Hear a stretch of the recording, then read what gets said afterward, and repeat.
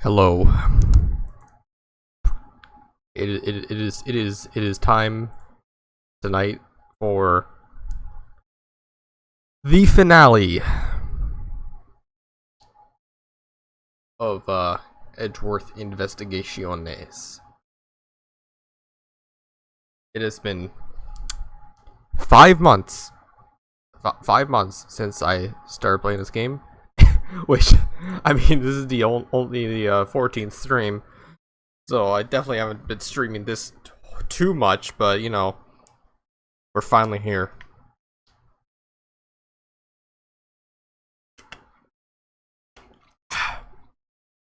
Also, I bought this Lipton iced tea. It's very nice. Anyway, we're at 44 followers tonight on Twitch. 44.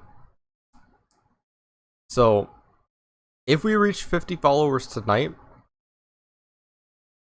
I have some things planned.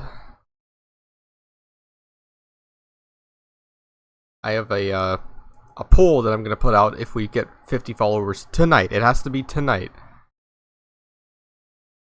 And it'll determine what I'm gonna stream for the next month. So that's something. Definitely not gonna go right into Ace Attorney investigations too, but you know, I'll do stuff. I'll do some stuff.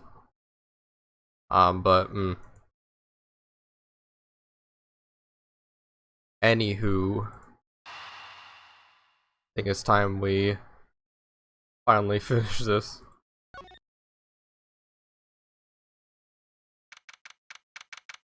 March 15th, 12:07 a.m. It is it's 10:07 a.m. or p.m. here. That doesn't make a difference. Theatrum Neutralis lobby. Alright. So last episode we got a pretty big fucking twist with your boy Detective Bad. Your boy. Alright. So yeah, now we know who the Yatagarasu was. It was 3 people. Not just the one, not just her dad. It is more than that. Alright. Let's do this shit. Alright, and yet, there remains much to this case that needs to be resolved.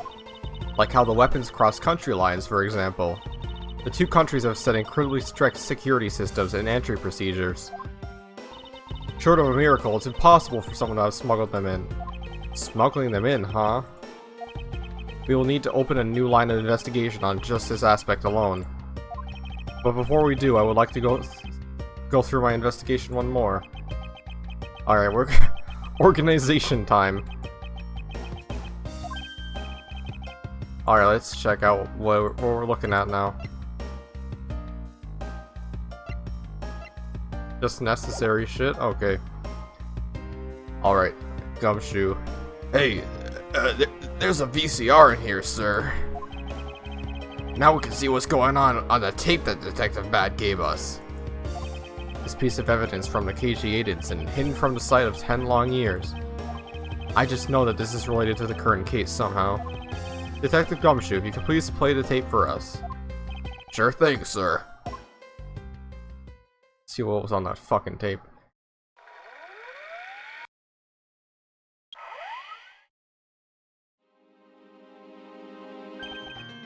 This man, it's Manny Cochin. And he's holding a knife in his hand. Looks like the footage from a security camera at the entrance of an apartment building. Wish there was like a speed up feature with the text in this game. I know later Ace Attorney games do have that, you can skip the text and just go, like you can skip the text scroll. But apartment building, how do you figure that? Unlike you actually read the summary file in the KG8 incident, and the crime scene was the victim's own apartment. This footage was shot at the entrance to the victim's apartment building. At the trial, Mr. Faraday claimed that this piece of footage existed. However, no one could find it. Yes, somehow someone was able to steal it and hide it from Mr. Ernest Amano. I can see how this would have been a definitive piece and why someone would want to hide it. But it's a piece of evidence from a 10-year-old case. There's no way it's related to the case we're working on now, sir. Actually, I believe it has everything to do with the case that we're working on right now. The ringleader even went so far as to use Mr. Portsman to retrieve it. Which means that in this video lies a very inconvenient bit of footage to the ringleader. Where? Wait. What was that? Huh? That beat you played just now. Please show it to me again.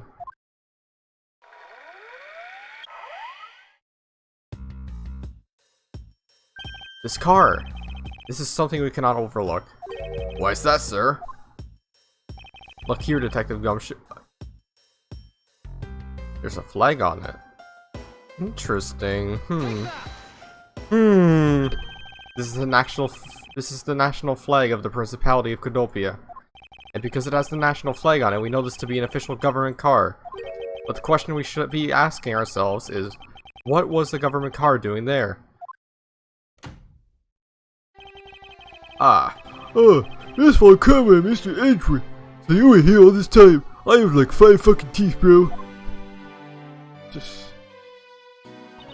Master Alba. Thank you very much for continuing the investigation, even at this time of night. If only I was even a tiny bit more careful. Alright, we're gonna get a guest on the call, so let's, hold up. Join. There we go.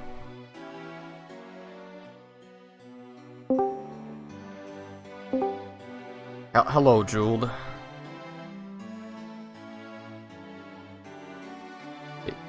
H.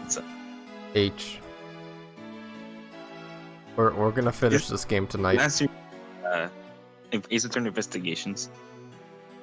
We are finishing this game. Yes. Alright then. Pull up the script. You're gonna do voices. I can't do that. Why? That's gonna take too long and it's gonna be complicated. Although that would have been fun. You're complicated. Says you. I'm gonna just play the fucking game with this boring ass museum music. This tragedy would have never happened. I am truly sorry. I give every old man the same fucking voice in this game.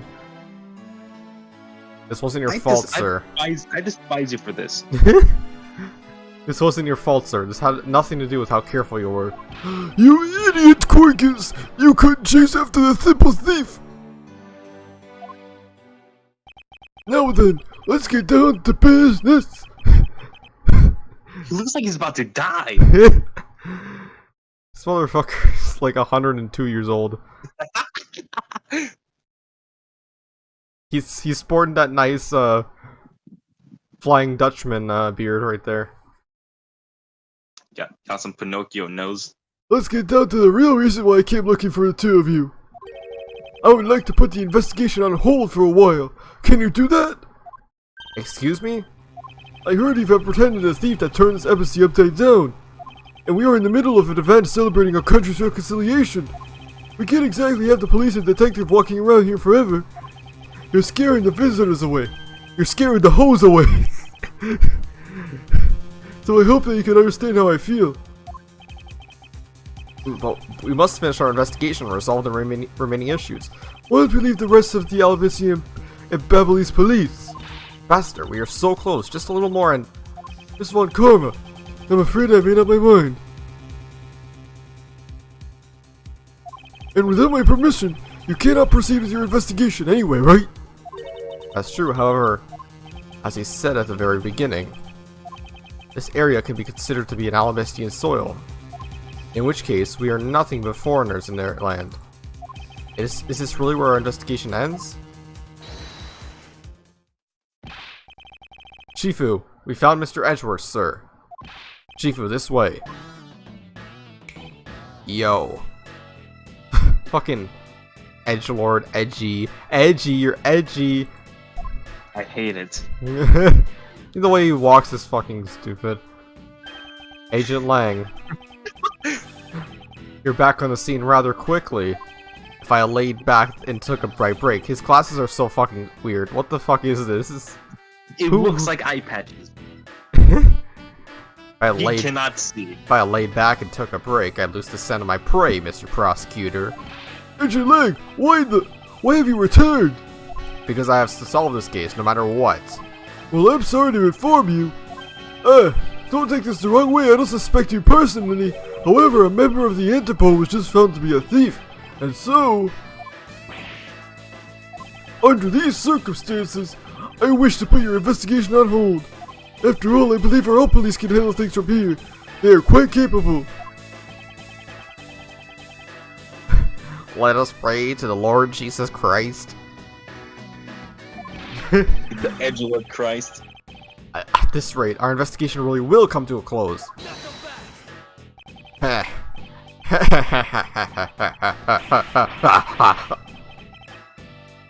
Fucking, he just starts choking on a hot dog. Okay.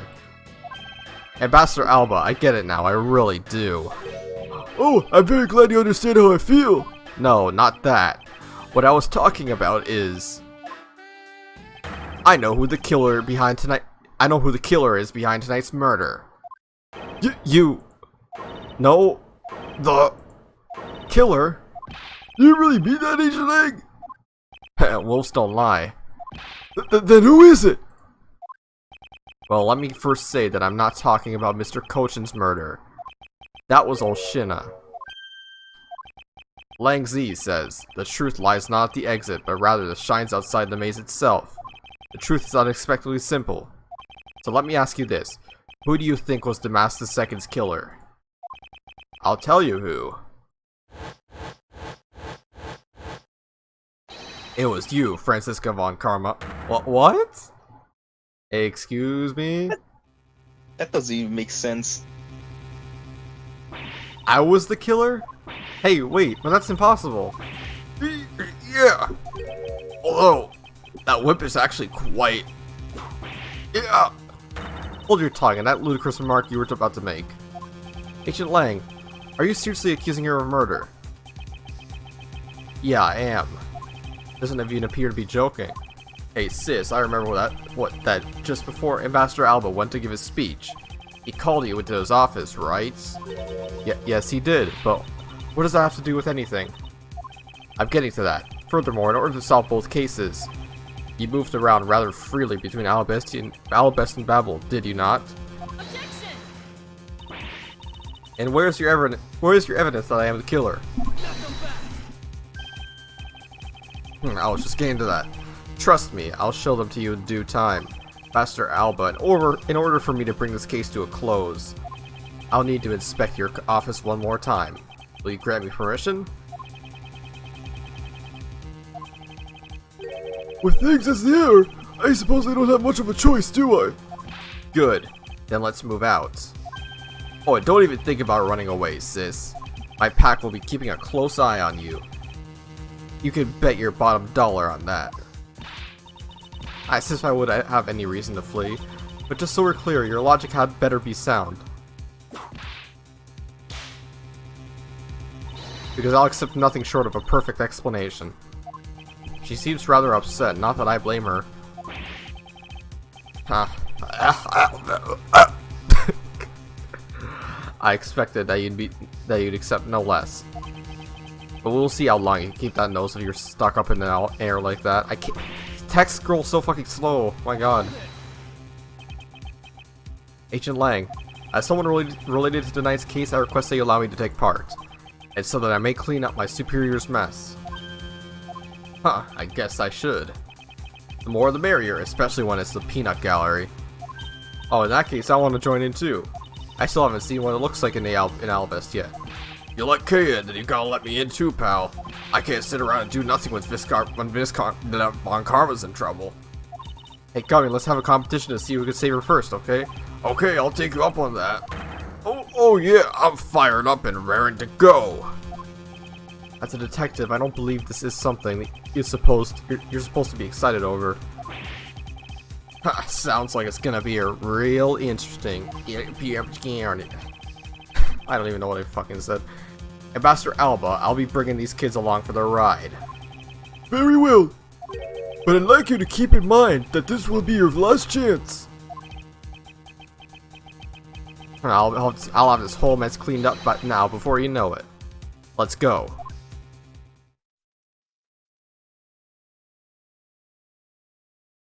Alright, we're back here again. Once again. This fucking room. We're just... pretty much this entire case has just been hopping between two rooms.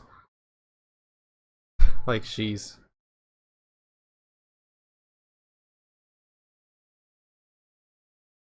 Alright. Okay, now let's first go over the facts one more time. Let me take a drink of iced tea.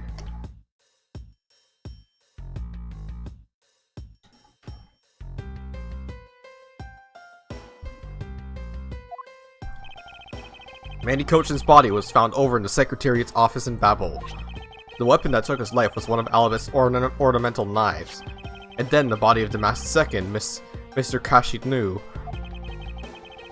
was found here in the Alabastian ambassador's office. Through our investigation, we found that the murder weapon was the Primadux statue, and that this is actually Babel's statue. This case, no matter how I look at it, sis, if it wasn't you, then there's no one else that could have pulled this off. Objection! Agent Lang, do you understand the full implications of what you're saying? Of course I do, sis, and I'm serious. You were on the trail of a smuggling ring and you wanted any evidence you could find, and so while these people were distracted by the Yadigar's appearance, you snuck in here. That's when you two ran into each other. You and that other thief who took advantage of the confusion from the fire. Objection! Even if all that were true, how do you explain the movement of the weapons? Don't worry. I plan to show you that the culprit behind that too. You had permission to investigate both embassies at will. With that kind of free reign, you could have easily taken the weapons across country line. Hey now. Look sis, I thought I told you I'm not messing around here. This case isn't directly tied to the smuggling ring, but Shinna certainly is tied to the smuggling ring. He is right in saying that she is a member of the smuggling ring. However, this connection between his case and the ring, could it not be deeper than what any of us can imagine? Let's get this ridiculous circus over with already. Francisca, you need to calm down. Because if you only know the facts of the Alabastian side of the case, I don't believe that you can see the case as a whole, and therefore solve it. What? But don't worry, I am taking this seriously as well, and I'll prove your innocence. That's the only way to be, Mr. Prosecutor. But you could come up with anything. Can you come up with anything else that can top my hypothesis? Of course, your explanation has to solve the mystery of the moving weapons as well. Of course, and I will. Let's now delve into the truth behind the murder of Damas II. You do understand, don't you, Miles Edgeworth? This isn't just a confrontation against Agent Lang. You can't figure out how the murder of Damas II is related to the smuggling ring. Then it will mean the end of our investigation. As long as I have no good counter-argument to his hypothesis, then the best I could do is walk this thin tightrope and see what I can do. Come on, Mr. Prosecutor, let's get started. Yeah, let's. Border crossing. I'm not gonna say it. I'm not gonna say what I was gonna say. You're an actual dumbass.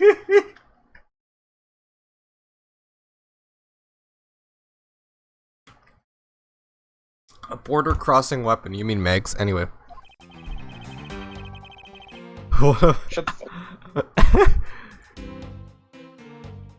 One of Alabast's knives was used in the Babel to murder Mr. Cochin, and the murder weapon in the killing of Damas II is Babel's Primadux statue.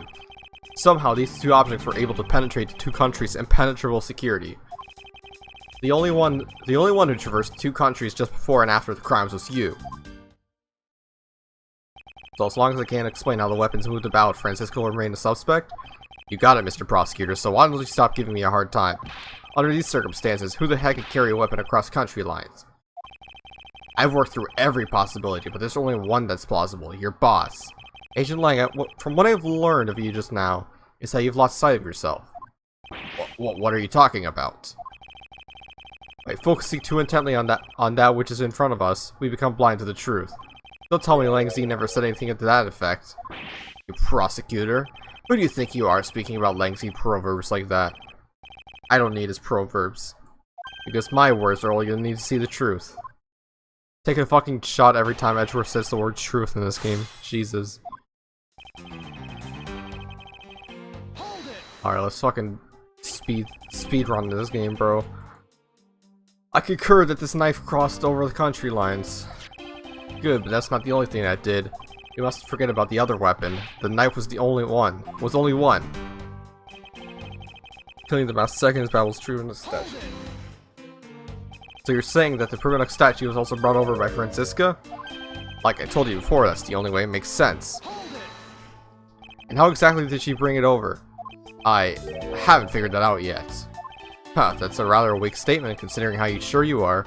Maybe, but there's one thing I do know for sure.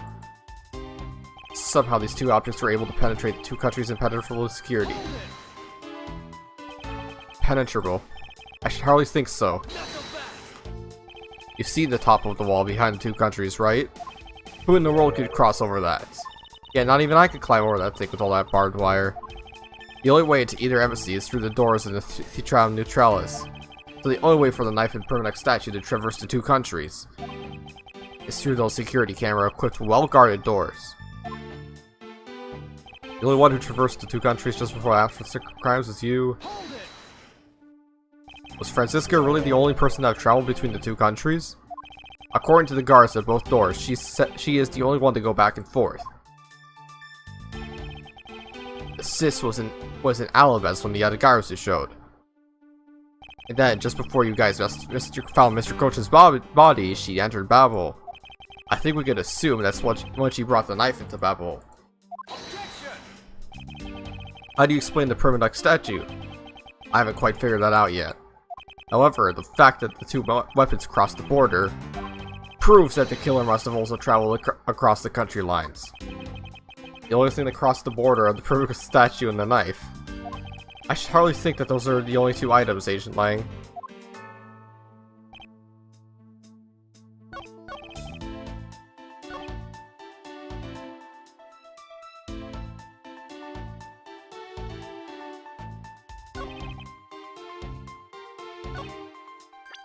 Alright, so you have to fucking do something already. I'm confused.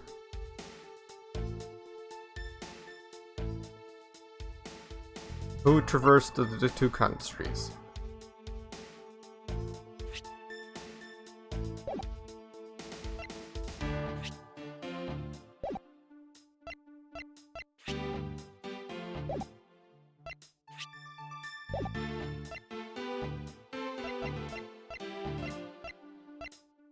Still have these fucking flowers here.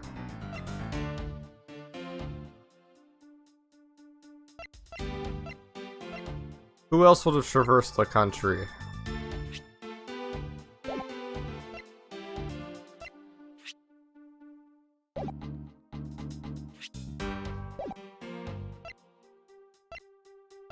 The only two that trust the country in the Bible is you.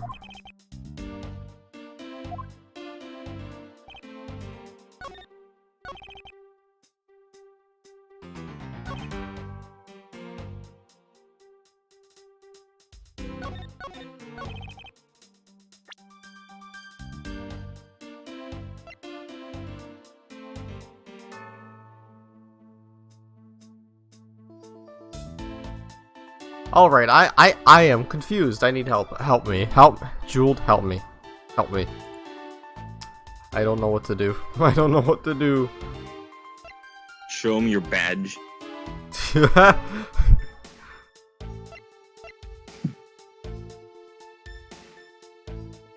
Well, just wait a second. Read the items. The only one who traversed the two countries just before and after the crimes was you.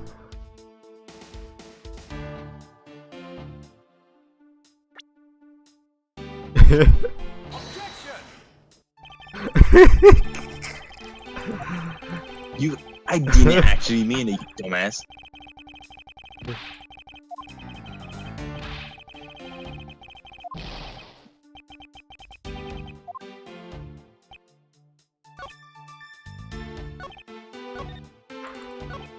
This is tricky because I know there's something specific that he needs.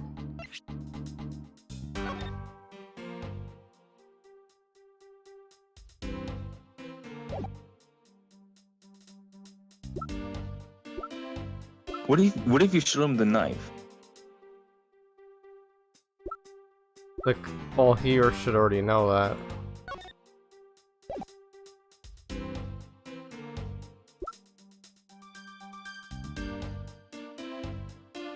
So we already know the knife was carried.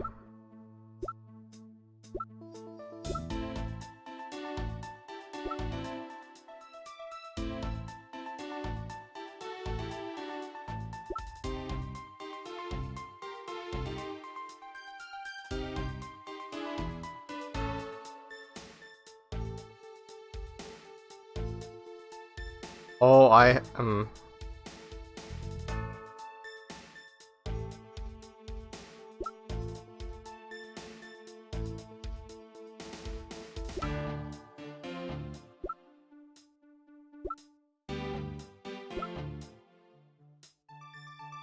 two fires, wire, revolving fireplace, hair sticks.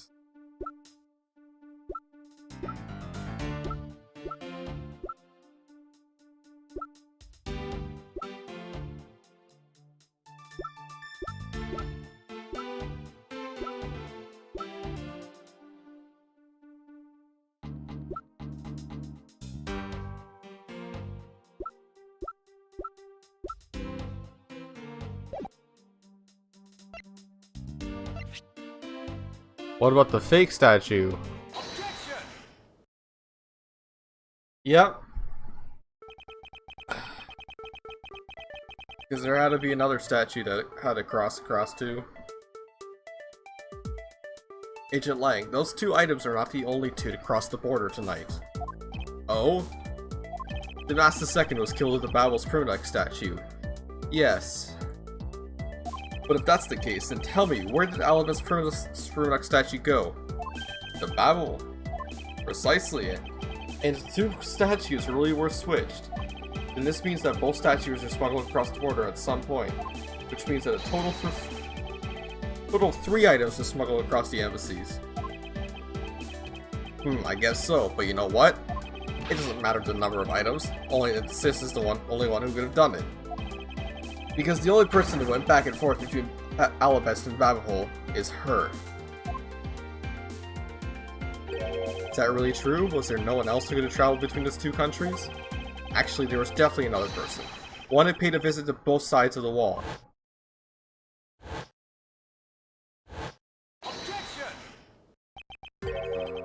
Is that really so, Agent Lang?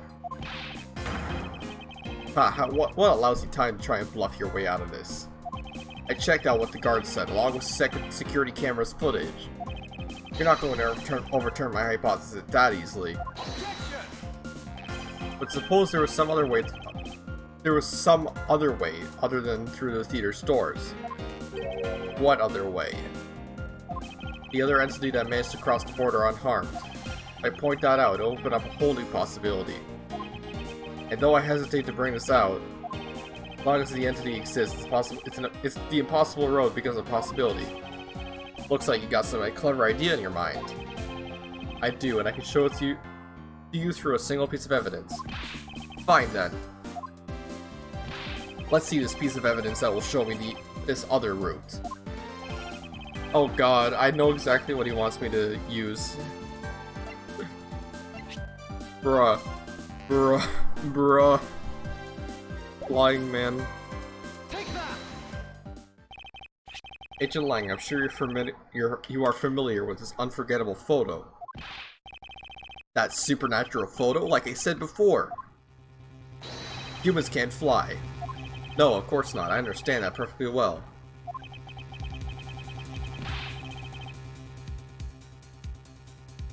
And don't start claiming that Shin has somehow grew wings either.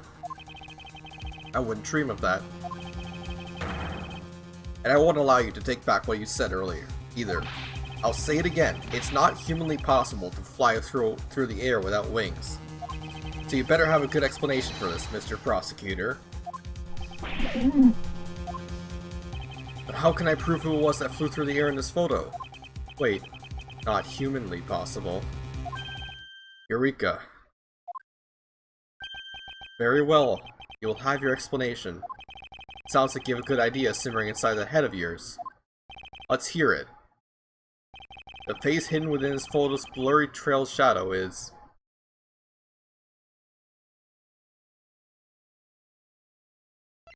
Bro, what? What do I... So what am I looking at here? Some sort of shadow shit?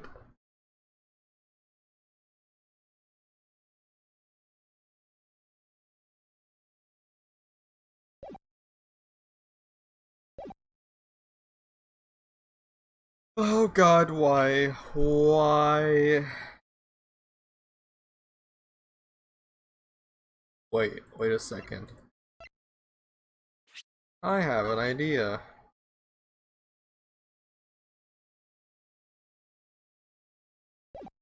They said, what if that's not a person?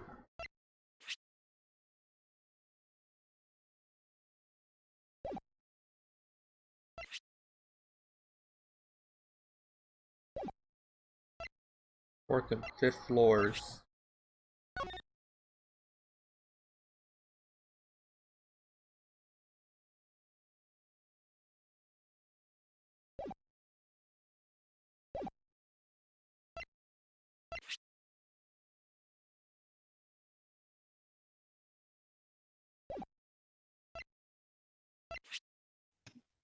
Call me an idiot, but I'm thinking it's the statue or something. Yeah, it is the statue. I just figured it out. No, I'm not. I'm stupid. I'm stupid. I'm stupid. I'm stupid. I'm stupid. I'm stupid. Maybe it was the other statue. Maybe it's the other statue. Is it the other statue? Did I just Maybe. Try it.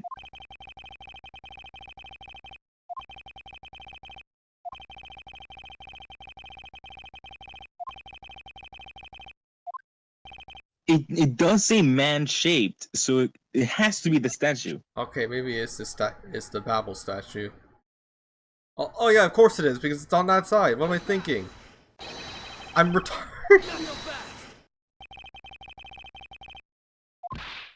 What? Ah, shit. Man, what's the answer? A man-shaped shadow. You gotta keep that in mind. Man-shaped.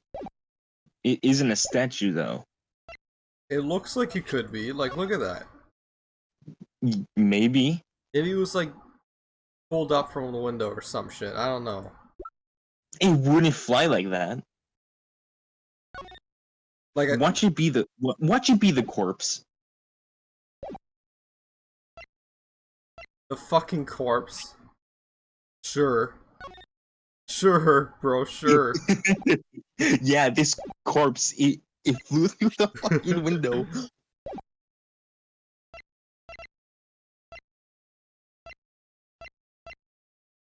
The flowers. Clearly the flowers are the ones that did it.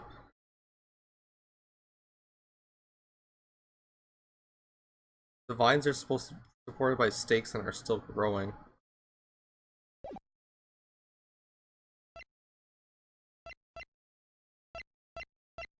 But I don't see anything that, other than the statues that could be that. Like there's wire right here. Could like the fire wound up in the grandfather clock.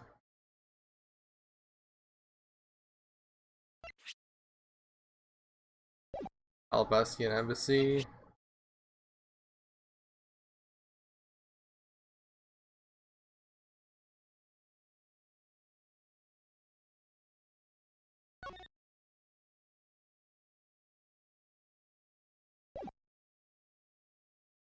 Alright, I'm gonna save state here because I have a stupid theory.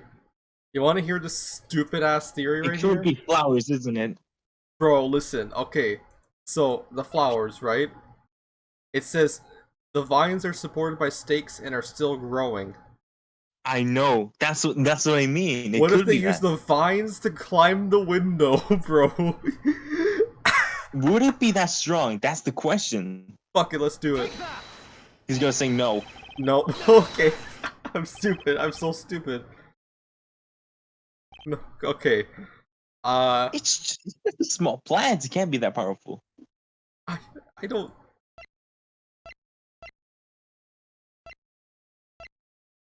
I dare to choose the corpse. I'm not fucking choosing the corpse, bro. Do it. It's not the corpse. The corpse. Maybe they used the wire to climb through? I don't know. A hot dog? He says this is the face. Why wires? A guitar pick? No. Maybe the guitar pick reflected onto the wall or some shit, you know? Maybe it's just reflected on there, bro. The guitar pick is not that large, dude.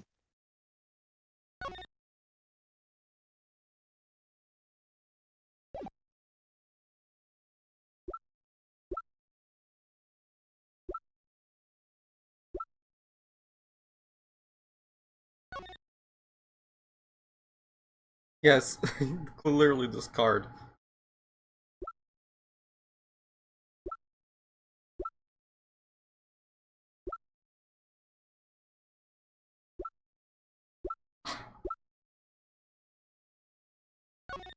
It's the knife did it. Like, clearly.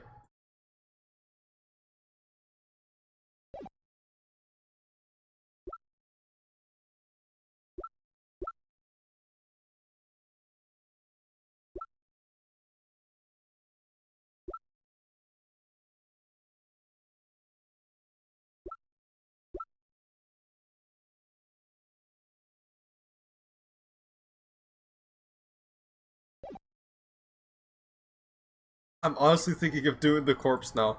I'm honestly thinking of it. There's no other thing. There's nothing else that I think would work. My other thought is that you could bring up the trump card or whatever it was. Bro, if it's actually the fucking...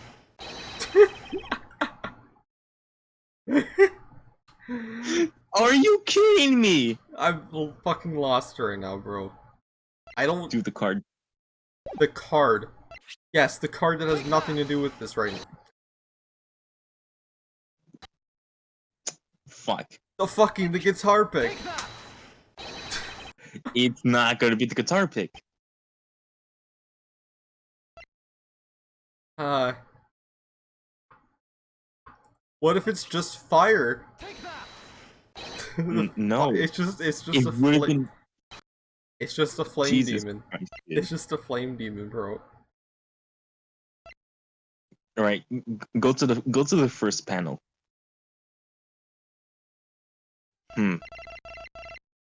I'm not sure. It's the knife. It's the bus- The knife. The knife. It was the knife all along. How is anybody supposed to know this? You could try the fountain. The fountain. Why would it be the fountain?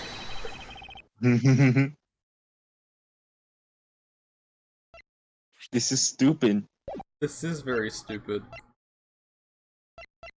It- Let's try. What if it's Imagine- the photo? What if it's the photo, bro? Dude, try it. This game is stupid.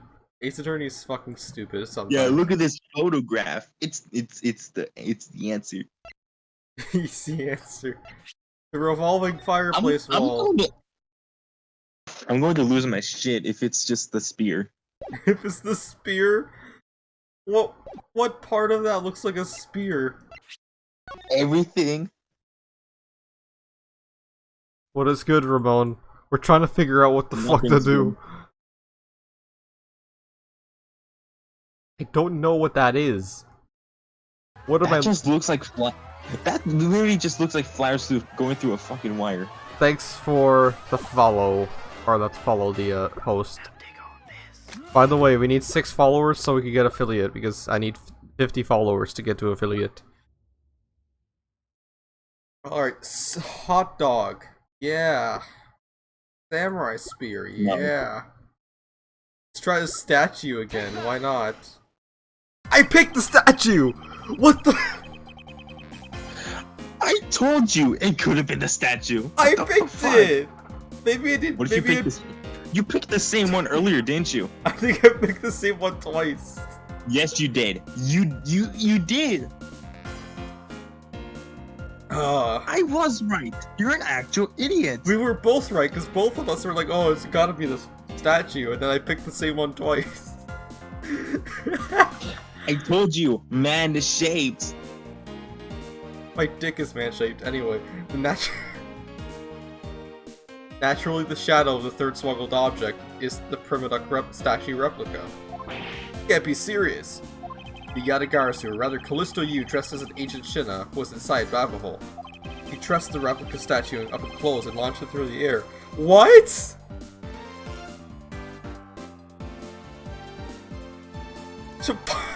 How the fuck do you Watch him believe it. No kidding. Just watch him believe it. Mr. Prosecutor. You left out a very crucial bit in your explanation. I know I did. She launched it through the air?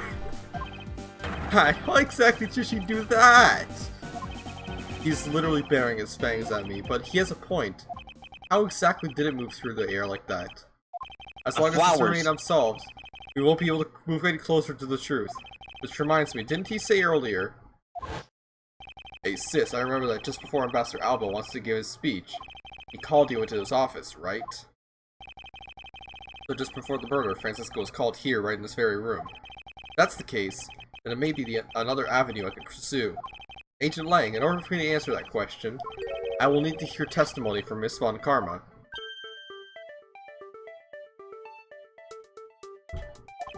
Oh. What are you up to now, pretty boy? First off, that's kinda gay. Second off, you mentioned something interesting me. He said that just before the murder occurred, Miss Von Karma had been in this room because Ambassador Alba had called for her. That reason alone, you believe her to be the killer. Yeah, I guess I did say something like that. In that case, I believe it is my duty to ask her what her side of the story is. Do you really think a criminal would tell us the honest truth? How dare you? As I've said numerous times, there is absolutely no proof I'm the killer. Miles Edgeworth, don't tell me you suspect me too. I don't. However, I can't ignore the fact that you were in this room at one point in time. Which is why I would like to hear more about your movements in this room. Francisca, I feel like I still don't have enough information, which is why your testimony is incredibly important to the outcome of the case. Alright, so what would you like me to talk about? I'd like you to please testify your movements in this room until the murder occurred. Alright. Well, let's try this your way for a change. But if what she has to say turns out to be a waste of time, I'll place her under arrest faster than he can say no. No. As you wish.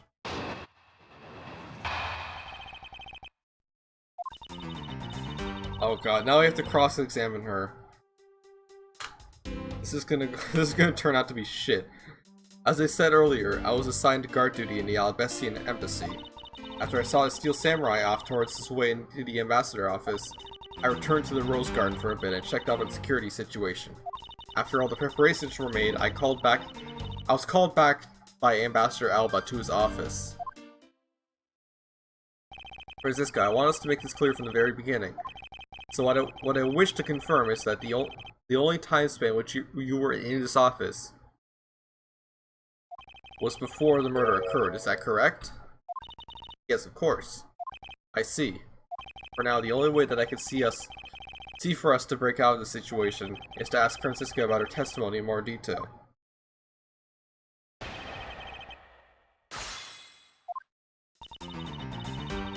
At guard duty? Okay. Hold it! I thought your duty was to fact-find anything you could find about the smuggling ring. Yeah, that was my job. But upon hearing that the Yatagarasu had sent a calling card to the embassy, Ambassador Alba called upon us to protect the embassy instead. That incident 7 years ago, Or have you forgotten what happened here back then? The incident too. Anything related to that case we're involved in appears to be rather painful for her. Not exactly one I could readily forget myself. Because you can never forget it. Never forget the incident. It looks like you remember the case after all. Of course I do. I inspected every location, every possible escape route, and every aspect of the police security detail. I did all that, and then after that...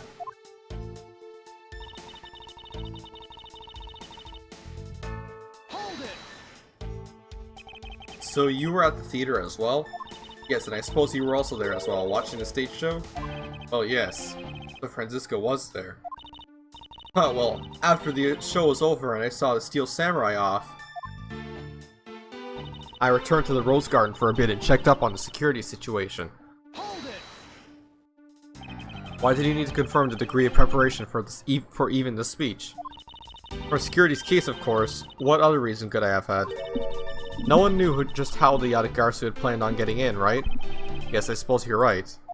And in the end, the Yatagarsu did choose to appear in the Rose Garden, even if it did turn out to be nothing more than a shadow. Who would have thought she would use a shadow? Calm down, Francisca. Put away the whip. Put away the fucking gun. The knife. Everything. The strap. I didn't say anything. I didn't say anything. Anyway, moving on. Anyway, there was no one in the Rose Garden, and we were aware that the speech was set to start soon thereafter. After all the preparations were in place, I was called back by Ambassador into his office. At that time, Damas II's body was yet to be found in the room, is that correct? That's right.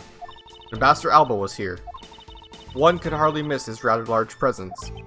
A criminal would say anything to get out of getting arrested. How do we know you're not lying? Well, if you need proof, I'd be happy to oblige you. Seriously? Like I keep telling you. When I arrived at the office, Ambassador Alba was already there. He was standing by the flower box on the windowsill, watering his plants. Oh, I could attest to that. I'm having a fucking stroke. I remember speaking with the lovely lady Arund's that time in here in my office. Alright then. Add that statement to your testimony and let's hear some details. So Ambassador Alba was in this room at the time, was he? When I arrived, Ambassador Alba was watering flowers on the windowsill. For the sake of being thorough, I'd like to ask you something. How did he know that the Ambassador Alba was watering his plants on the windowsill? What do you mean by that? The entrance to this room is on this side, however, the window is on the opposite side. What you say is true, then when he entered the room, his body would have been like a wall. It would have been blocking your view of what he was doing. Is that not correct? I suppose it was a bit hard to see around him. But unfortunately for me, Ambassador Alba is not an immovable wall. I knocked before I entered. As he did, he turned around to greet me, with a watering can in his hand. So it's only natural to believe that he was watering his plants, right? I suppose. After his greeting, we spent a little time talking about his flowers. He had obtained them himself. He had obtained them himself, and is growing them with the utmost care, you know. Yes. The plants in this room, they're all like my children. Dead. The passion flowers in the flower box on the windowsill are growing beautifully too. All 4 of them are in full bloom. Miss Von Karma, what did you just say now? I said that the flowers are growing beautifully. What about that statement do you not understand? Do I not understand? I don't understand why I do not understand why a certain thing is the way that it is.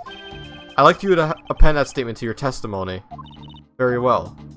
There are 4 large passion flowers in full bloom at the flower box. I'd like to confirm this with you one more time. There are 4 passion flowers in the bloom of that box, correct? Yes, I should hardly think that I could have miscounted such eye-catching flowers. There must be a deeper meaning to this statement, and it appears that I must take a gamble at its meaning for me to make any progress. The Primadux statues were already switched by the time the murder happened. In light of that fact, what Francisca saw in this room before the crime is of incredible importance. Bro, I have to I know what I have to do. Because the flowers were not in full bloom. They were actually... only 2 of them. Wait, there's not 4, there's only 2. Oh, okay. Interesting. But there's only 2. Huh.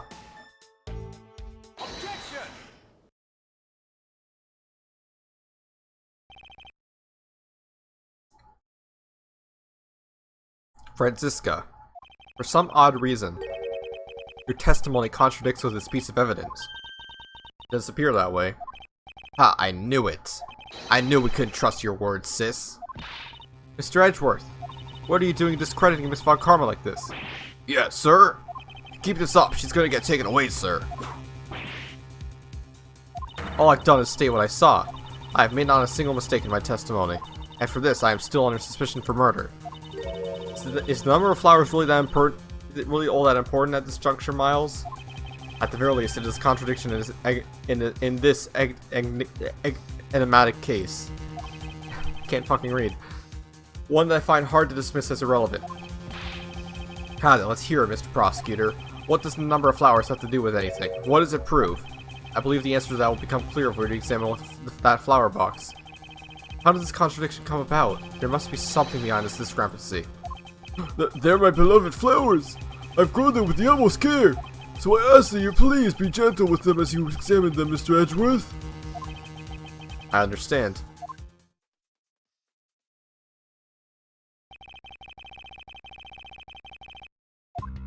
Well, This patch of soil looks like has had something removed from it. Hey, what are you doing, Mr. Prosecutor? Why do you clean up all of a sudden? I'm still here waiting for an explanation, you know. Did you know, Agent Lang, flowers are best appreciated in silence? It looks like 2 things were pulled out of the flower box. This watering can has a rather robust design. Mr. Edgeworth, why are you telling us stuff we could clearly see for ourselves? Plus, if you keep wasting time talking about that, Miss Von Karma's gonna get arrested. I'd better examine something else. Let's examine the flower. The name of these flowers, I believe they're called passion flowers. Despite being called flowers, they are actually species of vine. They appear to be growing well, and these are well supported by the plant's supports. Yeah, but no matter how I look at it, it looks like there are only 2 here to me. You realize, don't you, sis? Your little lie has failed you. Miles Edgeworth! Hurry up and shut this man up for me already. I suppose I will need to use some evidence to shut him up, won't I? Huh. I believe I have just the piece of evidence you require. Oh, you do you? You have such confidence in the face of your current plight, but I highly doubt it will last until the end. You howl like a wolf, Agent Lang, but we'll see if you have any bite to back up that bark after you see the evidence. The truth that the Flash Flowers reveal can be seen in this piece of evidence.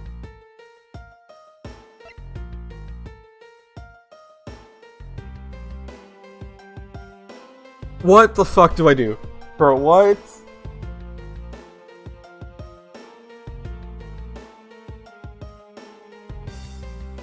How? Truth that the passion flowers reveal. What? Were we right about the vines being used down the fucking... Nah. I don't know about that. Well, I did it anyway. Who would know? No!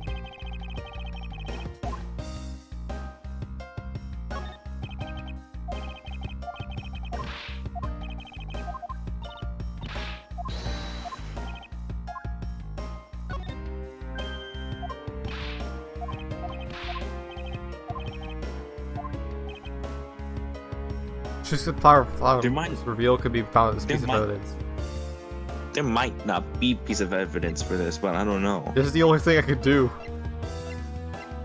Go back. There has to be something. There has to be something, bro. Clearly the wire.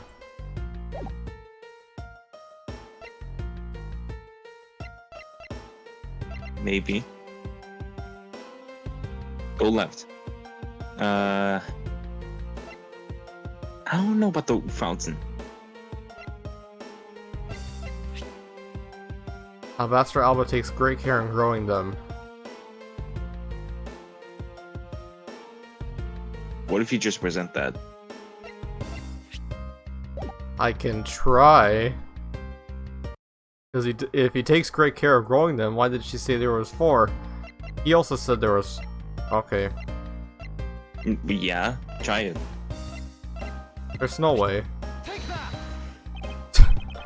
Oh my god, bro. Is it? Is it No, the fuck? it Is isn't. it the fucking statue again? It can't be the statue again.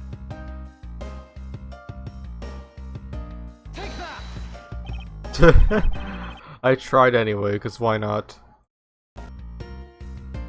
Told you so. It's the hot dog, clearly. Clearly, it's the hot dog. Clearly, it's the guitar pick.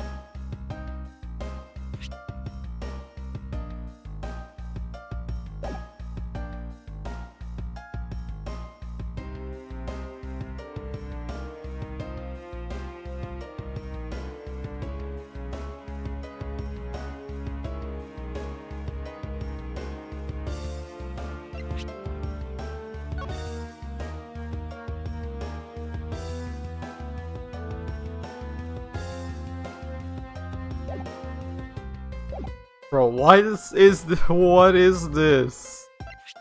What is this? It's clearly the other statue. It's clearly. Why would not the fountain either? Okay, let's think about this. What does the flower reveal?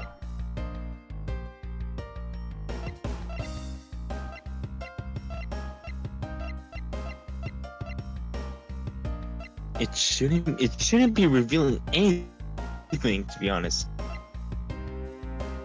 Wait a second. I just had a realization. These hair sticks What are is it? not hair sticks. These are flower supports. Look at this. Maybe. Go ahead and try it. Look, look, look, look.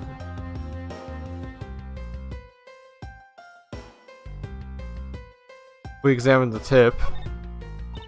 Hey, take a look at this, Mr. Edgeworth. There's dirt on here. It's totally ruining the beauty of hair stick. I suppose. Why is there dirt stuck on the end of a hair stick in the first place? There's dirt at the end of it.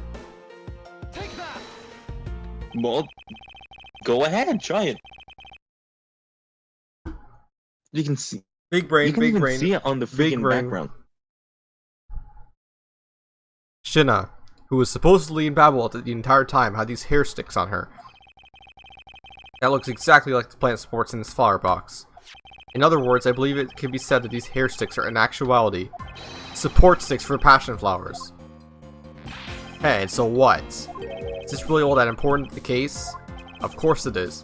It means that we found yet another item that was smuggled between the countries tonight. Fuck. Funky Kong. Why don't they bring back Funky Kong in a Mario Kart game? I know he's in Mario Kart Tour, the mobile game, but that doesn't count. Think about it logically, Agent Lang. These sticks were originally in Alabast, but somehow they wound up in Shinna's hands, who was in Babel the whole night. So make no mistake, these sticks were smuggled somehow, just like the knife and statue. Very well then. I want to hear it from you exactly how they wound up in Babel. How did these support sticks find their way into Babel, and why? There must be some reason as to why they ended up there. Ah, so that's why. Agent Lang, if you would please take a look at this and tell me its shape. It's just another stick, isn't it? And so it is, but the shape of the support sticks is what is important. For when they are used in something in this room, that's when it all comes to focus. And the object that completes the picture when used with the support sticks is... There's no fucking way, bro. There's no way. It's gonna be the giant flower on the freaking wall. Bro, Just watch. It's the crossbow. What? They're shooting. There's no way. That's a crossbow. Wait, you're not really suggesting I am. These hair sticks, or rather plant support sticks.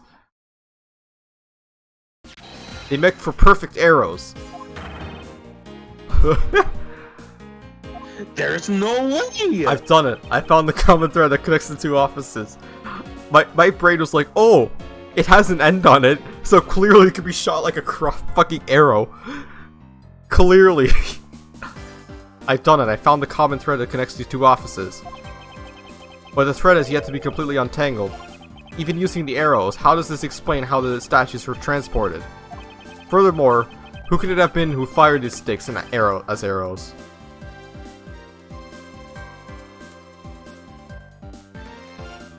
I have an idea, and it's a very stupid idea. You want to hear what my idea is? Alright, you want to hear my idea? Let's look at... It's gonna be the old man. Let's look at these arrows.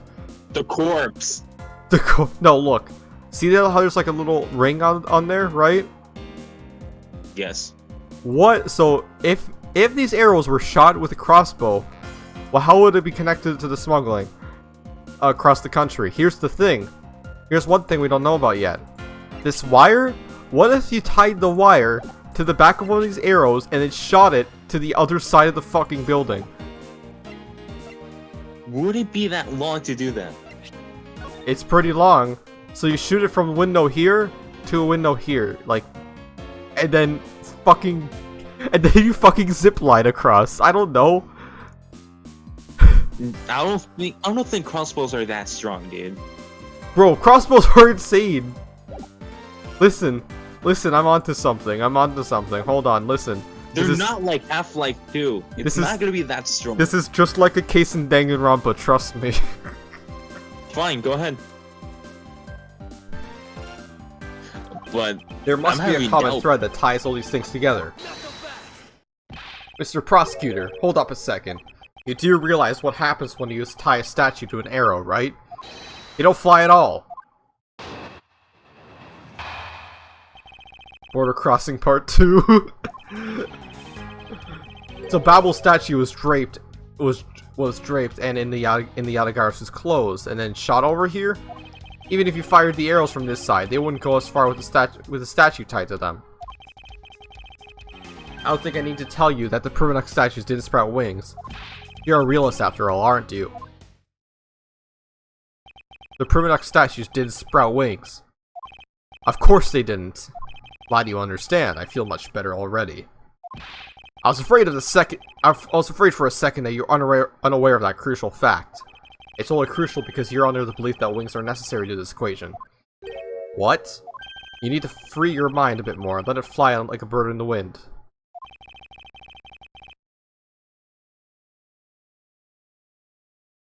Like a bird in the wind. The Primadox statues flew, you know but he not said on a turd, wing. right? He said bird. Nerd. No, he said turd. I will shit on you. Bitch. Just continue. The Primadox statues flew, but not on a wing. Allow me to bit of your time. I'll explain this mysterious phenomenon to you. Border Crossing Part 2. The Babel statue was draped in the Yatagara's clothes and shot over here. But that incredible scene just happened to have caught on film, resulting in this photo. Hi, and what an incredible scene it was! This photo was taken by a freelance journalist, right? Wait, I didn't see something about the statue.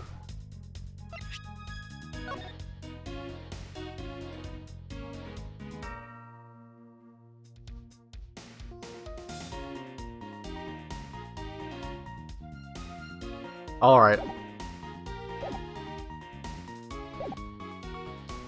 Yes, so I hear.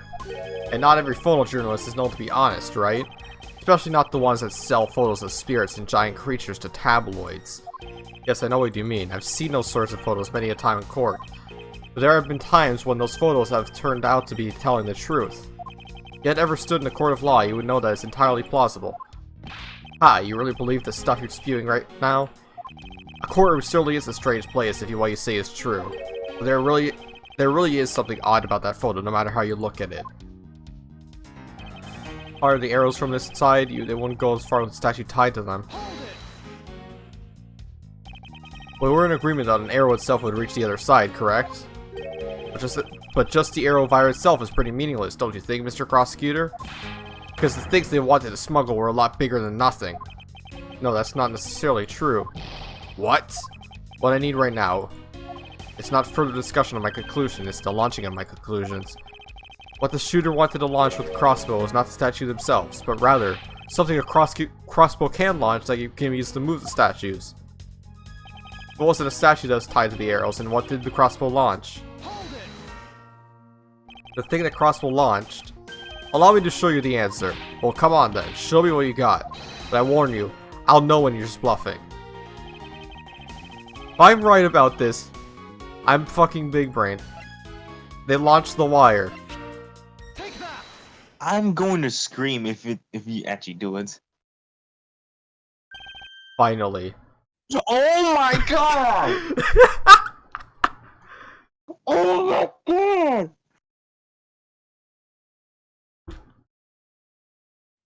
What the fuck? Finally, we have reached this point in our discussion, where I present to you that which was carried by the arrow from the crossbow.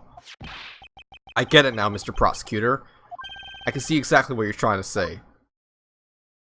You're saying that the wire was tied to an arrow that shot into Mr. Cochin's office.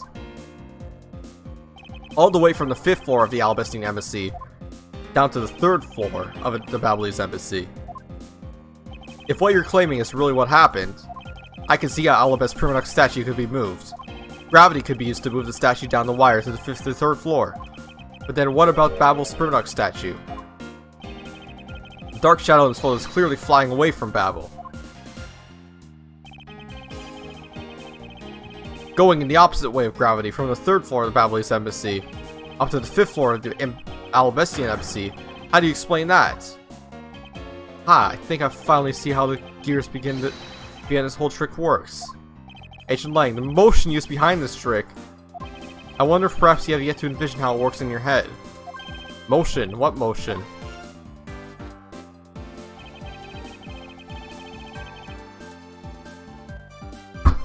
I figured it out. I figured it out. Would it be rotary? Yes, it is rotary motion. You want to know why? Why? Because... oh my god, this is gonna be real stupid. But listen to what I have to say, okay? Do it. So, what I think happened, right? You know how these two offices are mirror images of each other, right? Yes. You know where we found the wire? Where did we found it inside this grandfather clock. What if they tied it to both clocks on each end and rotated it in a way that it would basically be like a treadmill sort of thing? Maybe. That could be it. I believe it was done via cool. rotary motion. If the two statues were transported simultaneously, get real, the statues collide along the way. Did I ever say that there was only one line of wire between the two offices? You shot an arrow with the two ends of wire tied to it. Circular bell can be formed. Like Z says, don't object and call success what is beyond reasonability. Taking into account the tension difference between the two wires, the top one would sag too much to the point where the statues would collide anyway. Agent Lang, as you know, the Primadux statue is a one-of-a-kind national treasure, and the fact that Babel's statue is a hollow replica of the real statue, it would naturally be lighter than the real one, meaning that my idea is very possible. Like Z says, here's what I believe happened. Miss Yu and her mystery conspirators set themselves up in two different rooms. The co-conspirator breached the rooms by shooting the two ends of the wire down on one arrow. Then two of them covered the statues and proceeded to transport the statues. After the switch was completed, another arrow was fired, carrying the other end of the wire down to Babel where it was to be disposed of. And to do that, Miss Yu hid it inside the grandfather clock. Okay, well I was not right, but that still works. It still works. It's still an idea that I had. But that's the stupidest idea I think I just had. Oh, you tie it to the clock and the rotating gears of the clock make the thing move.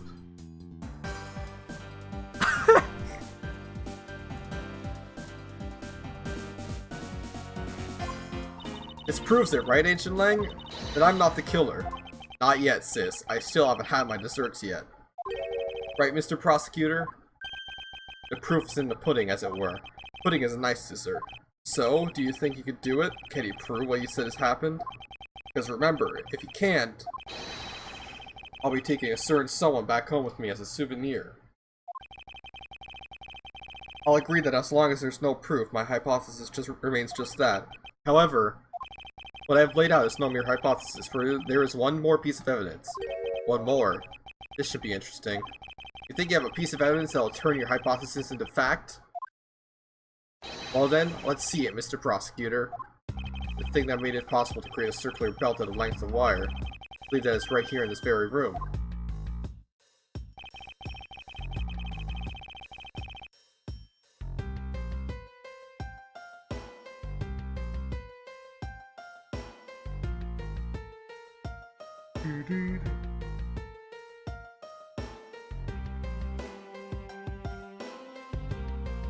Oh, alright, Jewel, I have an idea.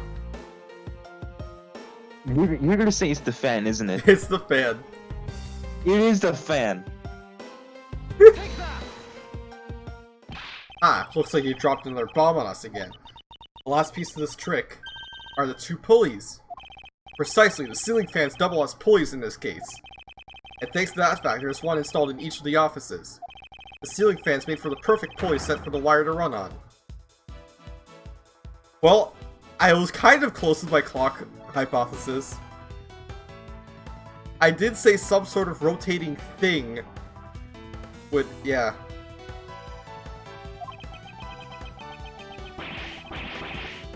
Motherfucker's losing it. This must be it. This is how the smugglers bypass the impenetrable security. Ha! Ha ha! You really are something else, Mr. Prosecutor. I bet you figured it all out already, haven't you? You know who the big hotshot that set up the real-life stage show is, right?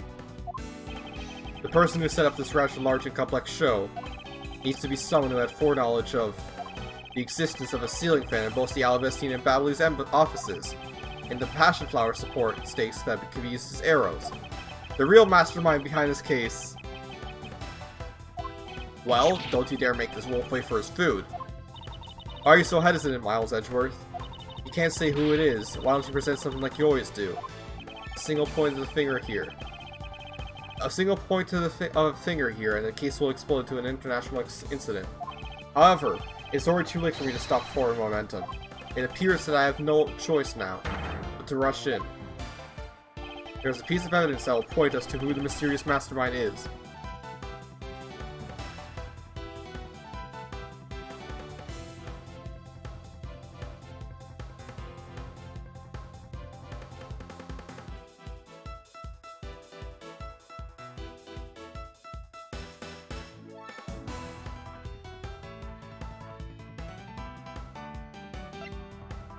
Well,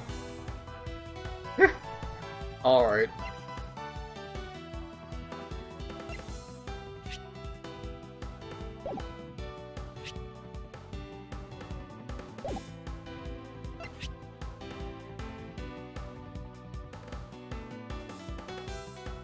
Wait, is it the tape?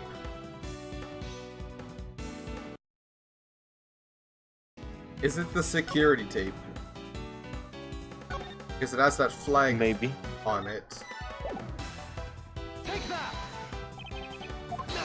Okay, damn it, damn it, damn it. No. Let's forget that ever happened.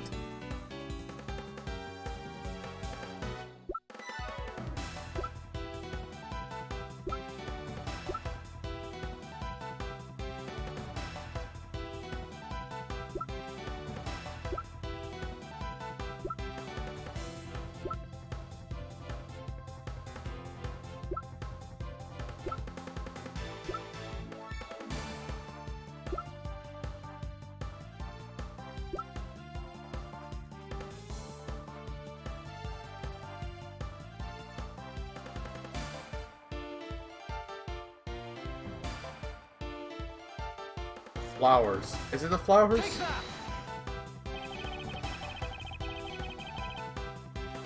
It's the flowers.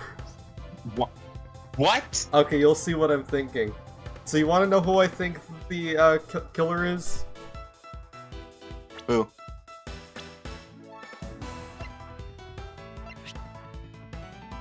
Who could it be?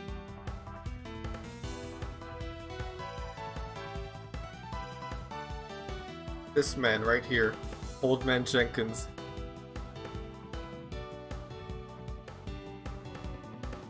Because of the flowers, he would be the only person who would know that those sticks, like, are crossbow arrows. The smuggling could have not been possible if these were the crossbow. Furthermore, the arrows that were shot by the crossbow were plucked, as it were, from the flower box in this very room. They were planted so long ago that the passion flowers had time to grow so big that Miss Von Karma didn't even notice the arrows when she visited his room today. On top of all this, the fact that the culprit knew that both offices had ceiling fans tells us that the person has very detailed information on the embassy's layout. As you may have already guessed, the person I am accusing of hatching this plan is the person who grew the flowers in the flower box with utmost care. Thus, it can only be you, Orcus Alba.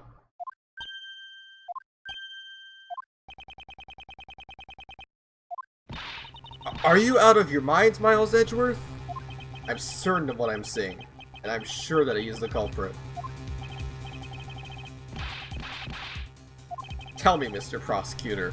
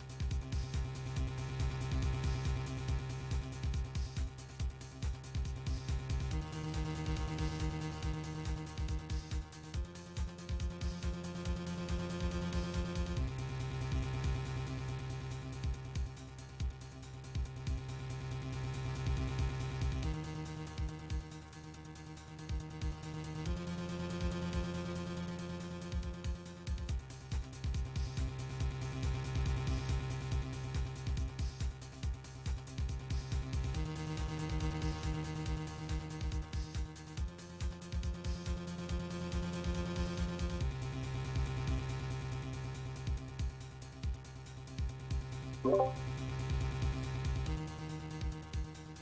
right, I'm back.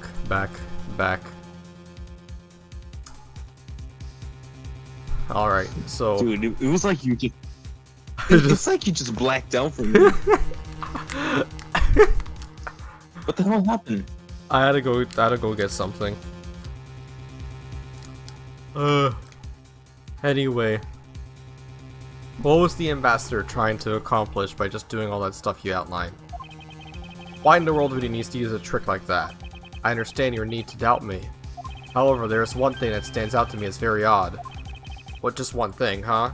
The one single end result that Ambassador Outpost sought to obtain. We're to examine the focus of this complex trick. I believe we'll finally find the answer to everything. Everything will become clear once we examine this piece of evidence.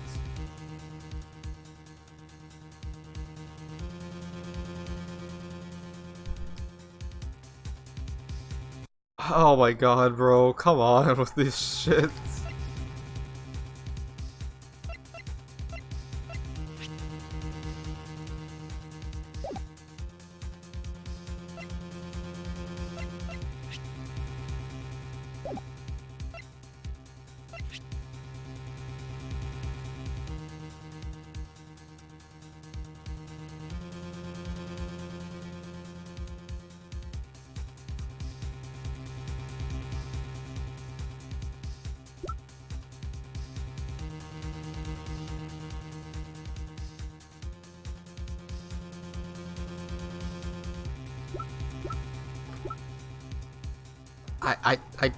I don't know. I don't know.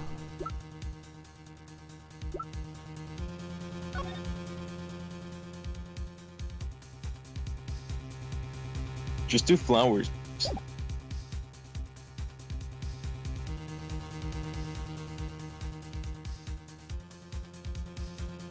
Is it the note? Nope.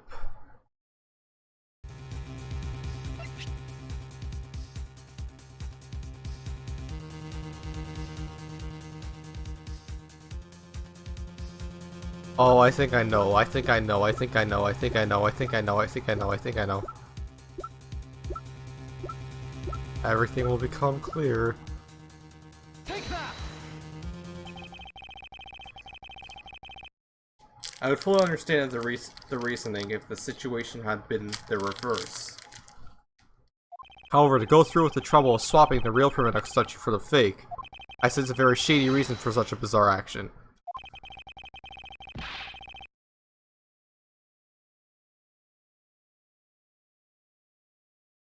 Hello? What?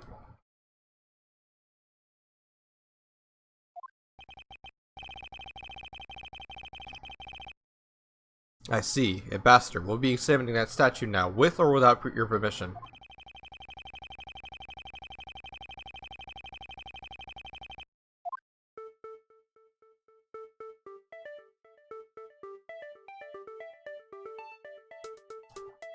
We have a handprint at the bottom of this.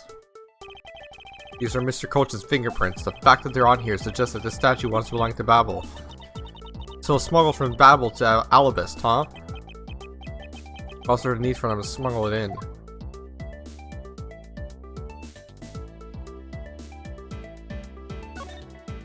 A shield, huh? There doesn't seem to be anything unusual about it. But it's supposed to mean that the guy's protecting something. I don't think it's supposed to have that deep of a meaning behind it. In that case, what are we wasting time with this for? Let's look at some other area.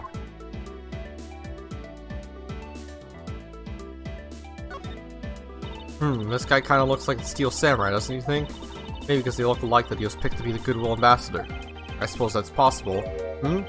Take a look at the area around the base of his neck. Looks like a gap.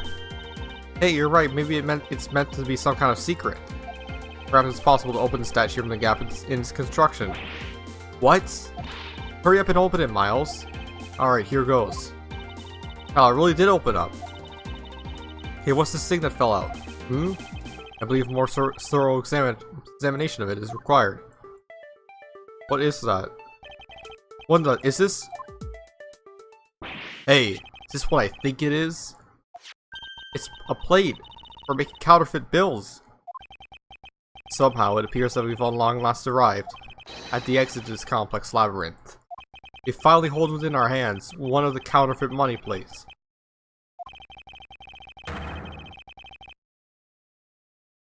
And the reason why the replica was smuggled into Alpes to begin with.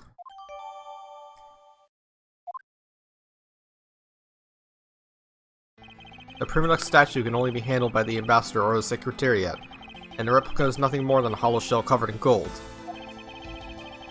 These two circumstances make the statue the ideal object which to hide contraband. After receiving the statue containing the counterfeit plate from Shina, the ambassador had the misfortune of accidentally running into Damas II. Surprised by the thief, the ambassador raised the replica statue at Damas II and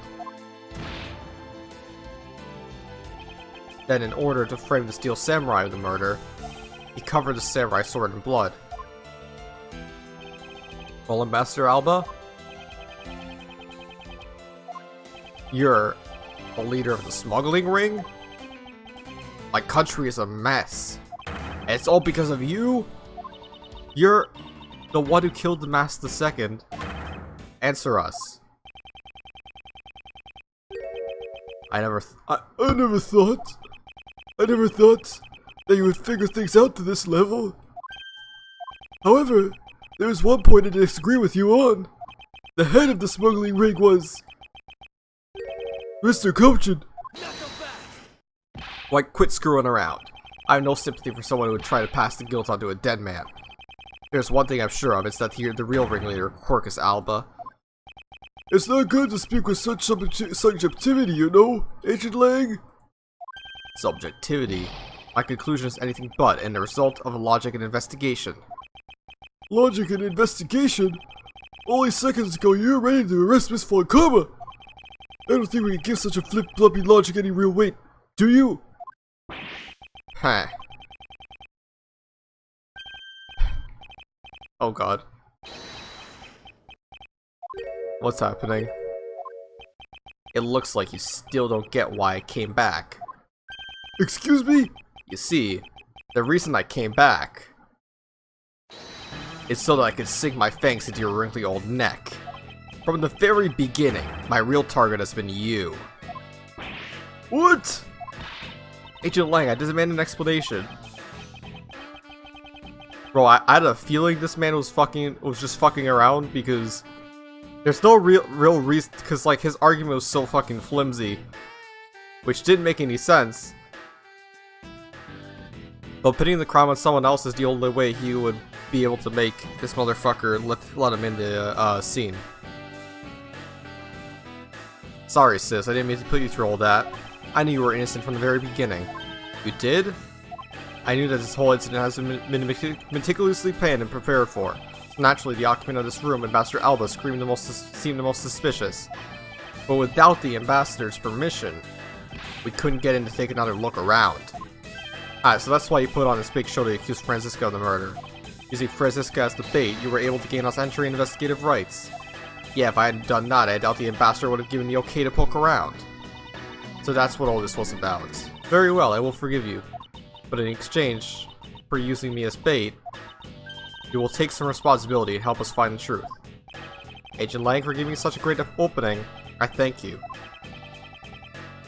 You know, I just knew, Mr. Prosecutor, that somehow if you were able to find some proof by investigating this room, that you would be able to figure out the real culprit with your special brand of logic.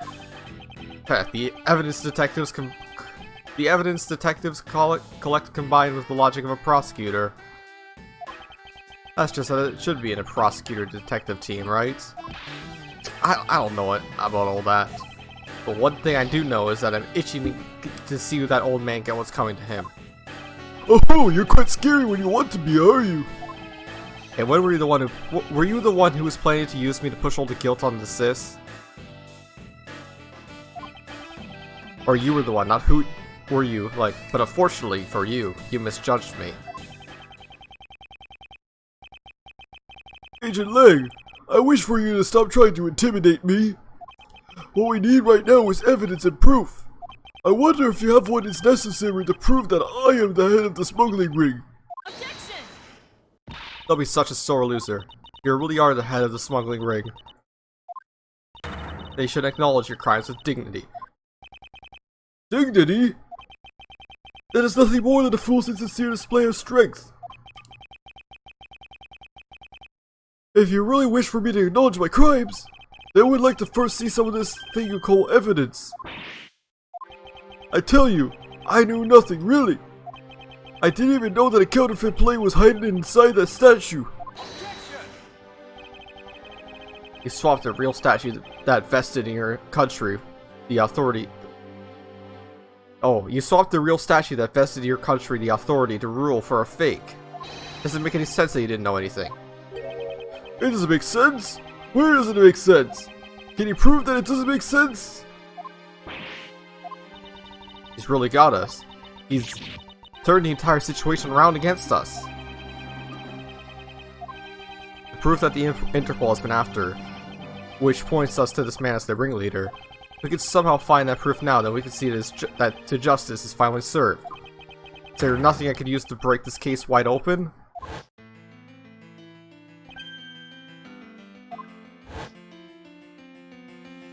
The trump card and the videotape.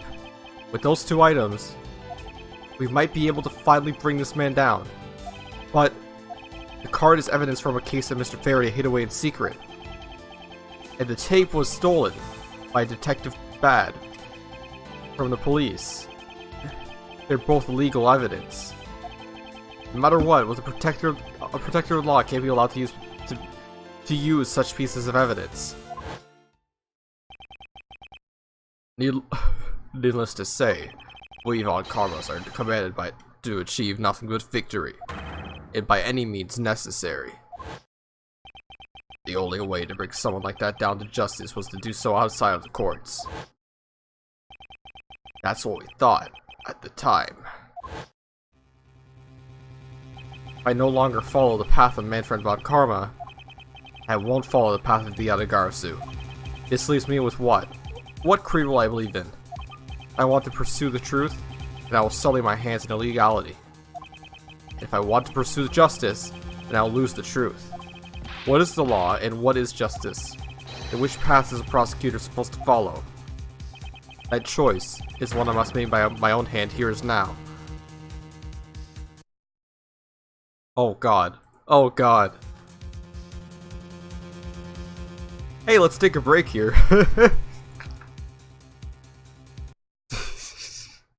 Yes, I'm doing this. Right at like this big choice that we're about to make, I'm fucking taking a break.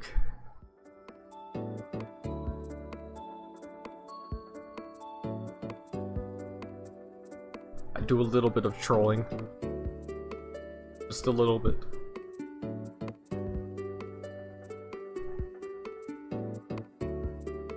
Alright, let's take a quick break just to rest up my voice. Let's see how much time we got left in this game.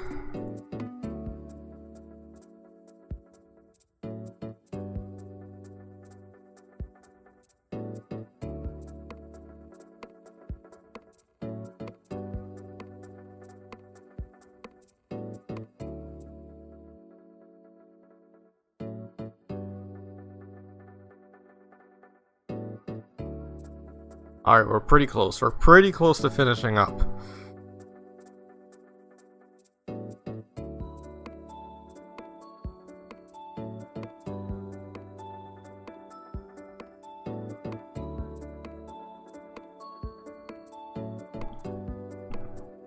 Are you still there, Jeweled? Jeweled? D?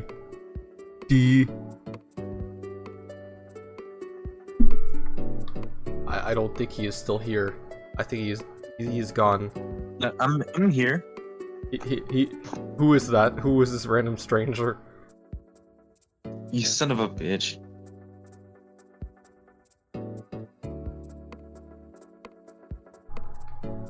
I was busy peeling my skin off because I got sunburned like a week ago.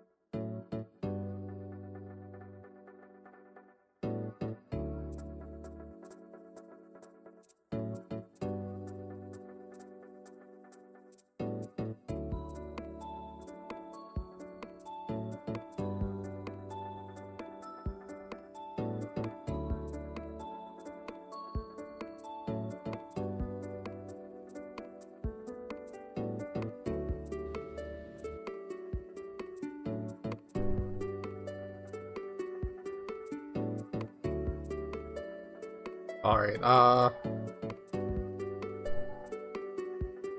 we have six viewers now.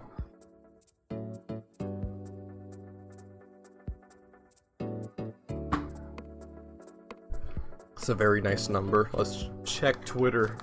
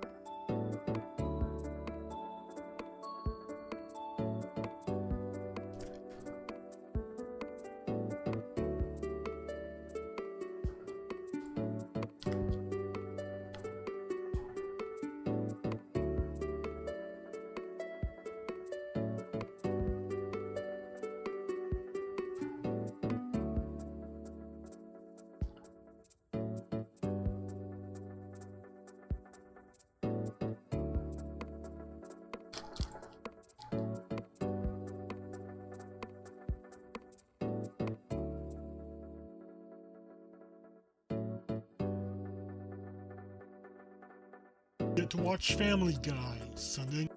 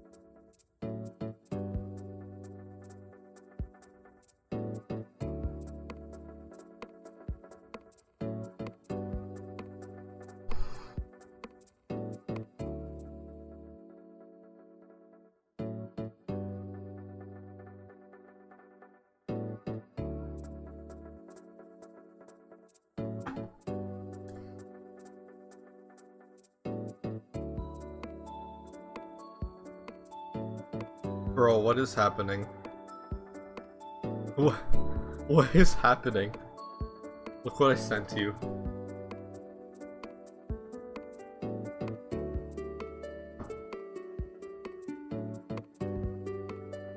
Why? Why is he there? Why is he there, Jewel? Tell me. Why is he there?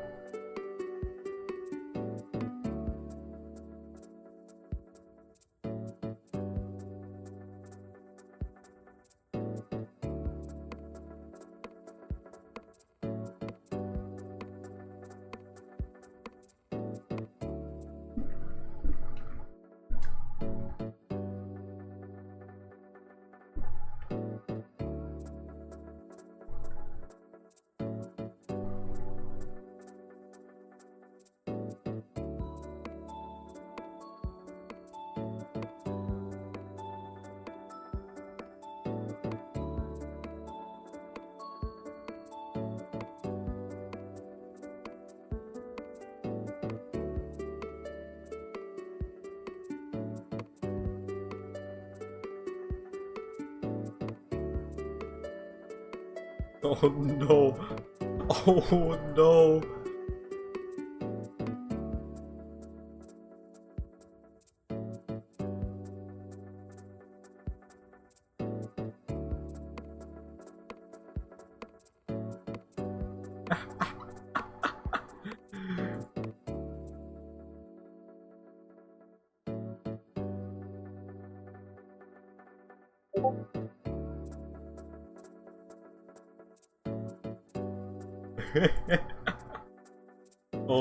Oh no, oh god. Biz, why would you post that?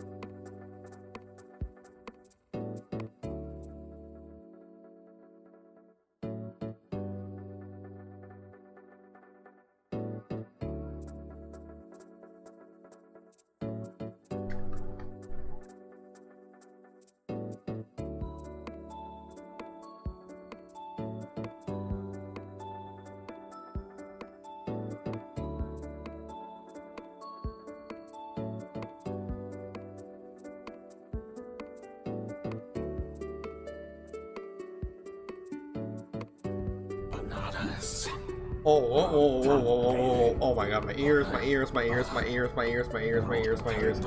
Yo. Celestial Drake? Okay, whatever. Thanks for the follow. Wait, that means, hold up. 45. Oh, bro, 5 more. 5 more. 5 more followers, bro.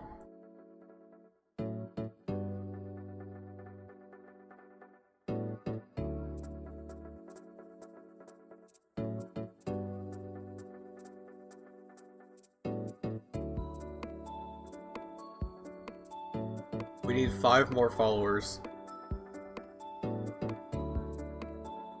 Yo. Jeweled. Okay, he's still pissing apparently. Okay, whatever. Jeweled, stop pissing. Stop your pissing this instant.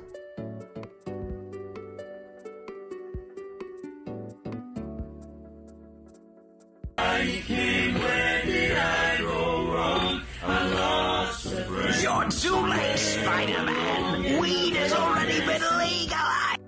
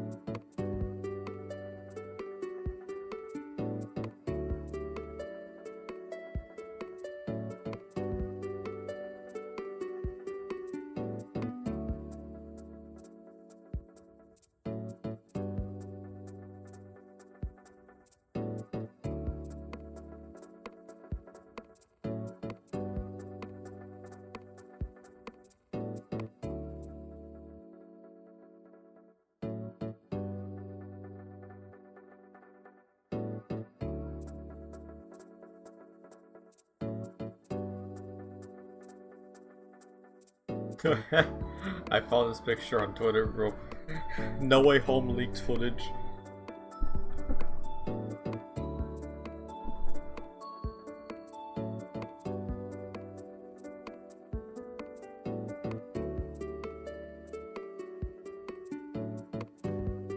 Why the hell did you show me this?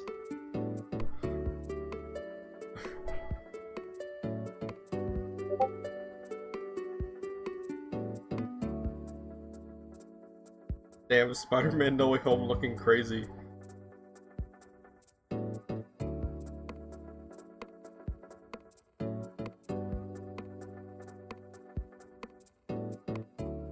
Did I crash Chrome? Okay, never mind. I thought I crashed Google Chrome for a second. Okay, I think we have done enough break time. We should probably get back to the game. Back to the game, me. I almost didn't change this screen. Okay, we're back here.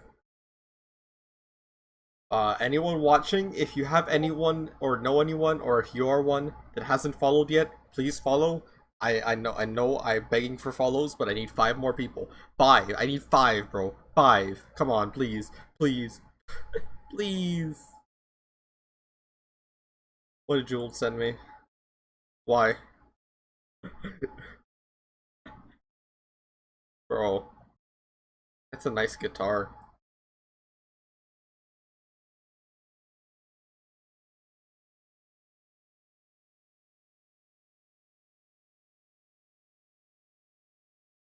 Bananas. Yo, who the fuck is Jim Bongo 69? Who is this? Who is this? Who is Jim Bongo 69? Tell me. Tell me. Who is Jim Bongo 69?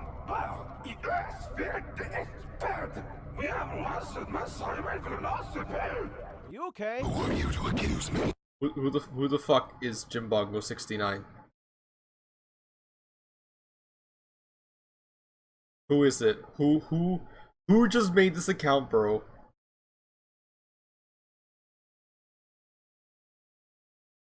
Who? What's the mystery behind Jim Bongo 69? Tell me your identity, or I'm banning everybody from this chat, and there's no more stream.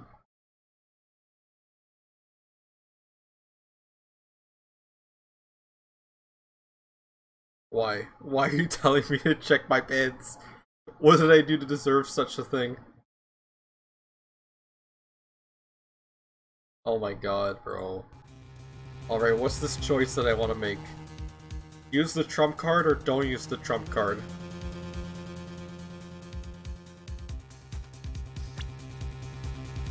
Alright. I have a save state, so let's see what happens when I don't use it. I am a prosecutor, and I can't allow myself to use evidence such as these. Mr. Edgeworth, if you don't do something, Ambassador Alba's gonna get away with it. I know, but... Objection! What are you holding back for?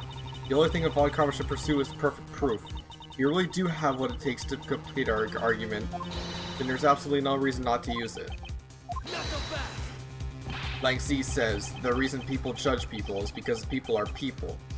People weren't born to be chained to the law, laws were born to protect the people. You're the only one here right now who can put this guy out of pasture. And that is the only way for a second or third generation of Zangfat people will be born. Can you really still hesitate in knowing the fate of a nation rests in your hands? There's no limit to the law. Any limit that exists was set there by man. When a person goes beyond that limit, then the law too crosses into a new territory. For what reason were laws invented? The answer to that is what I must now show. Master Alba. Okay, I didn't get a choice anyway. I wonder if you might recognize this. Oh, I wonder what that card is. I've never seen that before in my life. It's a directives card used by the leader of a ring to relay instructions to his subordinates. Oh, is that what it is? This card was sent to the real culprit behind the KG-8 incident 10 years ago. A man by the name of Mr. Manny Cochin. Oh, so why do you have such a card in your possession? Because it was hand-delivered to me by a certain great thief, the Adagarasu. The Adagarasu gave that to you? Don't talk nonsense, and let's be serious, Mr. Edgeworth. Do you have any proof that the card contains directions from the ring leader? I'll have you know that the card is not the only thing I was given. What? This contains security footage that was shot just before the start of the KG-8 incident. The KG-8 incident? The card and the video. These two pieces of evidence are what will seal your fate.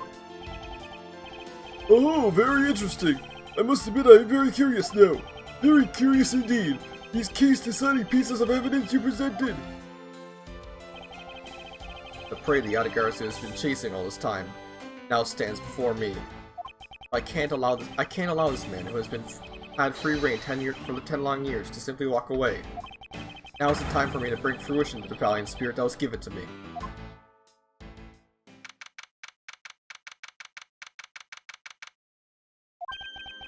And we're in the final showdown now. So, what is this interesting thing you wanted to show me? The trump card and this videotape. These two pieces of evidence together make for the ultimate hand. And this is where the real meaning behind Detective Bad Words will ever be realized. Detective Gumshoe. Yes, sir. What you see here is security footage shot just before the KG-8 murder occurred. From this footage, we know that the card is a directives card from the smuggling ring.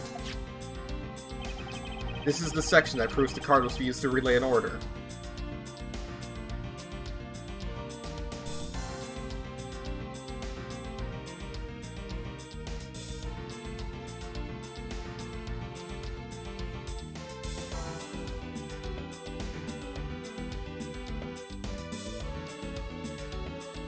Take that!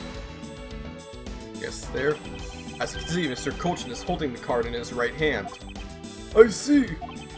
The killer is indeed holding a card with the exact same design on it. But that card and the one you have, just because they look like the same, doesn't mean that they are, does it now? But there's a very easy way for me to prove that they are, in fact, one and the same. All you have to do is simply take a look at this.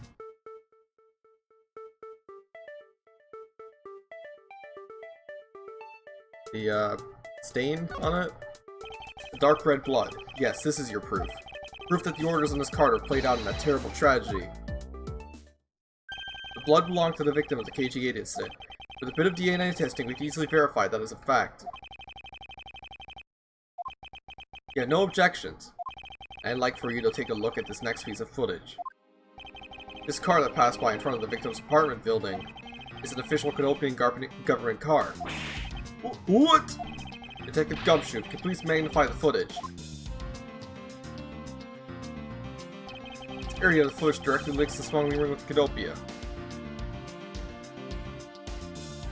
There's a card in his pocket. There is a card in his pocket, bro. Bro. The shape of this pocket and a directives card in it. It tells us that without a doubt this person in the car is Mr. Kochin. License plates in the car was also captured by the security camera. And with it we can easily find out who was sitting in his car on that day 10 years ago. Which is why I can say with confidence that you were riding this car on that day.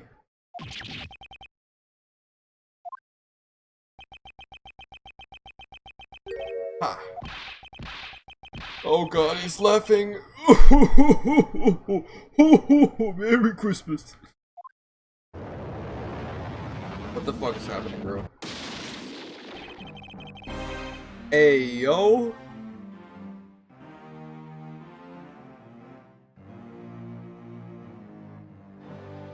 What the fuck just happened to him, bro?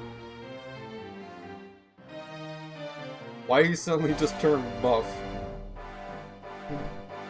Jewel, explain the science behind this, please. Alright, so the science behind this. There is no science. There is no science. He just went ultra instinct. It's like ultra Like this gentleman. Alright. You've done well, boy, to make it this far. However, about your... I'm not gonna do a different voice. about your claim that I was riding in the car at the time. That's going to be mighty difficult to prove. How so? The Principality of Canopia no longer exists. So naturally, all records from that time period also no longer exist. That arrogance. What he really means is that you've already erased all traces of them. Are we finished here, boy? The only weapon I have left to me now is this piece of footage. There must be something here that I can use against him.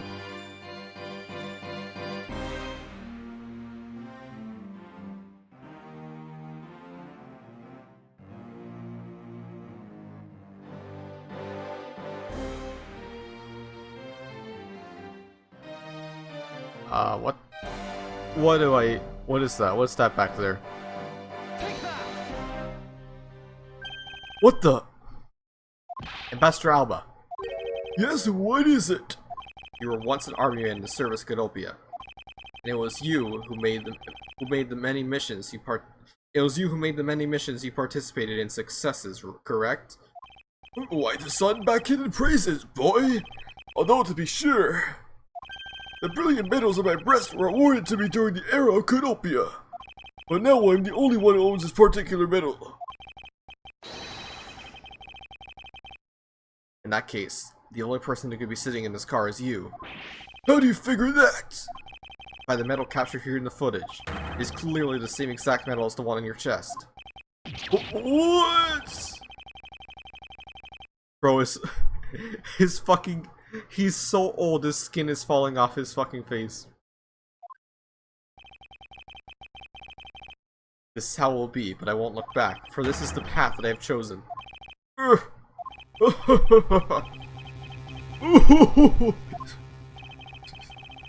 Please. You've moved me with your devotion to the case, Mr. Edgeworth. Why is he taking such an arrogant stance with me? It's almost looking possible, is it? With a lot of you to have come this far, it looks like I just might lose our little game this time. You might lose the game this time. Don't get another round, Mr. Ambassador. Is that a fact? Very well. I've decided to confess and admit my guilt. You're going to confess?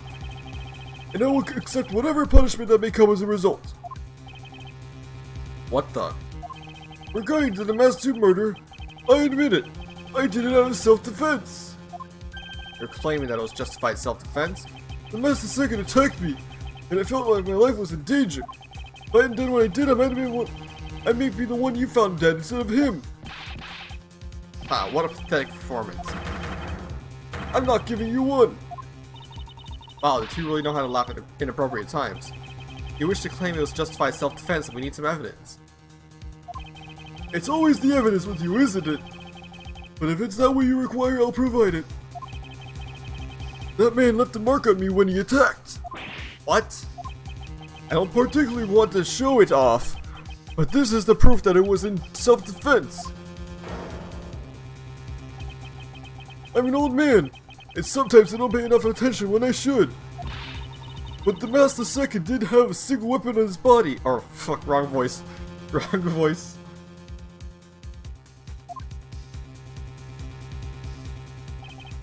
Hold on, it's nothing to get worked up over because I hid the weapon.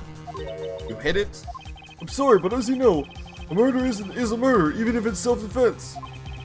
And I couldn't let it become public, seeing as how I am an ambassador. This is the weapon you seek, my special bonsai trimming shears. Oh, it's covered in blood. He was trembling quite badly during a struggle, but that's when he grabbed the shears that was sitting in my office and attacked. So you see, it was an act of self-defense. Is he right, Mr. Edgeworth? Since he has both a wound and the weapon that caused it, it's enough to declare it so. No way! Oh, which reminds me, I guess there's still one more accusation I need to resolve. Smuggling and counterfeiting? Unfortunately, all of that is my secretary's doing. I had no knowledge it was going on. Stop spewing nonsense. You're trying to throw my investigation under the bus in your desperation. If you want to get real honest, everything in this case can be connected to you. Murder to Max II was done in self-defense? My trials, no man escapes this crime alive. Perhaps so, if you were my opponent in court. However, there is one very important fact I think you may have forgotten. And what is that?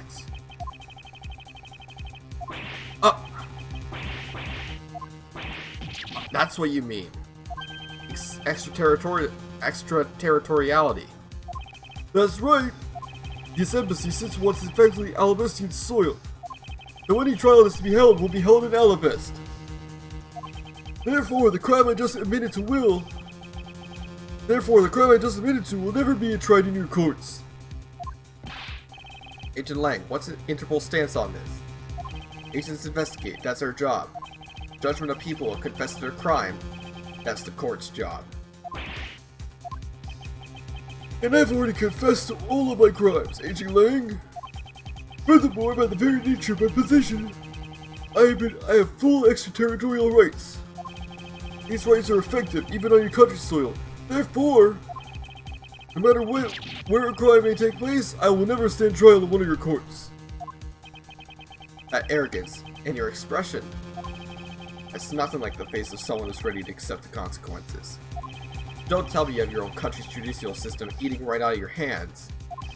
These crimes you speak of so seriously of, to me this has all been nothing more than a game. They chased me out of this embassy with your accusations, but it's no big deal. Alabama has numerous other embassies in other countries around the world. All you would accomplish is change the backdrop of our little game. These two layers of protection that extraterritoriality provides him. This is why he is one of those who cannot be brought to court. You see now, don't you? I live in a whole different world than you. Now if you excuse me, I need to go and fetch your eviction papers.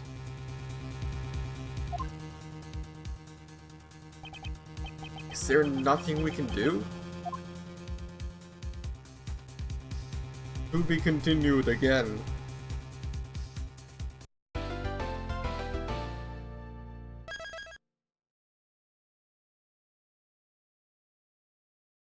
This motherfucker's Kingpin. Old man Kingpin right here, bro.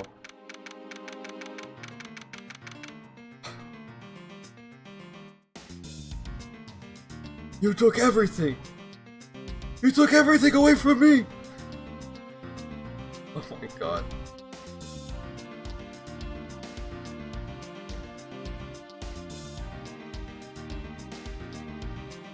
Anyway, let me just check something while I do this.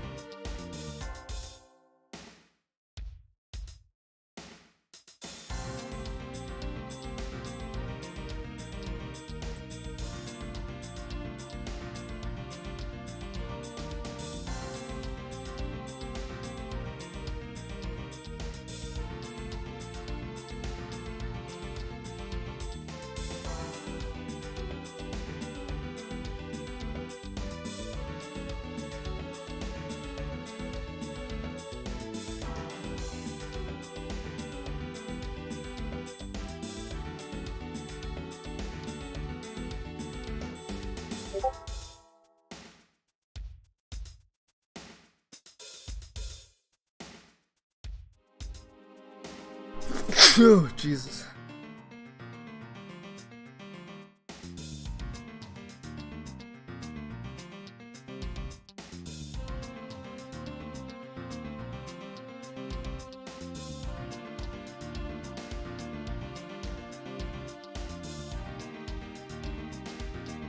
Alright, I'm just taking a look at something because I'm planning something.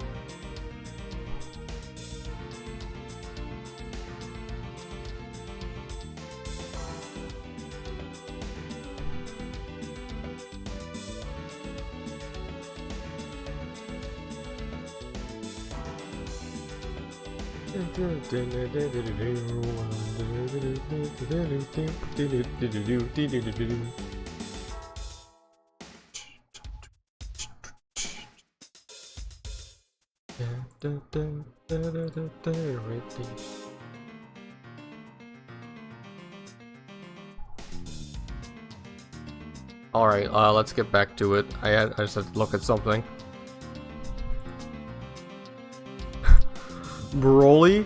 What do you mean, Broly? What do you mean?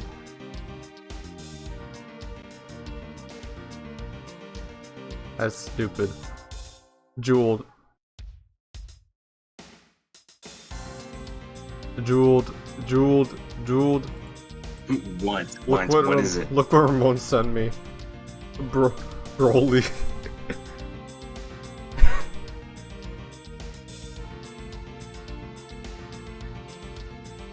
What? I mean, that is Broly. That's actually Broly. It's Broly. Alright, let's finish this up. I can't believe it, sir. Extraterritoriality. Yes, and there's nothing we can really do about that. In the end, we didn't have enough authority to bring him to justice. I can't believe that even though we know he's the boss, we can't lay a finger on him. I know. Hey, Mr. Prosecutor, sorry to skip out on you, but I've got some business to take care of. We can't give an evil guy like him a slap on the wrist. Then what the heck are laws created for? What good are they? The law can't help us. And I'll go as the Atagarasu and take of this myself. So you dare. Mr. Edgeworth. Sorry, that was a bit too harsh. I know how you feel, sir. We're trying to take on an ambassador after all. And he did tell us earlier to get out of the theater. This is kind of their country, I guess. But I feel like I've been slapped across the face for just doing my job. What am I gonna do? Should I retreat for now and formulate a better plan to attack? Come on everyone, we can't give up yet. Okay. I want you to think about something for a sec. We never let up for even a second as long as we don't stop investigating. We might find the rotten treasure in here. She's right. Come on, Mr. Edgeworth. You're right, Kay. Fuck! Oh my God! Shadow VXX. Are you from Sacred? Are you the Shadow from whatever? Thank you for the follow. So I don't. What is that? What is that then? Who are you to accuse me? What does that put me at now? 47. Yo. We need 3 more followers, bro.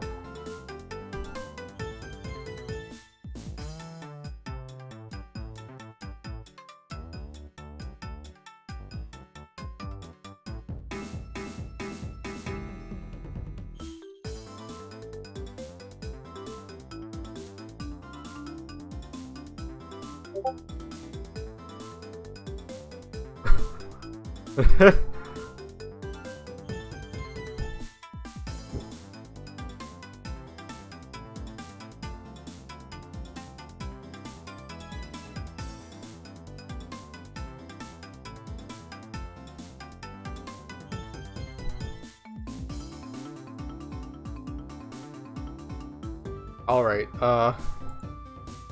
yeah, 3 more followers until affiliate. If we get affiliate tonight, I swear to God.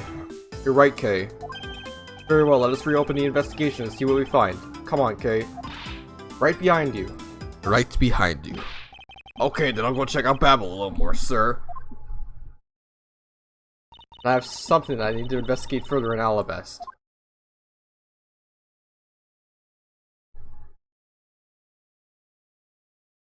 Now then, before I gather any more information, I should do a bit of housekeeping. Flash Flowers data erased from my organizer.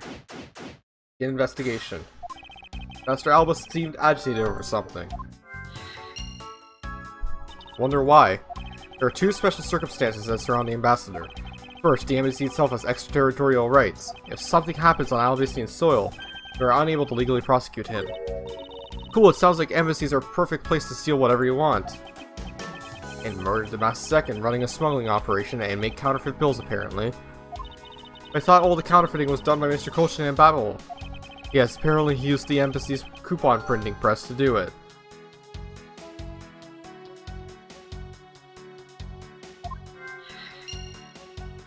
But it's the same story over there anyway. Babel also has extraterritorial rights. Brings me to an next point. The ambassador's extraterritorial rights. Those rights are effective even in our own country. Really? No matter what happens, he can never be tried in our courts. He retains some very special rights indeed. Basically, no matter what wrongs he may commit, we can't bring him to trial here. So I guess we really don't stand a chance, do we? We might stand a chance if we could somehow nullify either one of his special rights. We gotta take away this man's rights, bro. Your rights, give them to me.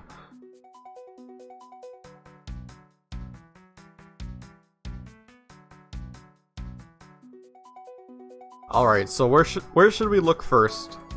Because we have a pretty open-ended, like, thing we could do right here. Jewel, do you have any ideas?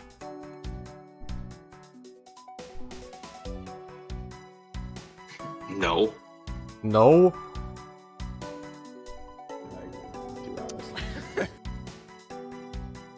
You have no idea at all. At all.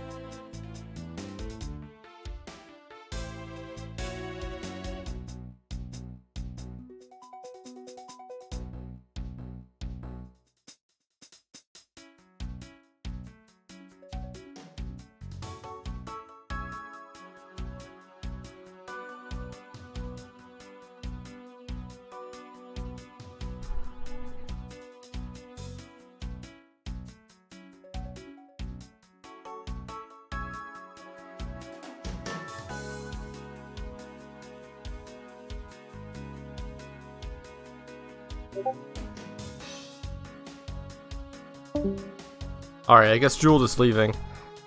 Alright, so I might as well just leave the chat. Ramon, you want to join the VC?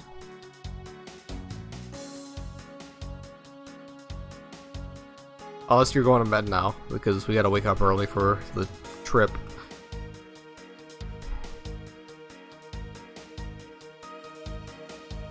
But,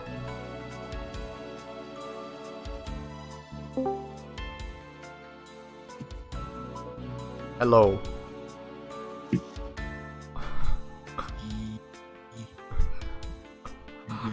I'm not the bad guy.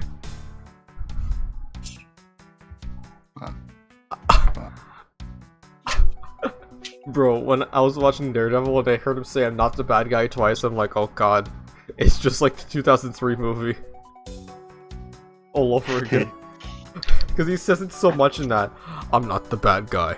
I'm not the bad guy. Yes. 3 more. Yes, 3 more.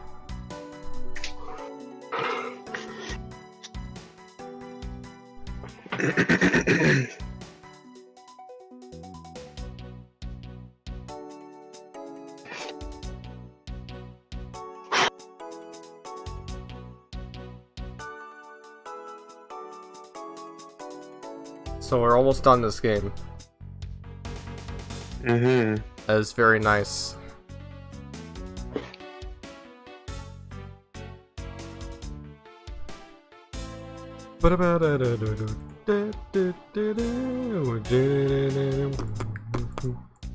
Alright, where should we go first? Should we check the left room, the right room, or the top room?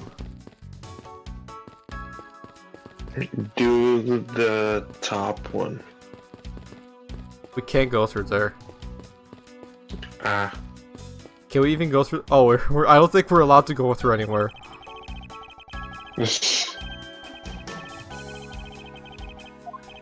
Remain your full and have proper paperwork. Ball's reluctant, I let her in. Sounds like Francisco, right?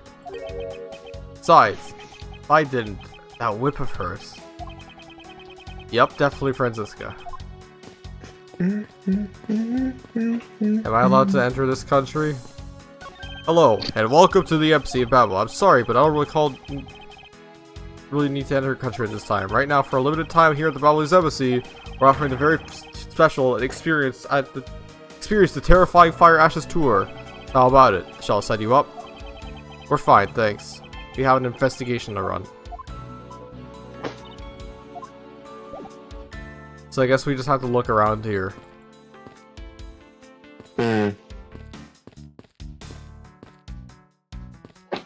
These flowers were sent by Global Studios. Global Studios, that's where they filmed the Steel Samurai television show. They've been producing hit after hit recently, so the studio's being remodeled. Oh, I read about that in the papers the other day. That mascot of theirs is also getting a facelift too, right? What's his name? You missed Monkey. Yeah, I thought it was something like that. You really have a great memory. Hi, never underestimate my powers of recollection.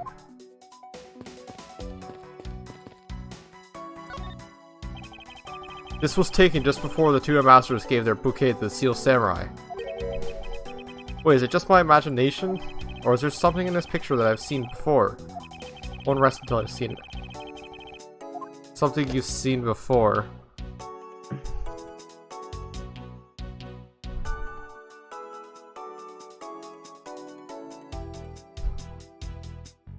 Oh. That flower there. It used to be a bouquet of Persian salmons and roses. Oh, you even know the exact species. Never would have figured it you for an expert of flowers. It's all because of those flowers that old lady sends me every month. Just look at me, I sound like some sort of botanist. So what exactly is this yellow flower doing here? That one. Not sure. What, you don't know? As far as I can recall, I've never seen a flower like this before. I feel as though I've seen this shape somewhere before.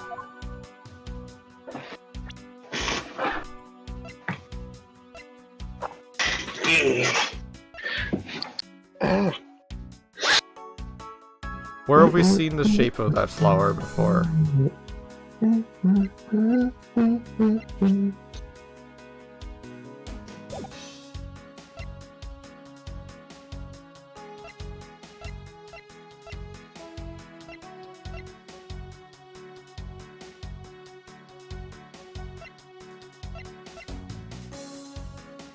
Where have I seen that? Oh, it looks like the guitar pick.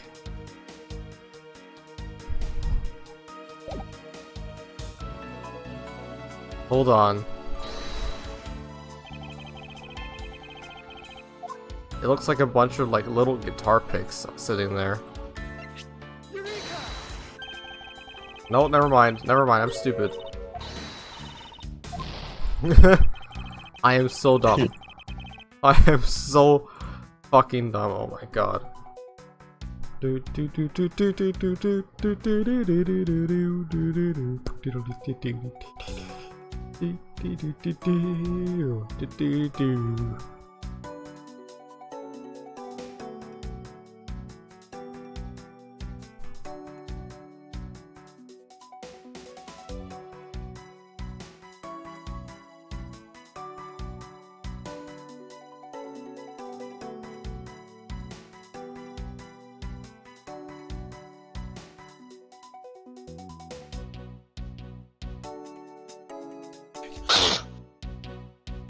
Alright. What could it be then?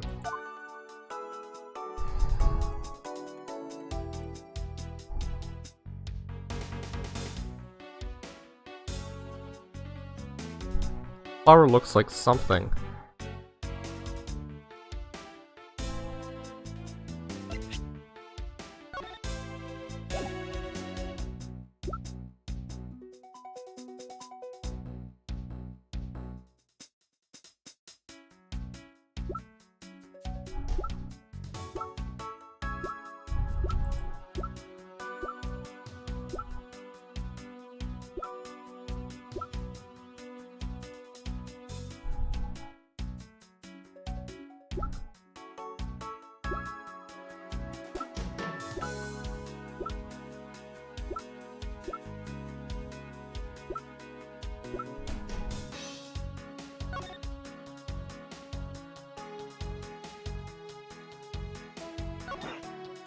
It's a counterfeit plate used to make counterfeit second fa bills. Incredibly detailed and even includes a phoenix taking off into the sky. With plates as finely crafted as these, it's no wonder their fakes are so hard to spot.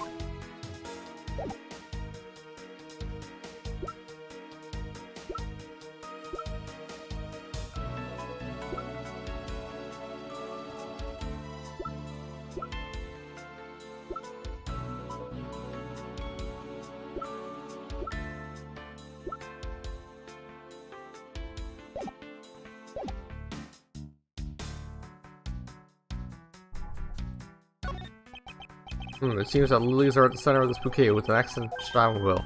Wow. You totally smell the wonderful fragrance. Okay, this is just a picture. Look, I know that, but it's nice to imagine things once in a while, you know? Where's your sense of empathy? You smell the fragrance of flowers through a photo, that's more like a hallucination. You don't have to be mean about it. Let's just drop this before it's in full bloom. There's that troublemaker standing smack in the center, making two peace signs. Wow, Steel Samurai stands out even more than two ambassadors in this picture. Hey, the person playing the Steel Samurai is one of your friends, right? No, I have no idea who he is. Wait, but you just said he. You know which gender he was, so you must know him, right? I beg that you please refrain from talking about that person with me ever again.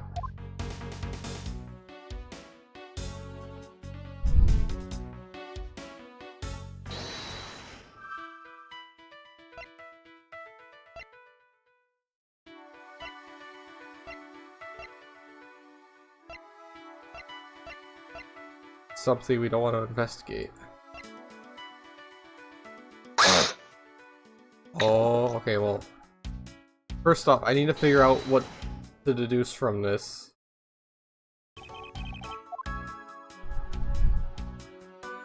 This spot related to something that we hold.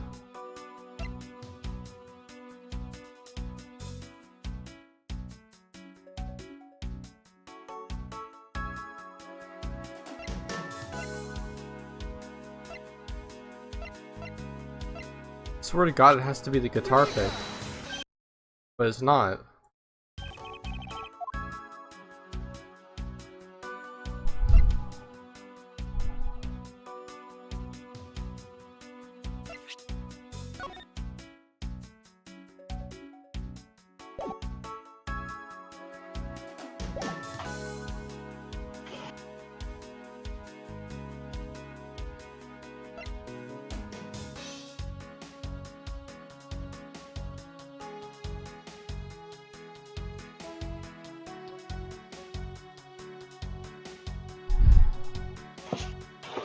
I am so lost.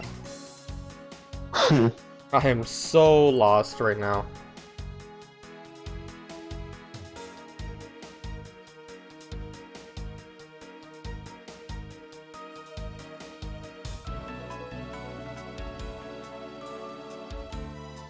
Oh.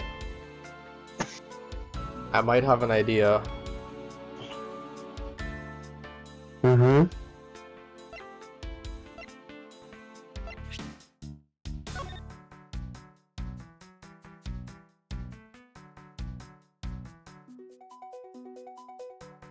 Look at that right there. The knife. Oh. And look at that. I see. That is sus. Babel's national symbol is the butterfly, and Alabest is the flower. It would appear that someone is employing the old hide a tree in a forest trick. What are you mumbling to yourself about? Wait, what? The handle on this knife. Yeah, it's the handle that was supposed to be on the blade that killed Mr. Cochin. The weapon that killed him was carried through the Teach from Neutralis. It's in the very bouquet that Ambassador Alba was carrying. The flower motif. It looks like one of the flower petals is missing. Oh, and take a look at the weapon itself. It's missing the exact same petal. And the knife in his photo is most definitely the same as the murder weapon.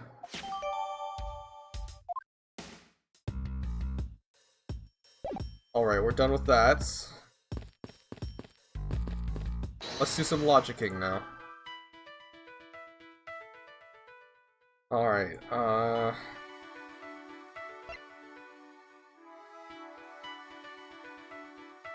agitated Alba, he doesn't want to see us investigate something. Renovations. Maybe he doesn't want us to see something because it's under renovation. Never mind, I'm stupid. I'm gonna fucking die, bro. I'm gonna die in this game.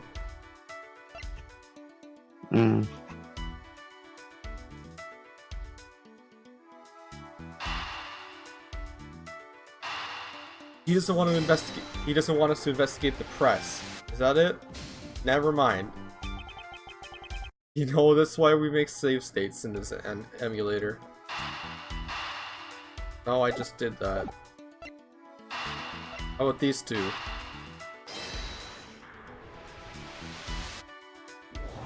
Okay, apparently the printer and the other thing.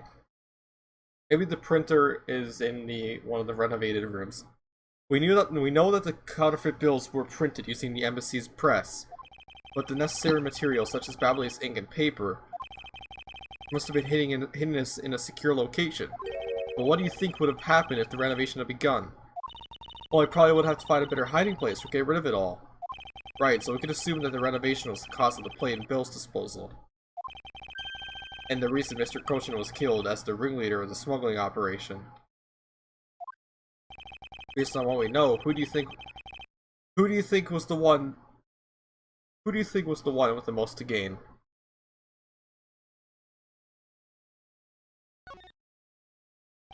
The one person that's been erasing all evidence of the smuggling operation.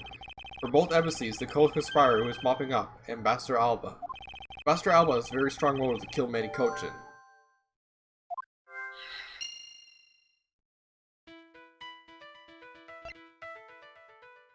Face all the guilt of smuggling onto Kochin. Doesn't want us to investigate something. Cause of Ambassador Alba's agitation, the rotten treasure we may find, and the motive for killing Mr. Kochin. Miss Yu said herself that she didn't kill anyone tonight. If we were to take her words at face value, then the reason for the Ambassador's nervousness can only be one thing. He didn't want us to discover the real circumstances under which Mr. Kochin was killed. Do you mean Ambassador Alba is the real killer? But I thought the two of them were friends. Maybe they were, but what if Mr. Kochin was the one who first betrayed their friendship? Oh, I get it. Was Mr. Kochin pushing really hard for Mr. Palliano, the ambassador, after reunification? Yes, now's the real reason why he wanted to steal Alabast's Primaduck statue. So Mr. Kochin hired the Master II to go steal it for him. But when Ambassador Alba found out what he was up to, he killed Mr. Kochin? It's definitely a possibility at this point. Those two were really thinking of no one but themselves. But the question now is, how did he do it? Master Alba was an Alabast. Mr. Kochin's body was discovered in Babel, right? Right, and that's what we must solve next. I believe we now understand why Ambassador Alba was so nervous and agitated. It must have something to do with where Mr. Kochin was killed. A place where the Alabast ambassador was likely to meet the Babyliss Mr. Kochin. Alabastine ambassador was likely to meet Babyliss Mr. Kochin. The place where Ambassador Alba happened to have committed the murder is...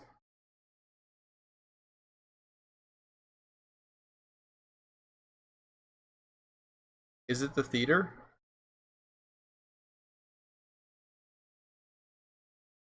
Has to be, right?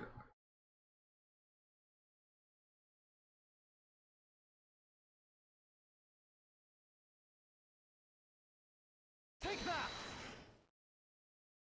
The only place that makes sense here is at the Theatrum Neutralis.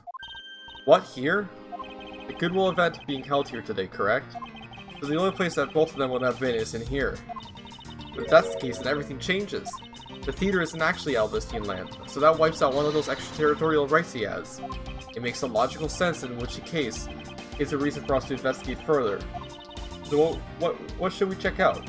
Let's see. I believe we should check the immigration records for both Alabast and Babel Prostates. Babel's record should be easily obtained, however, the problem will be Alabast. I wonder if they will allow for us to see their records, despite the order to vacate. I'm already one step ahead of you, Miles Edgeworth. Franziska. I have here the security footage for both Alabast and Babel. You'll do well to take a look at its contents. Security footage? Where the fuck was this earlier, bro? Seriously, like, bro, what? Okay. You move fast. The bodyguard strives to be perfect in every way. It's not in my nature to keep on retreating like this. I took the liberty of looking over Babel's investigation reports as well. From now on, you'll make no excuse to back down or say that we can't solve this case. I'm sorry about earlier. We won't be beaten. Because my cute little subordinate is gonna try his very best, isn't he? Hasn't she patronized me enough for a lifetime? So this video contains footage from Alabast's immigration screening area? I really hope there's something in here that we could use. Bananas. Holy shit. Bro! What the fuck is... Okay, first off, what the fuck is happening in here? There's so much going on.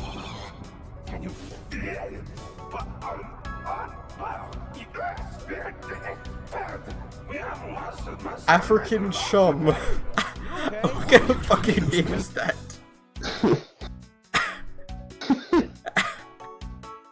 African chum.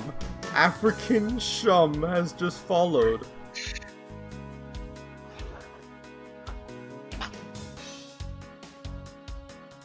Bro, where are all these followers coming from? I know I said in Sacred, bro, like, help me out here and getting these followers, but holy shit.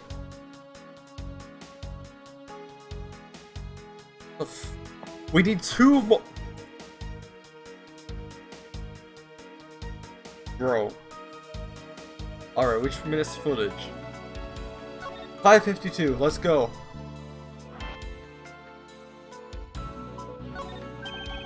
Can't believe how completely fooled I was by the way he carried himself.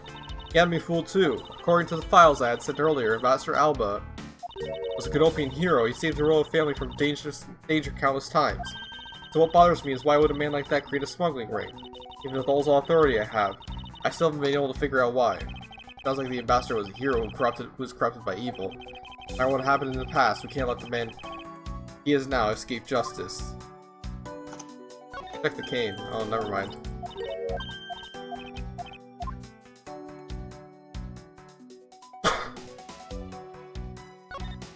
This man is the immigration officer who was on duty. He's making the exact same scary face he was making a minute ago. Wait, is it just me or is he blushing? Hearsay gets flustered around the ambassador. Guess the ambassador's well respected inside Alabast too. Say that, the guard doesn't appear to be capable of looking the ambassador.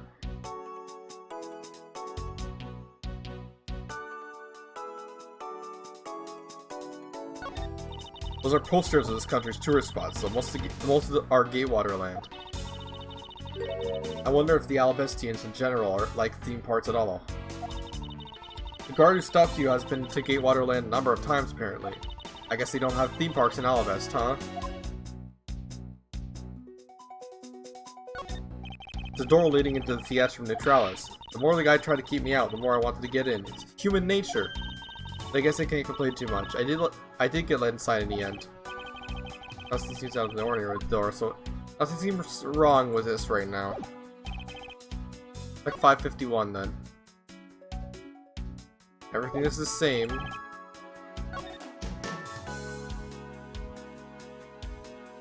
Let's check this. Doesn't something about this lump shape strike odd as you as odd? Isn't it supposed to be this shape? No, there's clearly something odd about the bulge. If only we had a pushcart. The pushcart itself, we can compare and confirm my hunch. Pushcart. Something in there. Next, let's check the footage from Babel's security camera. Output shows us something good. Alright. Phooey, there wasn't a single sign of a suspicious person or anything. That right there is the contradiction. Huh? Did I miss something? Didn't miss anything. Because there was nothing to miss. However, what is missing is the image of Mr. Kochin entering his own country. But wasn't his body found in Babel? It would appear that the true face of our final puzzle has finally revealed itself.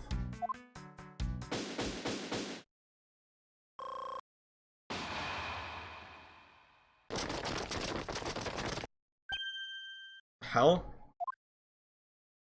Hey, yo! A whole fucking army right here. Jesus. Fucking... Okay. I thought I had asked you for you and your group to vacate the premises, Mr. Edgeworth. Actually, I thought I should let you know that this theater sits on my country's soil. You've had your fun, and I've enjoyed our little game. I dare say that you even achieved a new high score.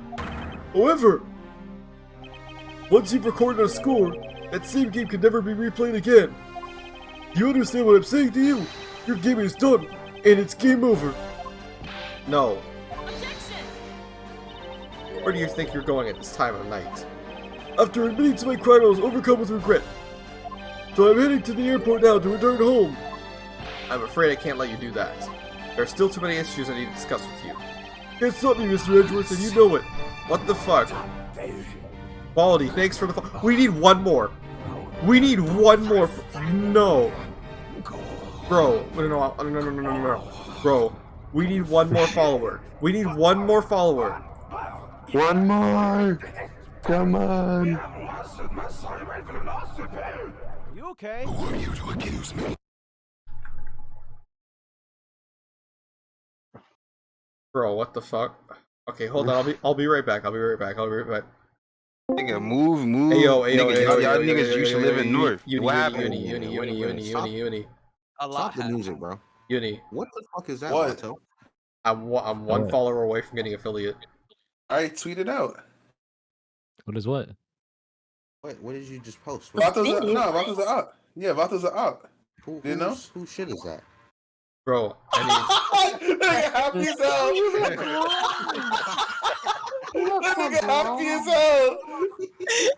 need. Yo, what is going on in this? Hey, you look good now.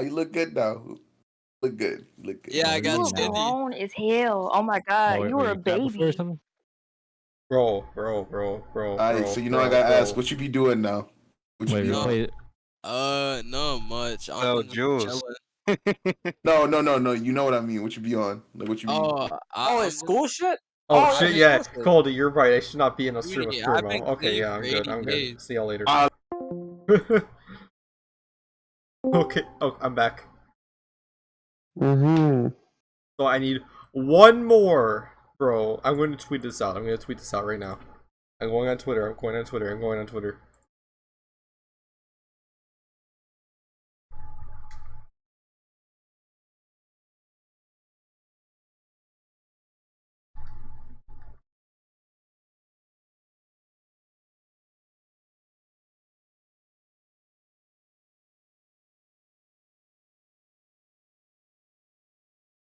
Retweet this shit, bro, please.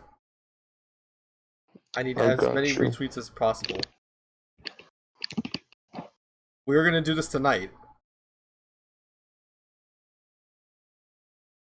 And it's gonna be incredible. Finally, a worthy opponent. Our battle will be legendary. Alright, let's continue. You can't stop me, Mr. Edgeworth, and you know it! Oh shit. Here comes Markiplier, bro. It's time for the fucking war. It's time for endgame, bro.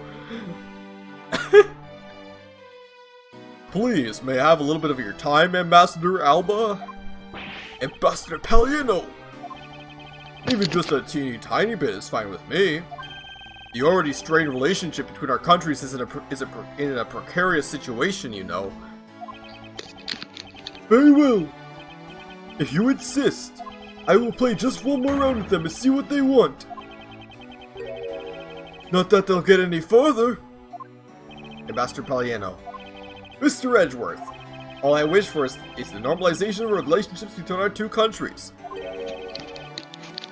But there is one person standing in the way of that dream. I believe in you. You'll do what's right. Thank you for your vote of confidence.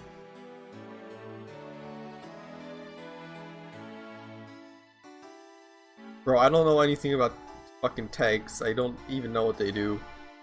I just put English there.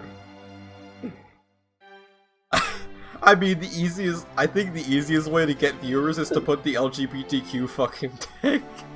But that's fucked up, bro.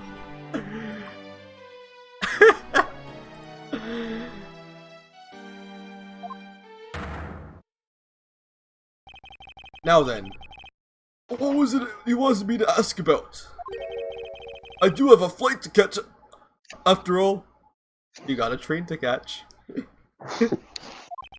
So I'm afraid I'm gonna have to limit you to just one question. That's more than enough, because I only have one question anyway. I want to hear your alibi about how you couldn't have killed Mr. Manicocha. Oh, I You have see. the train to catch. You seem to have a good hand this time around. This should be fun. This really is the very last chance we have to bring him down.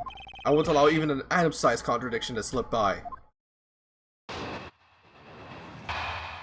Master Alba's alibi.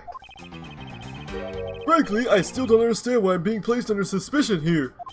Under your hypothetical scenario, Mr. Cochin and I were fellow smugglers. But to get to the point, I was an alibist the whole time. So it's simply not possible for me to have killed her in Babel. That is my alibi. So that is your alibi? That is correct. It is simply not possible for me to have committed a crime in Babel. Now that we've cleared it up, I would appreciate if you move it out of my way. Hold it! I said hold it. What is it this time? I thought I'd only allow one question. Huh. You did. But you still have yet to really answer why one question. What? Until you tell us the truth, I will refuse to budge an inch from where I'm standing. Huh. Very well. I'll play with you just a little longer. Miles Edgeworth, as my subordinate and representative of this country's prosecutors. You are forbidden to lose. Of course, that is something I've understood from the start. That guy's the one who ordered my father killed, is he? Yes, I believe so. The goal of the first Yatagarasu was the capture of the smuggling ring's leader.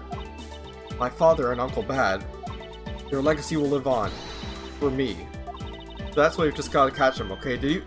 Ramon, did you stick around until the end of yesterday's stream? Yeah.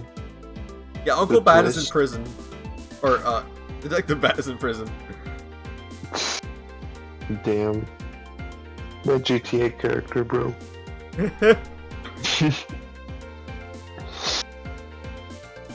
So he's probably not gonna be in the sequel, I don't think. We will, I promise. Now, Ambassador Alba, let's have at the truth, shall we? No matter how many times you ask, my answer remains the same.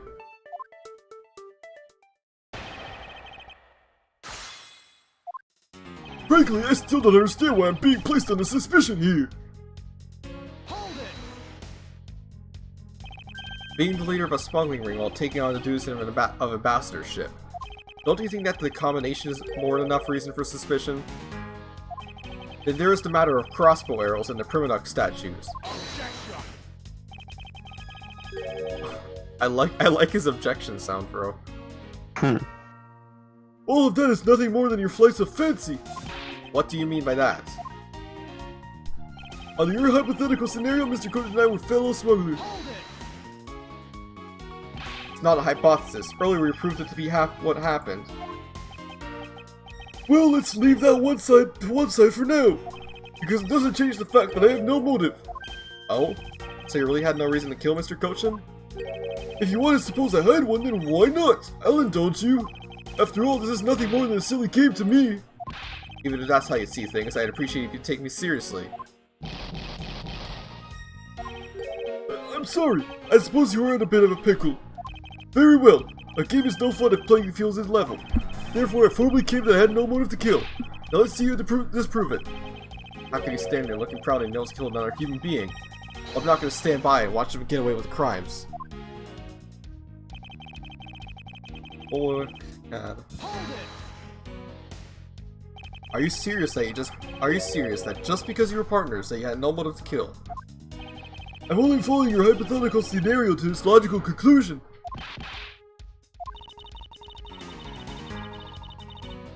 Looks like he's not going to admit it himself that he was in leagues with Mr. Kochin. I suppose not. But I do know his relation to the smuggling ring and to Mr. Kochin. You mean that he's the ringleader and that Mr. Kochin was his subordinate, right? Correct, but I know more than just that. Miss Von Karma, I'm sure that you remember the safe in Mr. Kochin's office, correct? Yes, the safe had 2 compartments to it, didn't it? Yes, and why do you think those stolen goods were being stored in Mr. Kochin's office? Could it be because he was trying to cheat Ambassador Alba behind his back?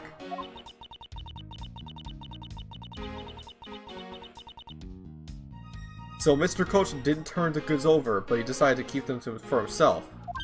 Suppose that's possible. It seems to me that both men were only concerned with their own wealth and well-being.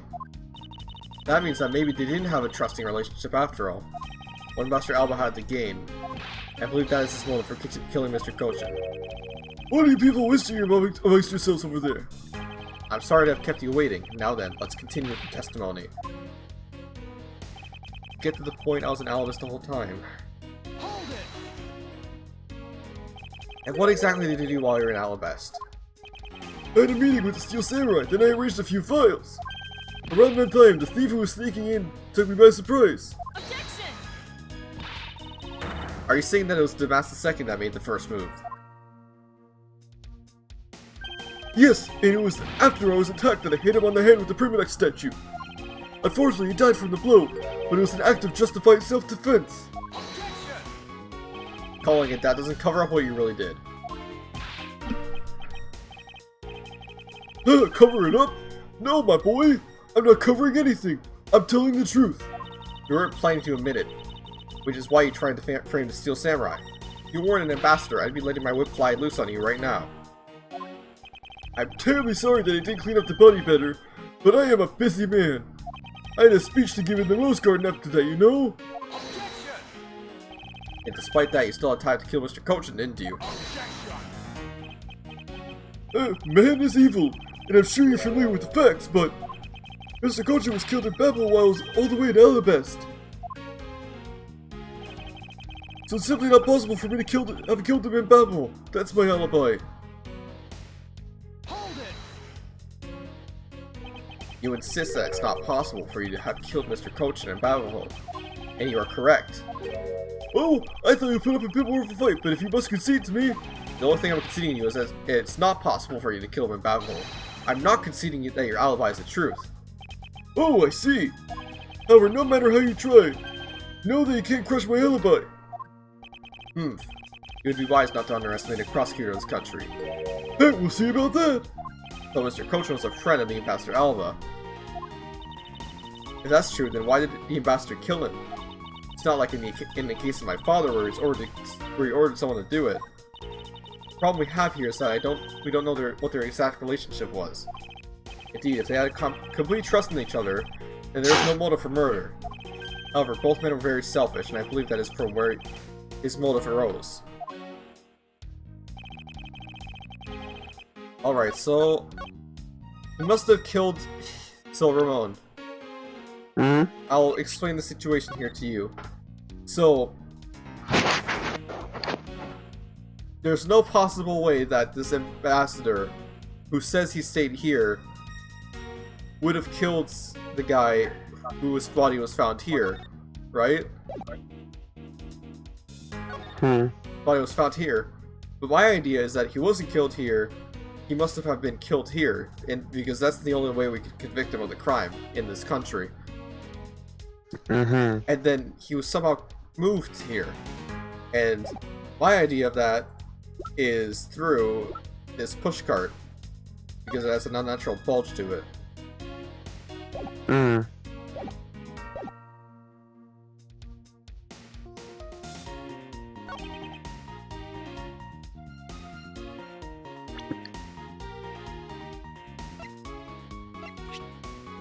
He was not an Alibest the whole time.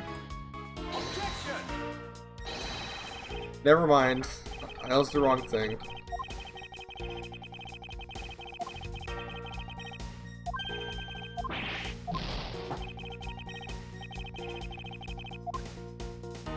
Okay.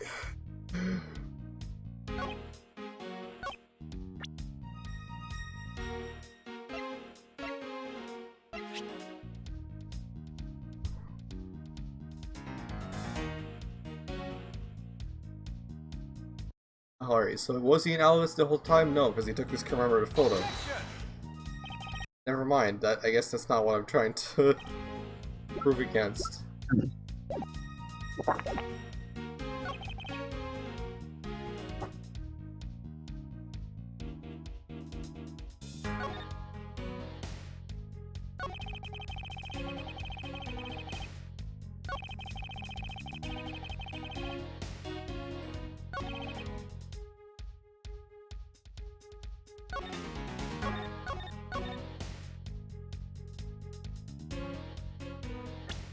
It's not possible for me to kill him in battle, that's...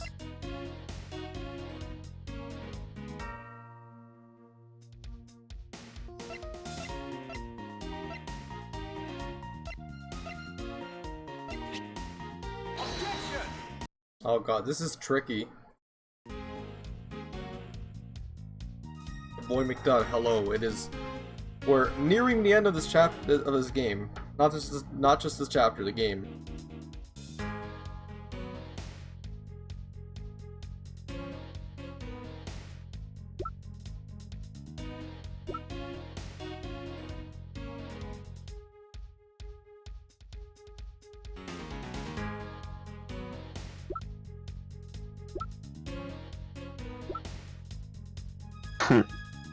I don't know.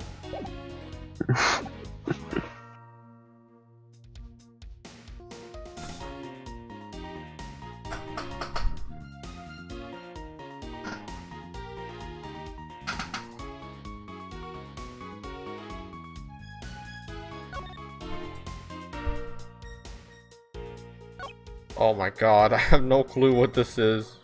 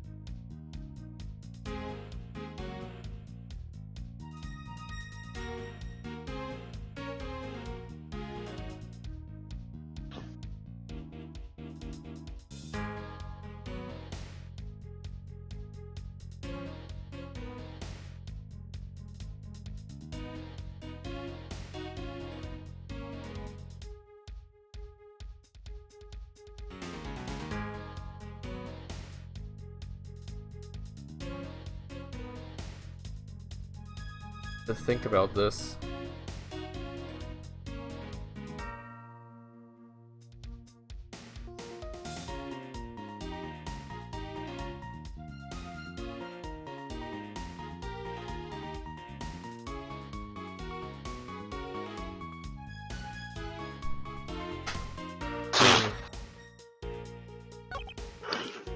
Maybe we have to determine his motive first. What motive would he have to kill him?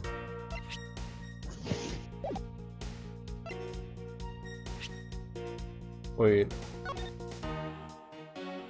Maybe because he requested to steal a statue? I'm right. Okay, there we go. If you want to know, I believe you did have a motive to kill. It was because Mr. Kochina betrayed you. But you had your own reason, too. Namely, you wanted to pin the smuggling all on him. Evil begets evil, and because you were trying to test each other, it turned into this mess. I don't believe this. You have a bad penchant for telling tall tales, Mr. Prosecutor. And if you're not, then I suppose you have some proof to support your argument. Never use guesswork in my cases moving forward. Or moving my cases forward. It has been proven that this note was written by Mr. Kojin's hand. Shall we take a look at it? The content of the note is a request calling for the theft of the Alibus Product statue. By killing him and pushing all the guilt for the smuggling onto him, you walk away spotless. I believe you understand what I'm driving at. You had more than a few reasons to kill him. Are you finished with your hypothesizing? Excuse me? Let's suppose I did have a motive. Even so, a motive or thought alone can't kill. Isn't that right? I didn't expect them to resort to playing the semantics game with me. Here's that this is where the real battle will begin. Now then, if you'll excuse me. Wait, what? I told you at the very beginning, didn't I? You only get one question.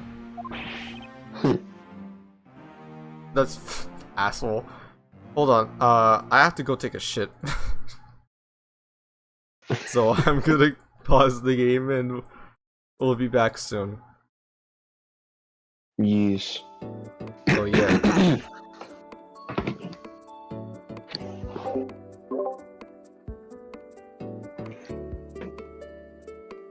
I have the stream overlord. Yes. Chat.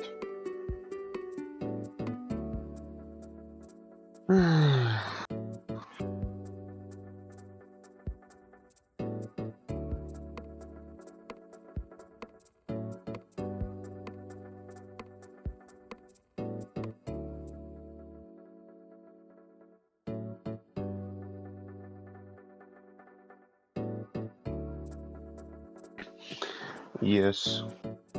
Nice day. Rainy day today.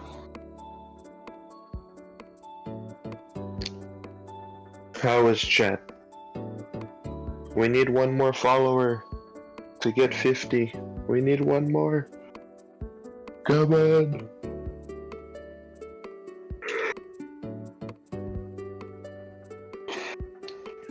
Uno más.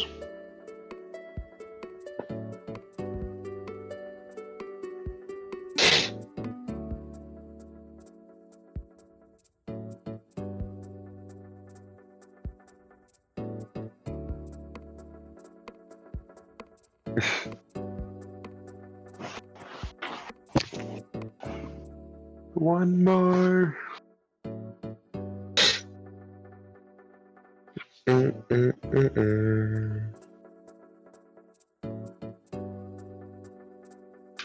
Bum, bum, ba-dum, ba-dum, bum.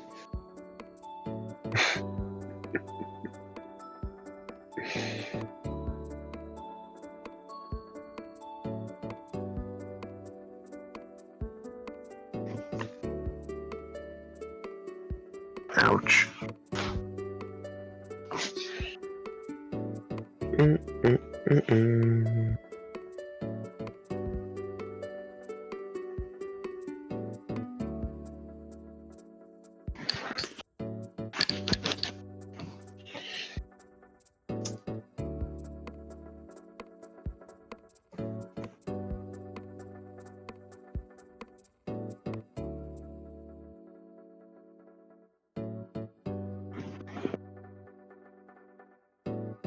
Bum, bum.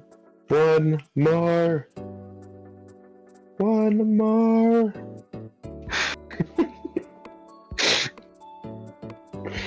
Come on. We need one. Conception needs one.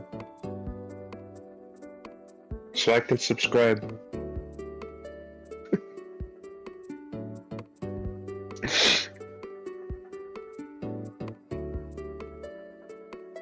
Uno plus one.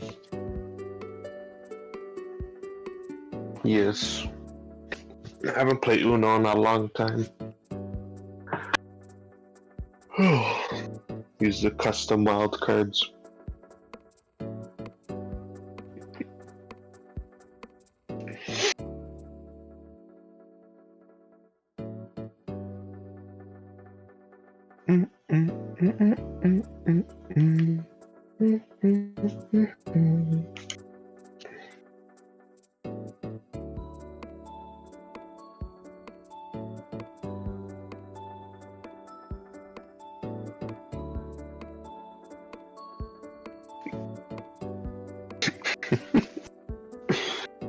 Possibly.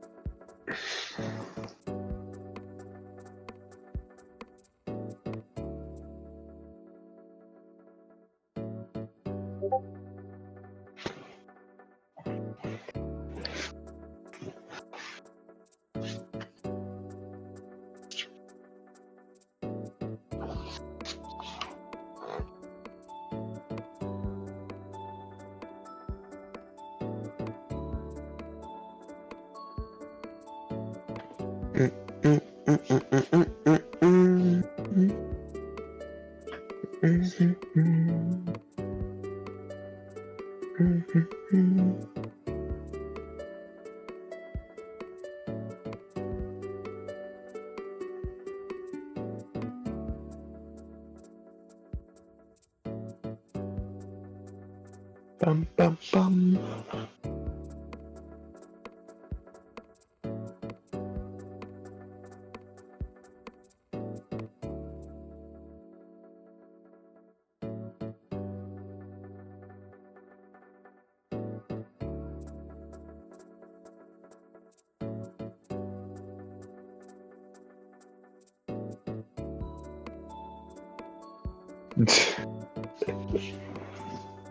Maybe.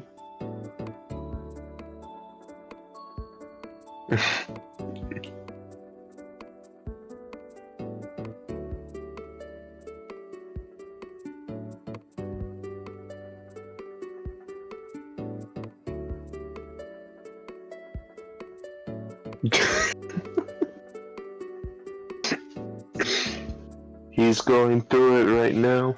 I see.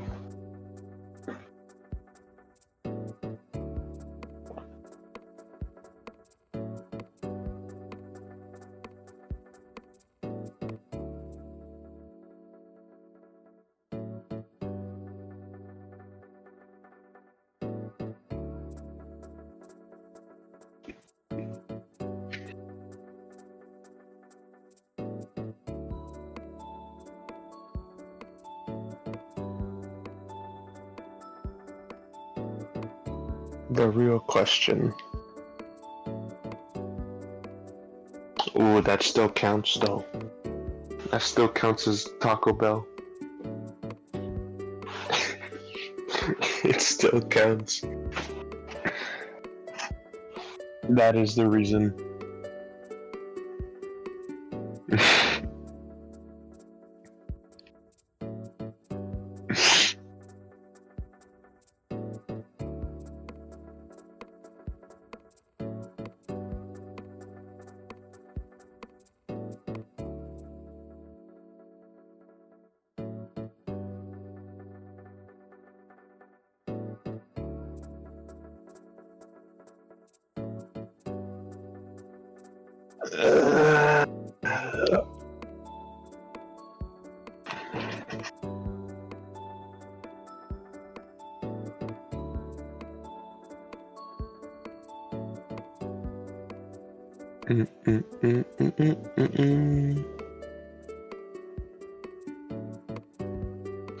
The one.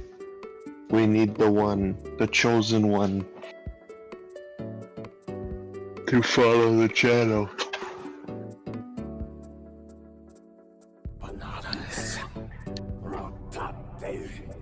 Oh, we got a follower!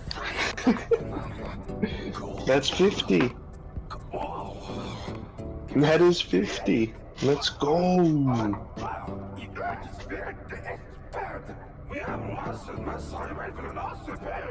You okay? Who are you to accuse me?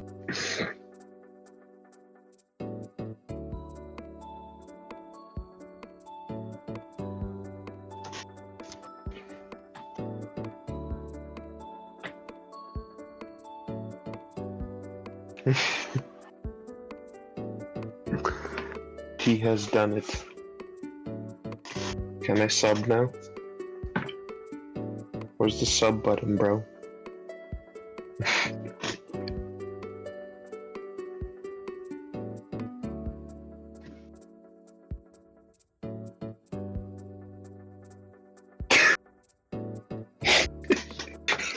He's not even here. Let's see, he's not even here, but still. We celebrate.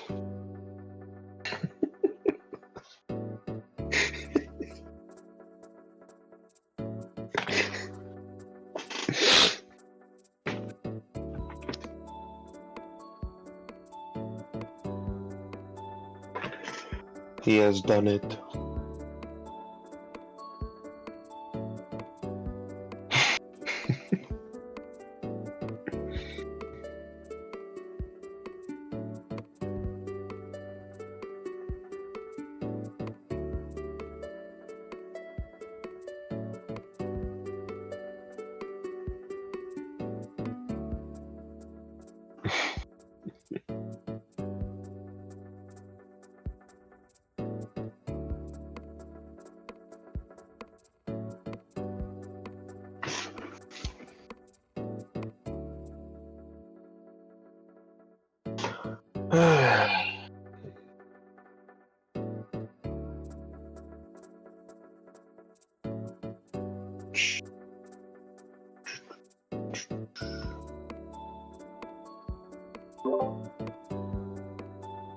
Jesus, you scared me. Bro, what? Why? Why while I'm taking a shit? Does it actually happen? Excuse me?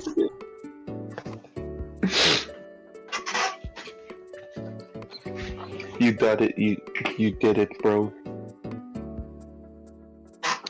When can I sub? I don't know. Let me refresh my page and let me see what's going on. 50 followers, bro. 50. Big accomplishment. Yes. Let's check the achievements. It still hasn't updated it yet. It might take a while. Oh, it's because I have to finish the stream first. Because this is the last of the 7 streams I have to do. You just ended. Alright, well first off, I have to at least keep the viewers above 3. Because if I go below the 3 viewer average, I'm fucked. Ah. Imagine what happens, everyone just leaves.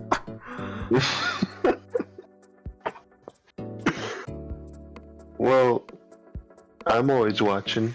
You always have at least 3 though, so I think you're fine. I've been having an average of like 5 to 6 recently.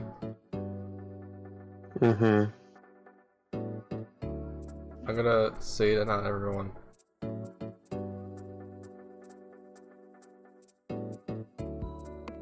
I'm gonna sub. I'll be your first subscriber on Twitch.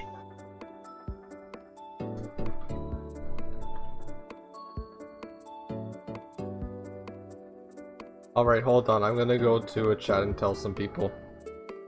I don't know what they did in on this list right there, right? On this list of hello, these hello, that hello, picture, hello, hello. Who has the worst prize? Hey, I got an announcement. Hey, he had 50 followers. Congratulations. Yes, sir. Hey, let's hey, get big him. ups, bro. Let's the affiliate. Hey, I've never had White Castle though. So. Yeah, I've never had White Castle or Five Guys. After I finish the stream, I'm an affiliate. You never had Five Guys fries before? You never had Five Guys? What do you mean? I never had Five Guys. Well, I've never had both. I never had White Castle or Chick-fil-A because I'm Canadian. Anyway, goodbye. Okay, so why would you want? Alright, we're back. Yes.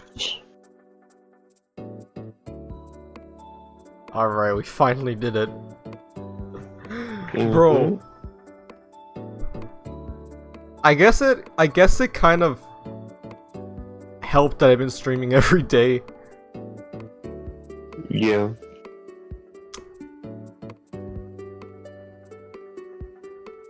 Also because I finally convinced a lot of my Discord friends to finally follow my account. How many did you get today? Today? Well, I got some followers earlier during a different stream. I was like talking on a stream with Uni, and some of the people were like, "Oh yeah, we haven't followed you yet," and they gave me 3 follows that time. And then I got some from people I don't even know, but most of them were from like friends that I know on Discord. So that was like a 9. 9. Holy shit. And then there's Jimbo. I guess we're at 49 because you made Jimbo 69, but you know what? You know. Well, Jimbago was taken. I had to make it 69. I don't know who's using Jimbago, but. Alright, let's get back to the game. We're gonna finish this tonight. I know we have to wake up at like 9:30, but you know.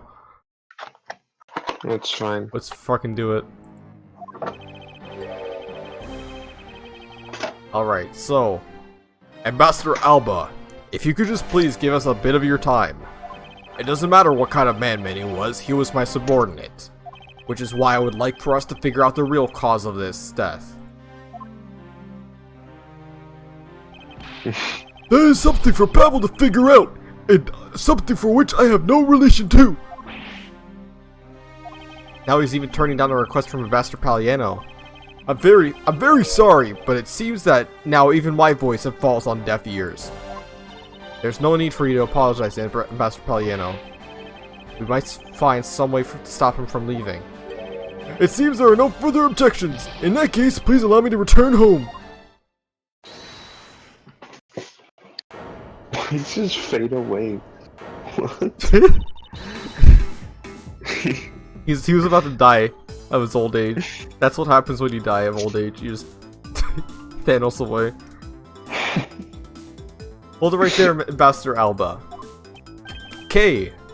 Like I said, Mr. Edgeworth, Yadagar's legacy will live on through me. Yes, but how do you suggest we stop him from leaving? You just leave that to me. Ambassador Alba, do you recognize this? No, and why should I recognize that titled organizer? Wait, where have I seen that before? There's a clue my father, Brian Faraday, left for us. Did you say Burnt Faraday? Mr. Faraday's organizer. Don't tell me this is the one from the second KG8 incident. The one from which he wrote about the Yadagar's key. Yes, this organizer belonged to the prosecutor who had Mr. You killed 7 years ago. Huh, I have no idea what you're talking about. You say that it's like it was related to me. Inside this organizer, he wrote up every detail of every evil thing you did. What amusing little girl you are, but that sort of trickery won't work on me. You won't believe me, then take a look at this. And what is that toy there?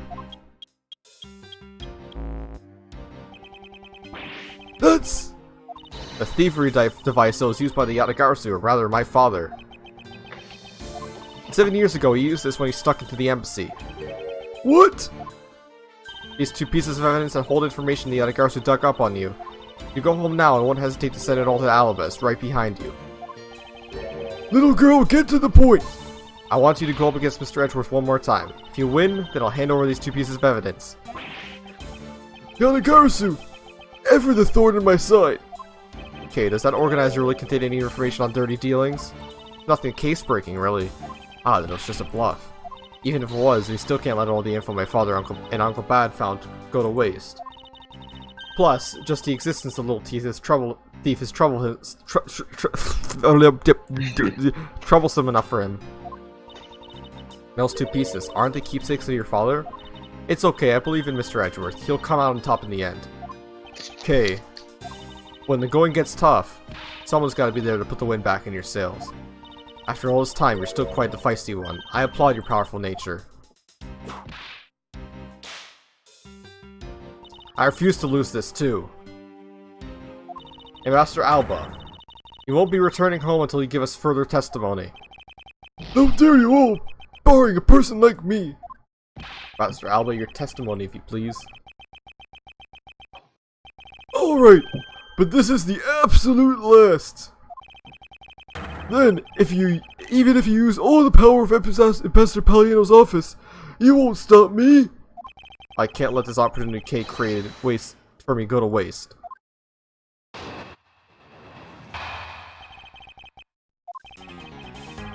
The last time I met with Mr. Kojin was here in the Theatrum Neutralis. After that, I was in Alabus the rest of the time, as I stated earlier. In any case, I did not see Mr. Kojin again after that. So you see, there is no time for which I could have killed him. Wouldn't you agree? No! Since you people are practically begging, I'll allow you to question me. What an arrogant old man. Yes, but no matter, we can't allow this chance to escape us. I warn you though, you've reached the end of my patience. Waste my time with any insane questions and you will be punished. So anything that's pressing or presenting will cost more to our case. In that case, the only thing you can do is present the corrective evidence. Understood? So I'm not allowed to press? Oh fuck. Of course, I don't need to let him intimidate me. I know Mr. Kojin was killed before he returned to Babel. In which case, there's only one statement which I need to present the evidence.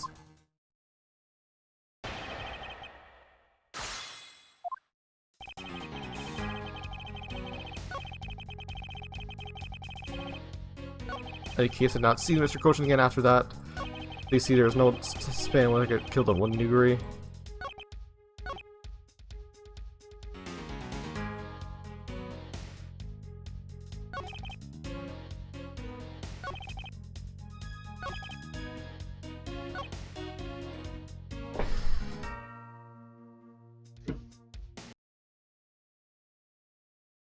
Alright, well, you see, we have a security footage.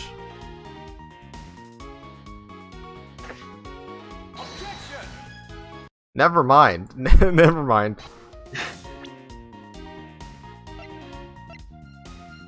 Let's go with the second option, the photo.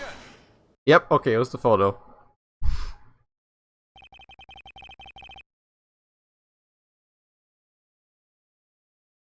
Kay is your favorite assistant? I mean, she comes close. I think my favorite is probably, Trucy from Apollo Justice. Yeah, actually, yeah, I'd say that. I'd say Trucy is my favorite, assistant character. I mean, I guess Kay is the main assistant in this, but there's also Gumshoe, so... Alright. I'd like you to take a look at this picture. It's a rather nice picture, isn't it? It was to commemorate the restoration of relations between our nations. Sounds like that's so many fucking rhymes, holy shit. Oh, it's commemorative, alright. One that captures proof that I need to show it was you who committed the murder. Come again? This is the knife that killed Mr. Kojin. I see you recognize it as well as you should, for it was you who brought it to the theater. You hid it among the flowers you were to give the Steel Samurai, meaning that you killed Manny Kojin here at the theater. We're fucking laughing now. It's time for me to catch my flight! We're not through yet. It's game over for you, Mr. Edgeworth, but I thank you for the entertainment. No matter how passionately you orate, the end result will still be the same. I won't be returning to this country ever again. That's right. This man is an ambassador, and he has extraterritorial rights. No matter how hard we chase after him, I won't be able to have him tried in court. Yes, that's exactly the face you should be making. The face of a worthless cur. Now then, ladies and gentlemen, I must bid you farewell. Courts. Is there no way, no one who could lay a finger on this man? Is this really the end? Hey, oh, the goat! Hugh Jackson, you pulled up. You pulled up again. Agent Lang.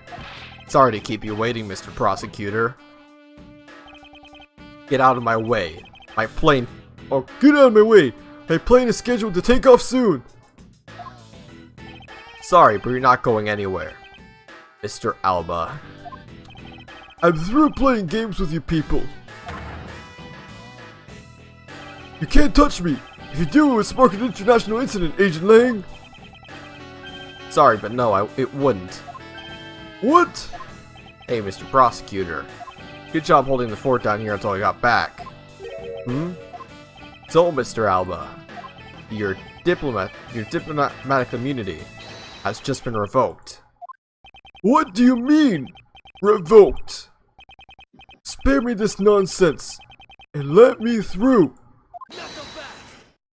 Lang Z says, before aiming for the throat, shoot the neck shield off first. Interpol headquarters in the Imperial household of the Kingdom of Alabest. Or Interpol headquarters in the Imperial household of Kingdom of Alabest. Took a while to get things rolling, but they finally moved on it.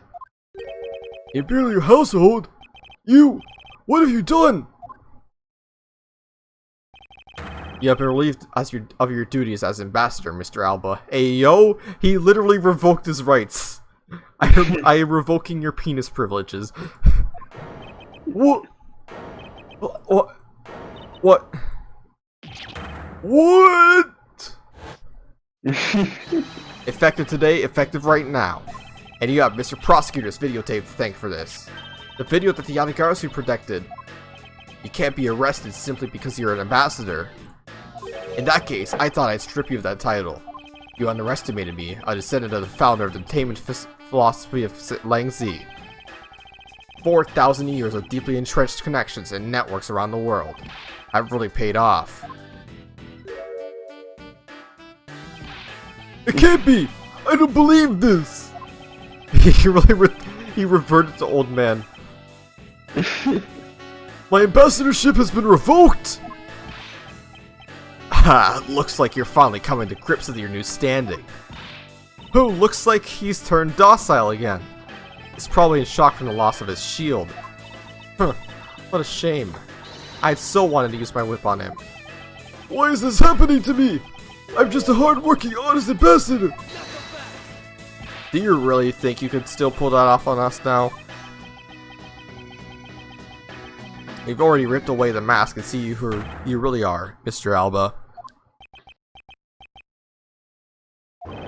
Oh! Oh! Oh! Oh! He's transforming again. No! I won't be stopped now! He still intends to fight us. So what if I am no longer an ambassador? You still don't have any evidence on me? The fact remains that you cannot arrest me. I'd expect no less from you, the boss of the smuggling ring. Well, the rest is up to you, Mr. Prosecutor. Understood. You say that I killed Mr. Coach in the theater. But even if that's true, even if it's true that there was a knife in my bouquet, I left that bouquet in the theater, so anyone could have taken it out from there and used it, right? Besides, the claim that he was killed here itself is odd. After all, wasn't his body discovered in Babel? Are you claiming I carried his body all the way over there? Preposterous! I'll be the one to prove whether it's preposterous or not. Ex-Ambassador Alba, are you ready? Because this is no game. This is war.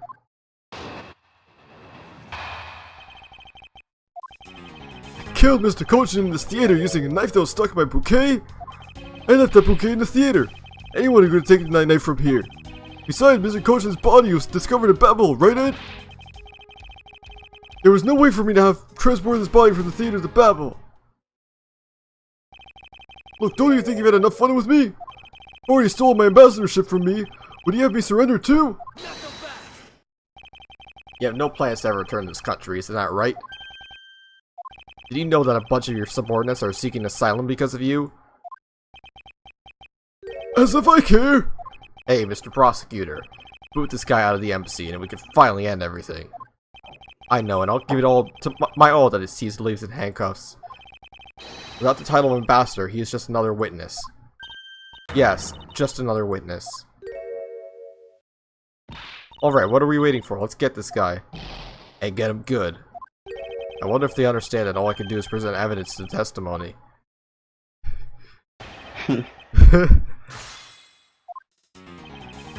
Approaching the theater using a knife was stuck in my bouquet. I left that bouquet in the theater. Anyone could have taken a knife from there. As Mr. Coach's body was discovered in Babel, right? There's no way for me to have transported his body from the theater to Babel. Is that really so? You could have easily blackmailed your subordinate to be quiet and then moved the body. That's quite an insult to me and my subordinates, and I'm afraid we can't have that. It's very difficult to enter the embassy, as the guards always conduct a thorough check. If someone so much as makes an unnatural movement, it would arouse their suspicions. Come to think of it, there wasn't anything unnatural about him in the footage. Wait. Let me think about that for a second. Mr. Alba said the guard would become suspicious if someone acted unnaturally. But then by the same token, the guard would not become suspicious if someone were to act naturally. If we were to retrace Mr. Alba's movements, we should find some hint to solving this case. Well, right after the Steel Samurai shows, he went back to Albus, right? From there, he started preparing for a speech in the Albustine embassy. It does sound like it was impossible for him to have gone to Babel's embassy. He couldn't have gone to Babel, but the body didn't remain at the theater either. Is it possible that the body was temporarily taken to a different location first? Well, there's no point pressing all that because it's just going to be repeating the same shit, but we already know that there is a possibility because there's this pushcart right here. So get the fuck out of my face, old man. Anyway.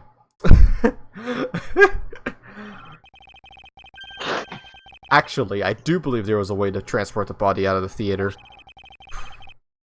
Perhaps you should give this a look. What's that supposed to be? It's footage from a security camera that captured the state of the immigration area. Should I congratulate you on getting your hands on it? Just letting you know that we're not the only ones watching your every movement. Huh, thank you for the warning. Now, if you could take a good look at this section here.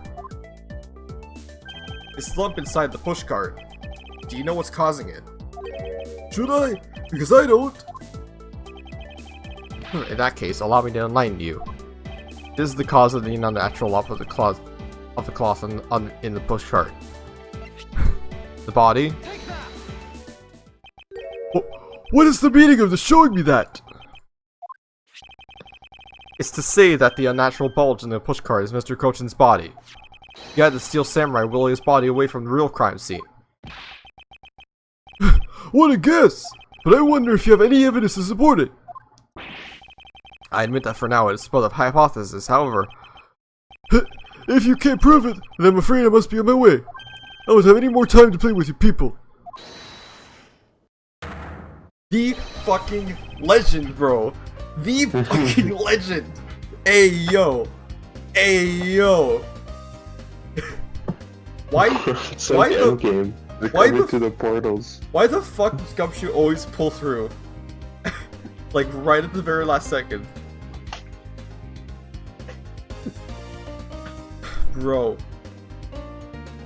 I literally fucking, like, fist pumped as soon as that happened. Sorry it took so long, Mr. Edgeworth, sir. Gummy? Detective Gumshoe, is that the Steel Samurai's pushcart? Yes, sir. I found it in the open-air stage area. So that's where you went. The detective spirit that my pops left me with. I thought I'd follow my gut and go with it, sir. So, Mr. Edgeworth, is this worth anything to the case? Yes, it just might play a major role in solving this case, Detective.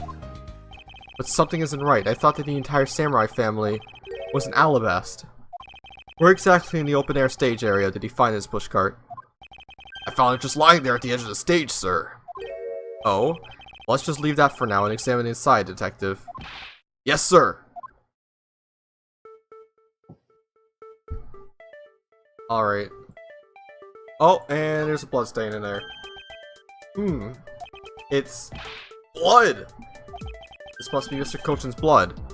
Which only goes to prove that Mr. Kochin's body was indeed transported by the pushcart. I believe you understand what this means, correct? You killed Mr. Kochan at the theater, then placed his body inside the pushcart. And then... you forced the Steel Samurai to unwittingly move the body for you. I forced him to move the body into Alabast? What nonsense! Why would I bother to do such a thing? You were scheduled to make a speech in Alabast, meaning that it was difficult for you to make a stop at Babahole. However, what if you moved the body to Alabast? Because it was your embassy, you could have kept an eye on it and tampered with the evidence, and then you smuggled it out of Alabast. No! I could show you how the body moved from Alabast I can show you how you move the body from Alabast to Babahole.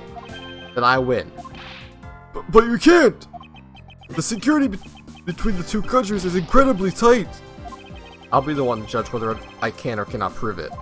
And so I ask you to provide with us testimony regarding your movements after your return to Alabast. Miles Edgeworth, have you figured it out? Do you know how the body was moved? To be honest, I have nothing to support my hypothesis at this time. However, I don't believe I made a mistake in my logic up to this point. Which means, there is no question that can't be answered, right?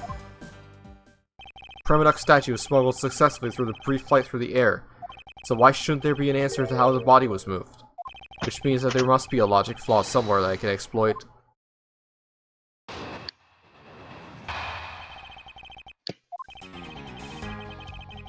After I returned to Alabast, I had my picture taken with Steel Samurai. Then just as I was about to start my speech, the Yatagarasu appeared. I feared for my national treasures, so I raced back to my office. Is that all? Is that all?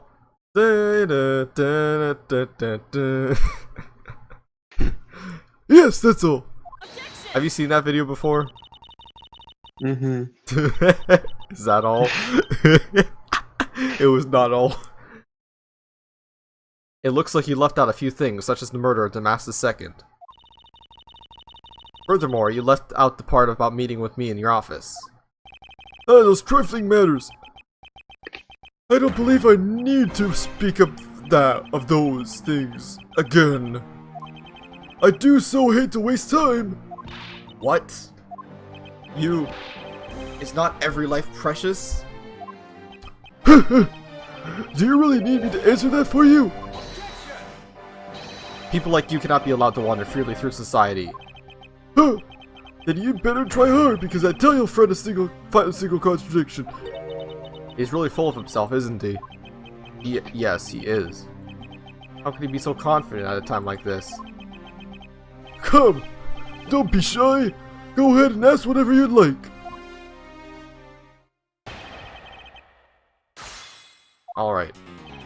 Returned to Alabast, I had my picture taken with a Steel Samurai shaking hands. And just as I was about to start my speech, the Yatagarasu appeared. Appeared from National Treasure, so I raced back to the office.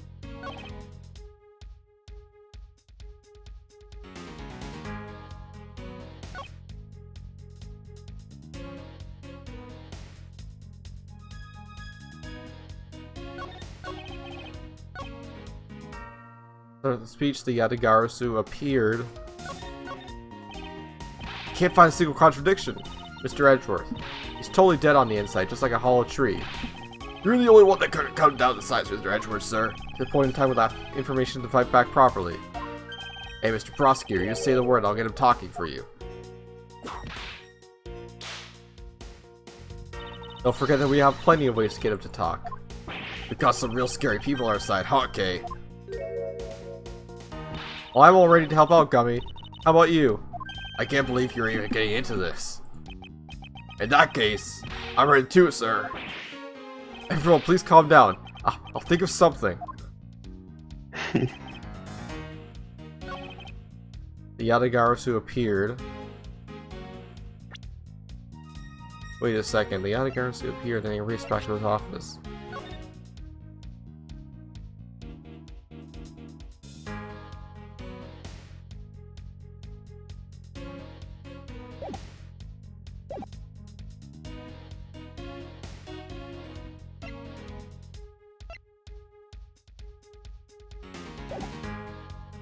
Alright, let's try pressing him first and see if we get anything new out of that. So why is it only with the Steel Samurai? I thought the Pink Princess was also around. The Pink Princess was suffering from a bad hip at the time, and the doctors recommended that she rest. Wow, so you do have a soft side after all. The pain of a bad hip?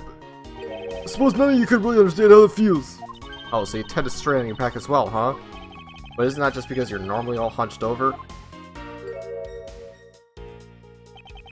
You did need to keep up an act no matter what, I suppose. Huh. The point of this is not to discuss my back problems. For about 15 minutes after a handshake, I was in the office preparing for a speech.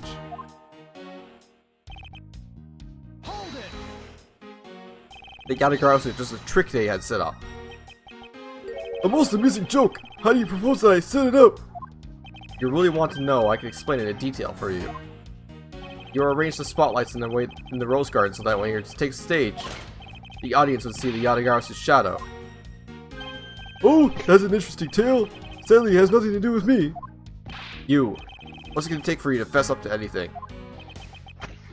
Very well then, let's move on to a different question. After the Yatagarasu appeared, what was the state of the Rose Garden? Everyone took refuge in the embassy. I even helped with the effort. And then once everyone was on the inside, well... Natural treasures? Let's press that shit. And what happened after you returned to your office? I don't want to keep repeating this, however... Upon my return, I had that stroke of bad luck and bumped into Mask Man. And I don't want to keep on repeating this either. But his name was Damask II. Oh, who cares what he was called?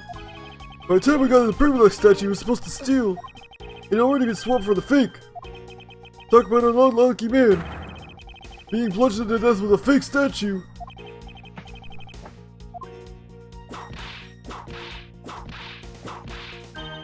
Well, Karma's really letting her whip fly now. I think the scary part is when she's her silence while she's doing it. She must be at the limit of her patience as well. But physical attacks are meaningless here. Only evidence will suffice. I can't find a single flaw in his argument. At this rate, I won't be able to prove that he's actually guilty of anything. Are we finished here? Miles Edgeworth, can you not come up with how the body was moved to Babel? Sir. Mr. Edgeworth. Even after proving so much, is he going to get away with it? Is this the end?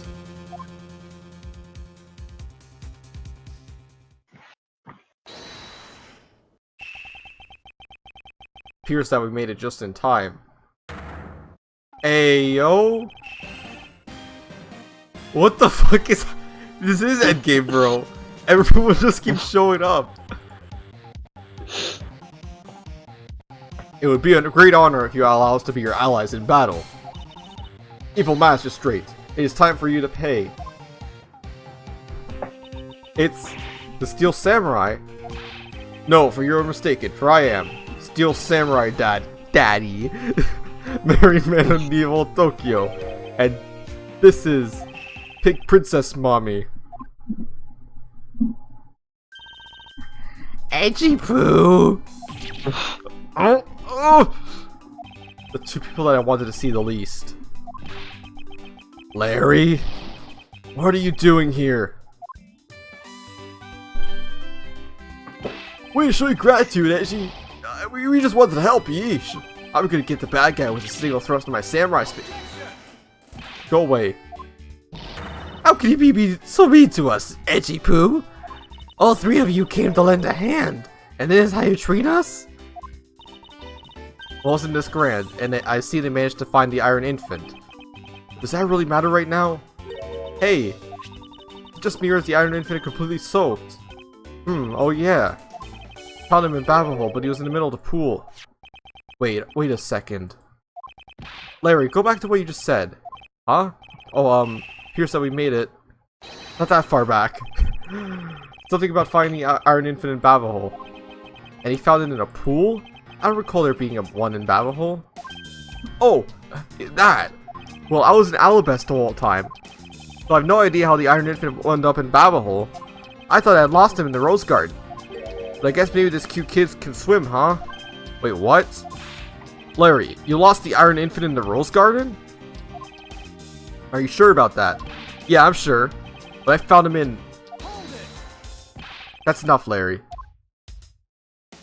The Iron Infant that Larry lost managed to move between the two countries.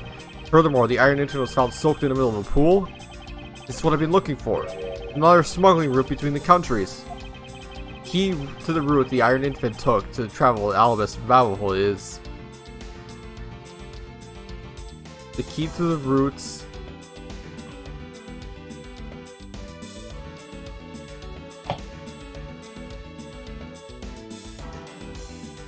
Hello? Hello? What is this choice?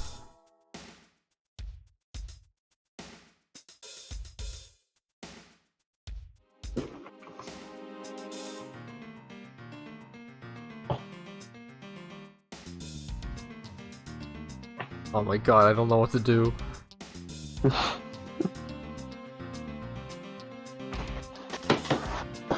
The roots. I'm gonna guess bilateral symmetry, maybe? Ah, that's right. This embassy was built with bilateral symmetry in mind. Detective Gumshoe. Yes, sir. There's a location I wish for you to examine post-haste. It is where I believe the route was used to smuggle Mr. Crochen's body lies. Does something like that really exist, sir? Embassy built on bilateral symmetry, meaning that this is where we need to examine. I would guess here because it was found in the pool. In the same wheelbarrow thing. Yes, sir. I'll be back before you know it. I love how the wheelbarrow's just sitting there. It's too late. It doesn't matter what you do now. It's a whole waste of time. You will stay here with us and wait.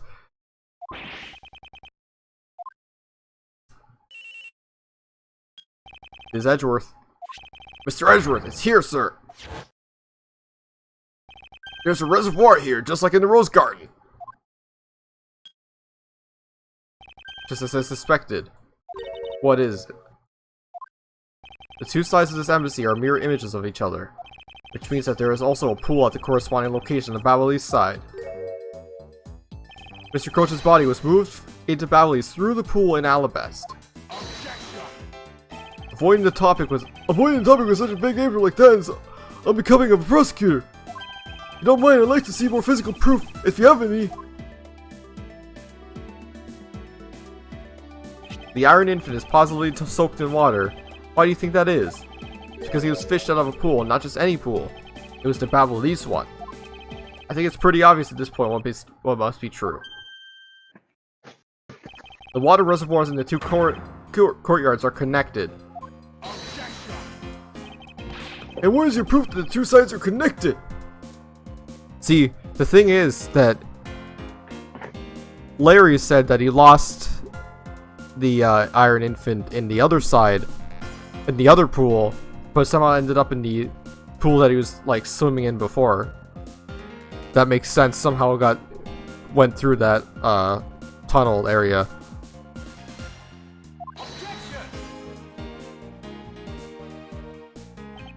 The proof is right there before your eyes. The half-drawn Iron Infant. What? This blasted doll! Mr. Edgeworth, I'm back. Hey. Don't tell me you guys figured everything out without me. We did, thanks to this hero Justice's son. Even if he's just a doll, even if he is just a doll, he managed to help foil the villain. Hey, Mr. Prosecutor. Look, I don't want to say this, but kinda unlikely that the body just happened to have passed on through the babble hole. That guy's a doll, he's small, so I believe he made it, but he has a point. Yes, that's right. I'm glad someone here understands.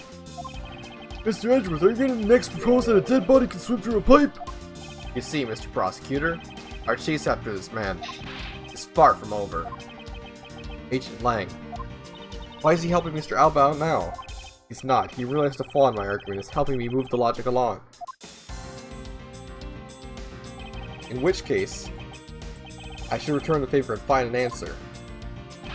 And another thing, Mr. Coachen's body was found in the office in Babahole. So what happened to his body after it was transported to the open air stage?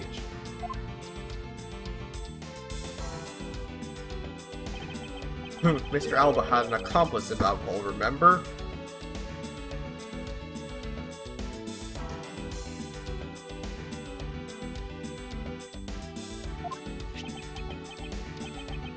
You mean Shinna, right? With her there, you can see how it's possible to move the body up to the office. Are you seriously claiming that she swam through the connecting pipe with the body? He's right, Miss Shinna would drown if she did that. It's a hard thing to imagine that she swam through the connecting pipe. Looks like your hypothesis about how the body was moved still only half baked. In the end, it's all just futile musings of an accusatory man. Now then, I believe you should give up and allow me passage. Because from the start, there was no feeble method of transforming the body. What? Mr. Prosecutor, recall Shinna's movements. What was happening in the MC around the time Miss Shinna was in Babahole? Oh, if only there was a way to get rid of the water in the pool. Get rid of the water. That's it. I believe this time we really are done, right? Huh. Fortunately for you, it's far from over, Mr. Alba. You're a most persistent man.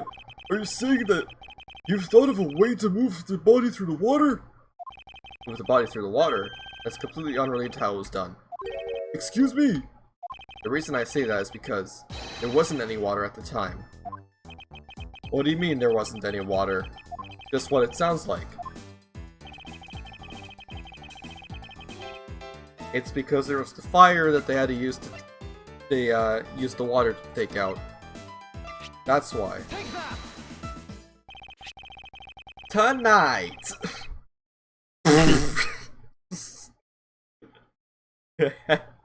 I love that video so much. Tonight, the Edgeworths set fire to the variety of locations in the Babbly's embassy. In order to put out the fires, much of the reservoir's water was used. Of course, when the water was used, the reservoir's water level went down. Enough water was drained, the connecting pipe would be used to traverse the border. So what? The water level went down? The reservoirs were connected? Does any of this matter? You can't prove any of this. Pretending to be ignorant won't work with me. We both know what kind of situation we're in right now. Even in a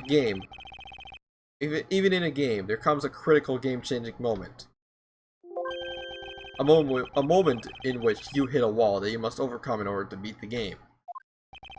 I haven't lost yet. I have found the route you used to smuggle the body, and that route will lead to your defeat. Even if all the water was used by the firefighting effort, still can't really call that a smuggling route. I know that. I should have figured that you would notice. Hey, Mr. Alba, how deep are the pools anyway? Well, if you know, those pools are extremely deep. There are no ladders or footholds along the walls either. It would be difficult for Shinna to hold the body and climb out the pool. Ladders or footholds along the walls? There's no need for such things. What do you mean? If one were to use a certain something, they could go up or down the pool at will. Oh, looks like you got an answer already. Well, what are you waiting for, Mr. Prosecutor? Enlighten us already. The way in which Miss Shinna and the body were able to rise up to ground level.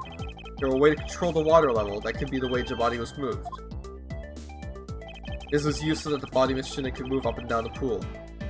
Oh, he basically just told us it was these fountain spouts. Mr. Alba used the fountain spouts in a manner of speaking. He used the fountain spouts? How so? The water level in the pools can be controlled by opening and closing the spouts. Miss Shinna and the body were lifted upward by the buoyancy in water. The fire in the Babbly's side and the firefighting effort. These were set in motion all for the sake of smuggling Mr. Cochen's body. Shall I show you where the final destination of my train of logic leads? First, Mr. Alba closed the fountain spouts in advance, in preparation of things to come. Then he took the pushcart that was brought out to the rose garden. and pushed it along with the Iron Infant and Mr. Coach's body into the pool. This time, Miss Shino was busy conveniently starting the first fire in Babble Hole. She then made for an open-air stage pool to wait for the firefighting effort to begin. Firefighters used the water in that pool. The water level went down. And by the time the fire was put out, the pipe between the two pools was exposed. This is when she pushed the pushcart from Alabas into the Babble Hole. Once that was accomplished, Mr. Alba simply opened the fountain spouts once more. The water level rose up to its original level, along with Miss Shina and the body. After that, Miss Shina used the pushcart to carry the body up to the Secretariat's office. There's an elevator in the embassy after all, so you see, even with her small frame, she could have easily transferred Mr. Coach's body, and that wraps my thorough explanation of how the body was moved.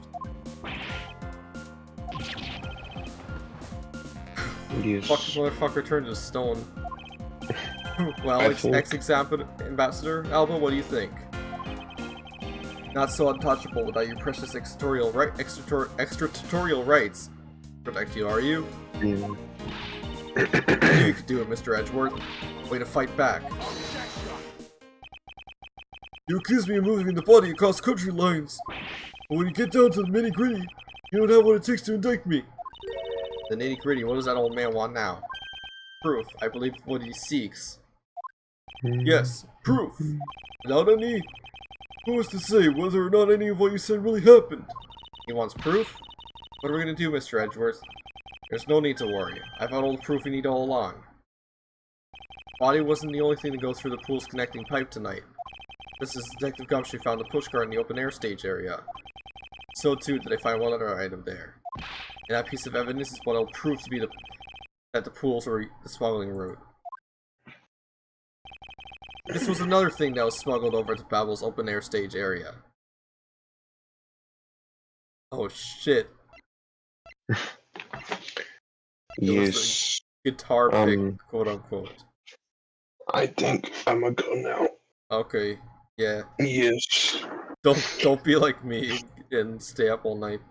You said you're picking me up, right? Yeah. Alright, well, I'll see you in like 8 hours. Yeah, okay. Alright, see ya. See ya. Alright, we're gonna finish this shit. It's clearly the guitar pick. And what exactly is this? You have no idea, do you? This little piece that I found on the Babble East side will be your undoing. A guitar pick? Well, you can't explain how that is going to do me in, as it were? Much to your chagrin, perhaps, but this is not a guitar pick. What? This is something I found at the open-air stage, which was transported with the body. I naturally assumed that you would recognize it, since you took a photo with it, after all. But since you don't, allow me to fill you in on what I found at the stage actually belongs to. The knife.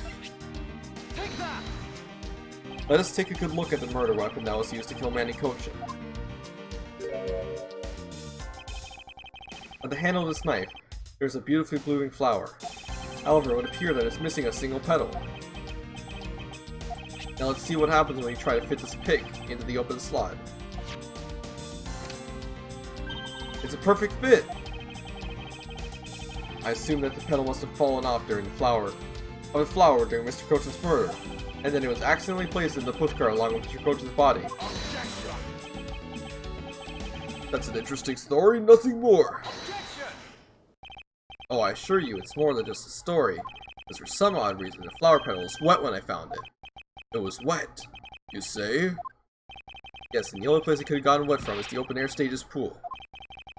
Now I ask you, how did a part of the weapon which was smuggled into the theater wind up in an open-air stage area in the Babble East side of the embassy?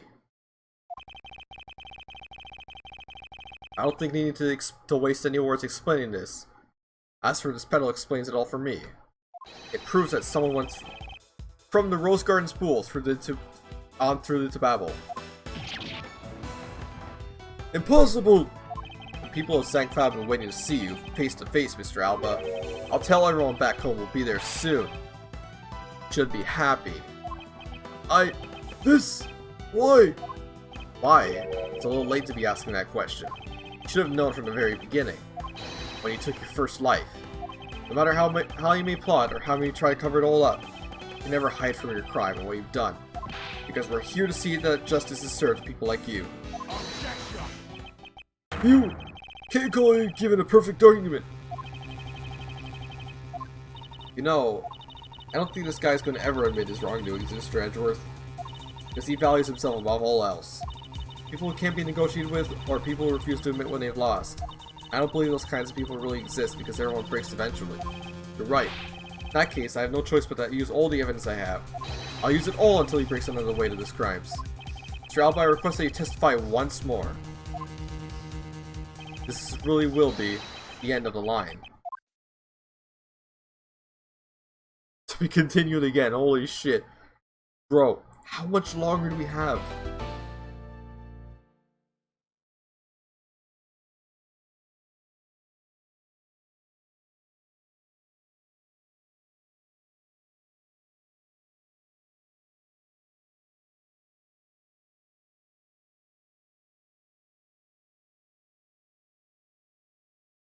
Oh my god, how? Bro, how much fucking longer is this gonna take, bro?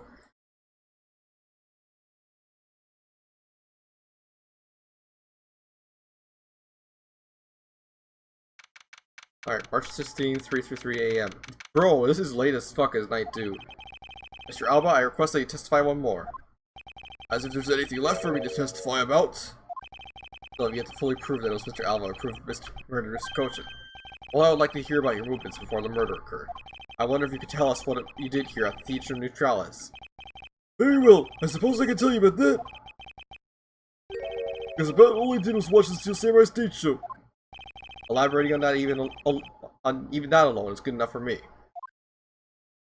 The only way for me to place this man under arrest is to pinpoint the exact location of where this murder took place, for that is the key to the investigation.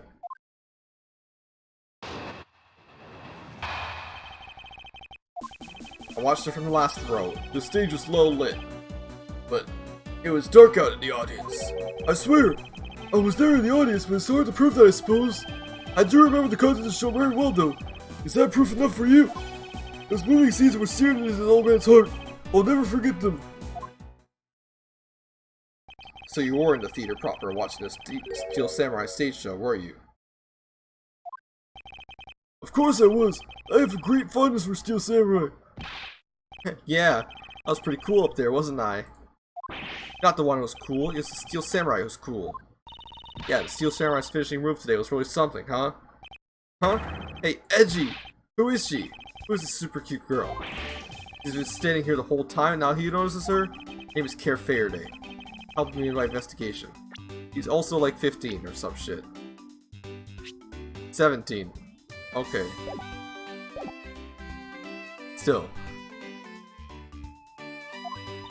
Sorry I didn't get to introduce myself earlier, but better late than never. Yeah, it's okay, I'm Larry Silence in the peanut gallery. There's no time for such trivial tease at a time like this. Mr. Prosecutor, this is the final battle, you got that? I know, this is the end. For that man there. Yeah, that's the kind of thing I like to hear. I think I'll give the trusting you a try, Mr. Prosecutor, or rather, Mr. Edgeworth. I leave this critical battle up to you, Mr. Edgeworth. Have no fear, I will finish the job. This really is the end game.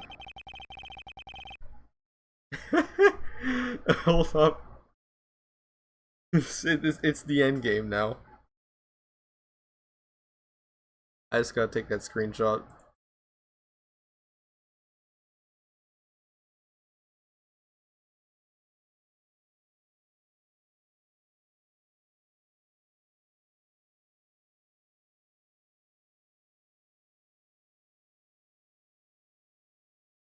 Time has come to expose every last one of Mr. Alba's lies. Sir. Last row, stage roll it, but it was dark out in the audience. I swear I was there in the audience, but it's hard to prove that, I suppose. I do remember the contents of the show very well, though. Is proof enough for you? These moving scenes were seared in this old man's heart. I'll never forget them.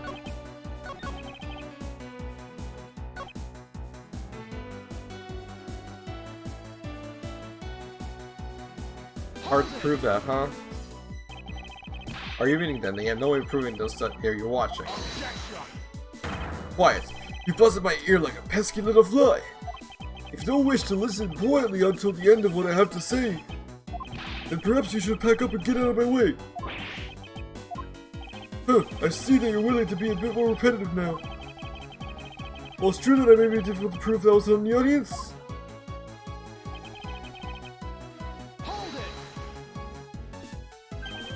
Well, I remember the contents of the show as well as myself. That's nice! That's nice. Miles Edgeworth, don't allow yourself to be riled up by him at this important juncture. Wasn't planning to let him. Well, if you ask me, I'm the biggest Steel Samurai expert around here. Didn't you think the climactic scene of today's show was just totally awesome? Yes, I remember that will. That spectacular special move. The way you delivered the final blow against the evil magistrate. Early summer rain jam. Oh, that scene will live on in my heart forever. Is that how it went? I totally forgot about that. How can you forget your own special moves? That special attack Steel Samurai uses when he's using the Samurai Spear. Yes, and today is the first time to show it off, is it not? If I hadn't watched the show, then how can I answer you with the name of the move? Well, you are correct, but if you could, please elaborate on this point for me. Well, it seems was this never before seen early rain jab move.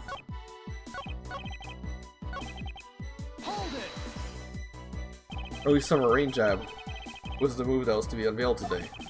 And because I saw that brand new special move, I believe it confirms my alibi. How sad, it's the only way he's got to protect himself that he watched Steel Samurai. I guess this guy really has nothing else left. Yes, and to avoid arrest, he'll bet he'll say or do anything.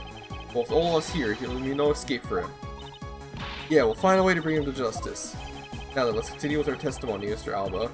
Oh, very well. The Steel Samurai special move and various other scenes.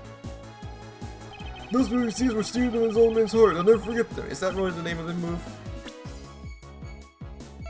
Probably is. Because he bent it, Larry couldn't... He didn't use the move. So he lied. Special move today, was this the early summer rain jab? Is that your final answer?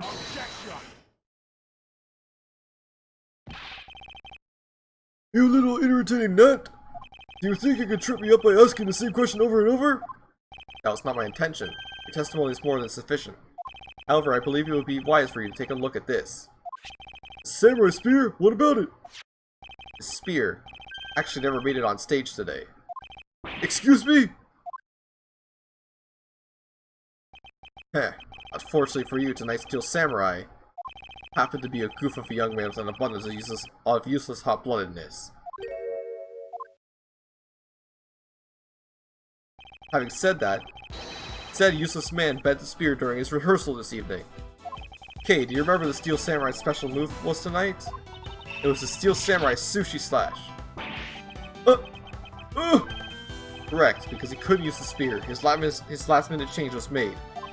Had you really been watching the show, you would know that this move was used. Workus Alba, you didn't even watch a single minute of the Steel Samurai show tonight, did you?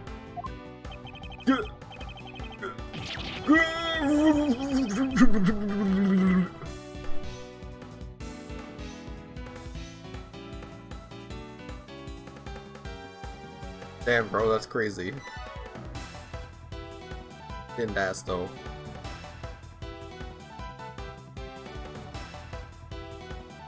Anyway. So if he wasn't watching the show tonight, then it opens up the possibility that I was busy killing Mr. Kochna instead. So where were you during the show? I demand an answer now. Heh. Just what's so funny? You're so sloppy. And so are your conclusions. As soon as I watched the show, or most of it in any case, What do you mean by most of it? Oh, you see, during the show, I left my seat for a spell. Business at the bathroom. I assume when that dramatic scene was placed on stage. That's the lamest excuse I've ever heard in my life, pal. Just because you got the name of the move wrong, you can't really use it as proof that you didn't watch the show at all. As a fan of Steel Samurai, I had wanted to watch the entire show. Honest. As a Steel Samurai fan, someone who wasn't even in his seat for the climax of the show, you have no right to call yourself a Steel Samurai fan, ever.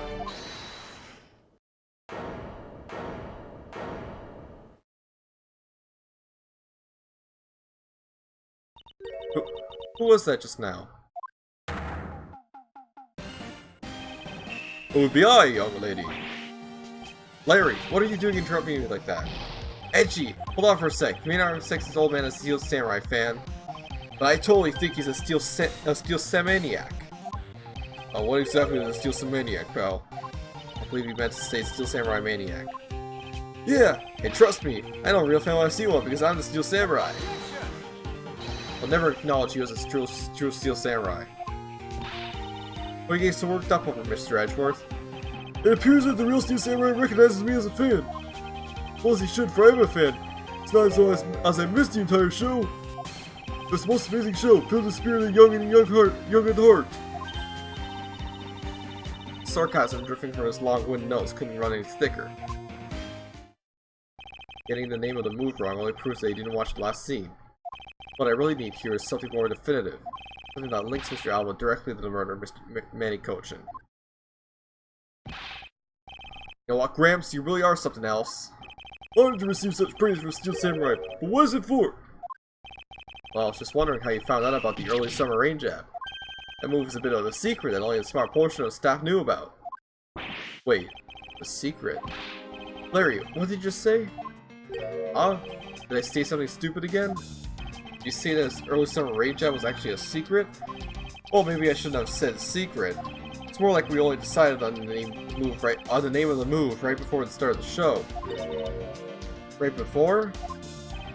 Yeah, the stage director was going nuts because we were surprised to debut the move.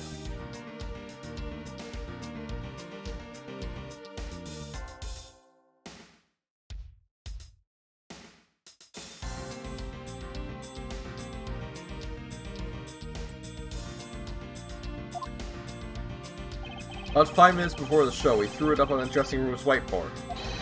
Early summer rain jab, that's kinda how we decided the name of the move. But by that time, I already bet the spear, so I guess the whole thing was kinda pointless. All of you Steel Samurai actors are the same, the director has my complete sympathy. So basically, because we changed the move to Sushi Slash, we kinda pretended that the early summer rain jab didn't exist at all. It'd be bad if someone found out we changed the move, so we made it secret. Basically, a gag order was issued for publicity's sake. Oh, what makes the early summer rain jab sound like a lost art? Yeah, which is why most of the staff haven't even heard of the move. Oh, Sipsinger still. What the heck, old man? But nothing but listen, from what I can tell, it's all very unrelated to the case. It was a very tedious and pointless exercise, wasting time much like a hit show. Alba, I believe the one who should be quiet now is you. How dare you? I suspect they've already noticed exactly what the very severe implications are of this man's testimony. So now you're trying to blame me, huh? There are no implications to be read into the behind-the-scenes story of a kid show. Don't even think about trying to slither your way out of this, Quirkus Alba. You were the one who said it yourself. The name of the move was Early Summer Rain Jab. That name was only decided right before the show was about to start. So, where are you driving at? That's the name of the movie you told us was never used in this show or said out loud. Now then, would you care to tell us about how you found out the name of that move? Because I can only think of one way you could have known. Quirkus Alba, this is the only way you could have known the name of the special move.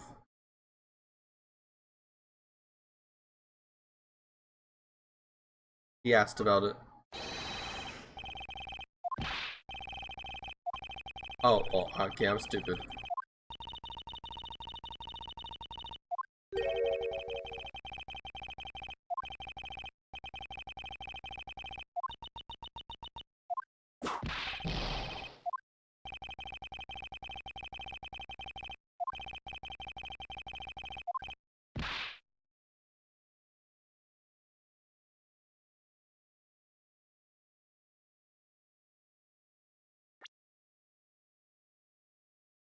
One way he could have known about the special move?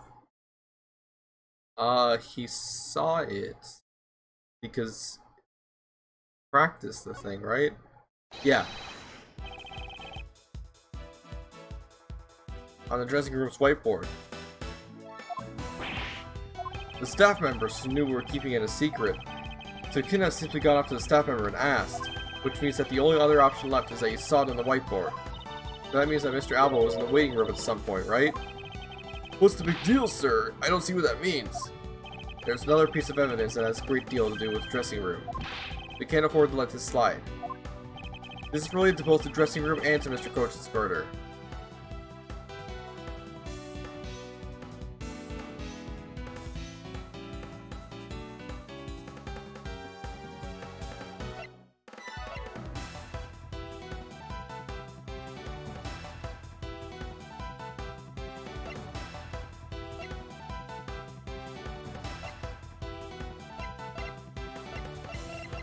Dressing room. Wasn't the dressing room the place the old bag was? Ate a few from the dressing room.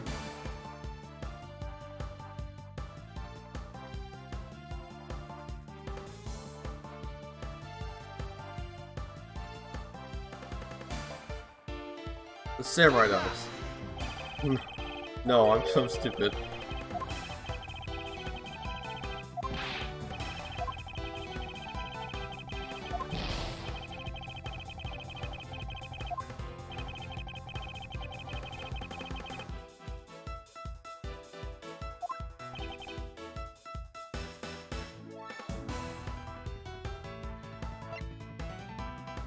What would connect the dressing room with Mr. Coach's?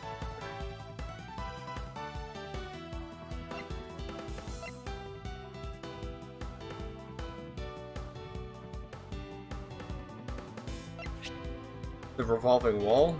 Take that! No.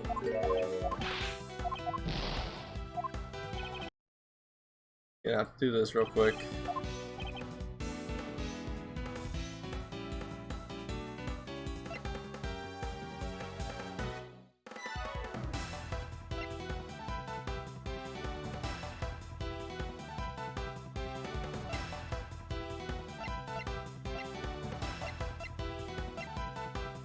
I mean, I don't know. Can't be the pick, can't be the fountain spots, can't be the fires. Not the dog. Samurai spear. Not the Primadex statue. Not the notes.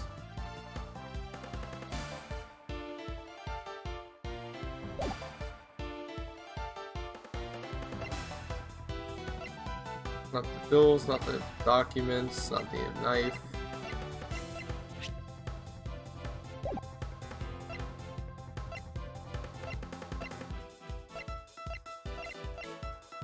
Can't be the trump card. Can't be the crossbow arrows.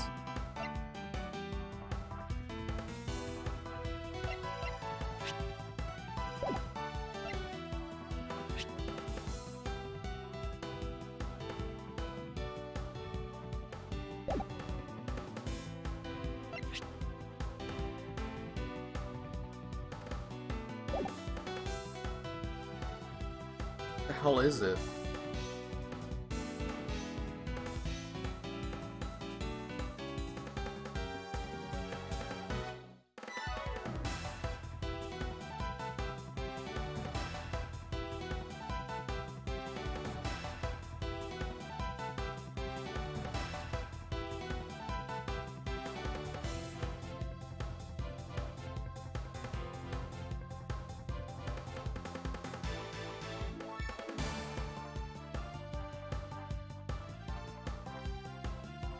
I'm trying to think.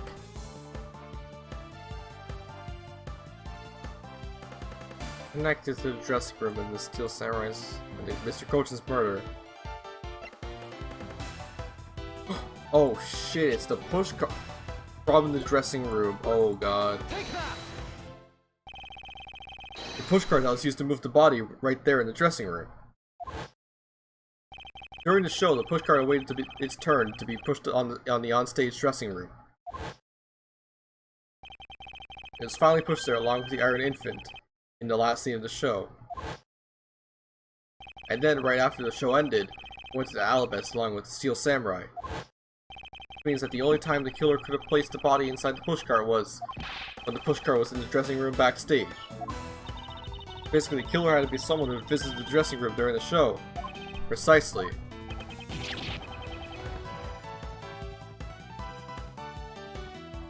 Oh, but wait. What if, and this is just what if a murder didn't take place in the dressing room? What do you mean, Kay?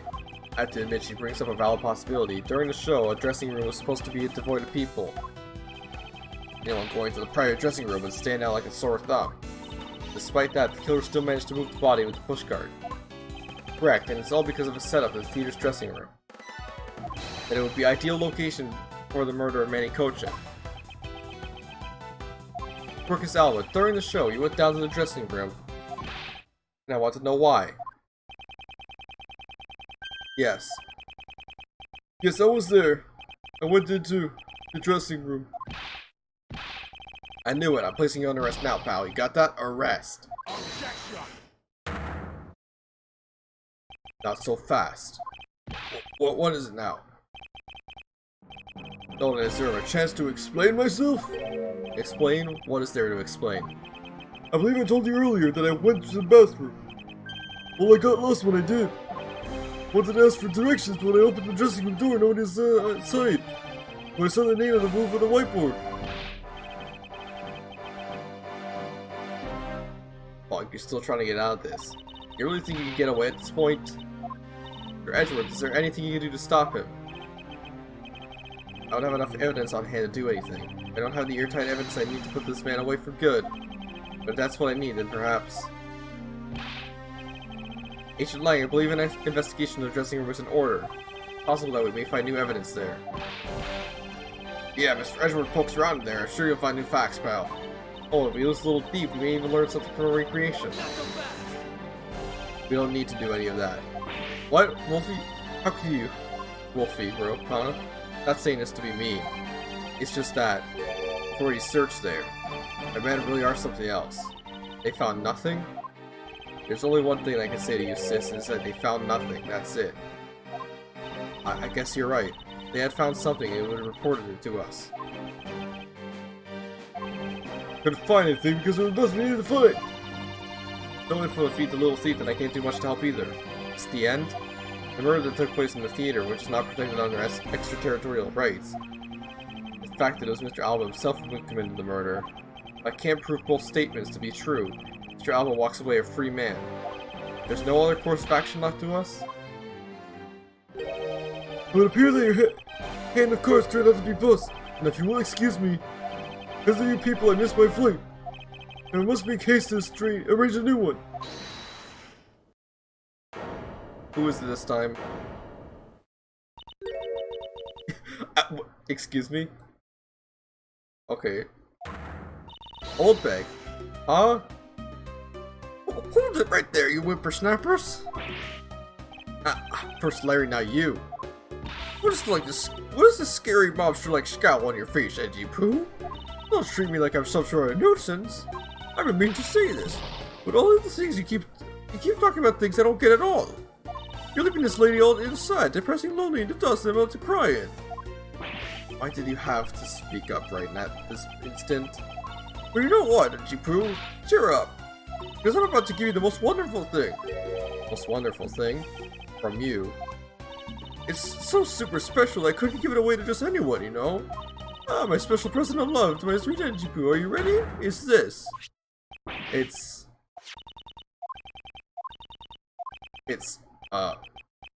box of those samurai dogs, right? Yes, oh Edgy Poo. Here, go on and eat one, you'll feel right as rain.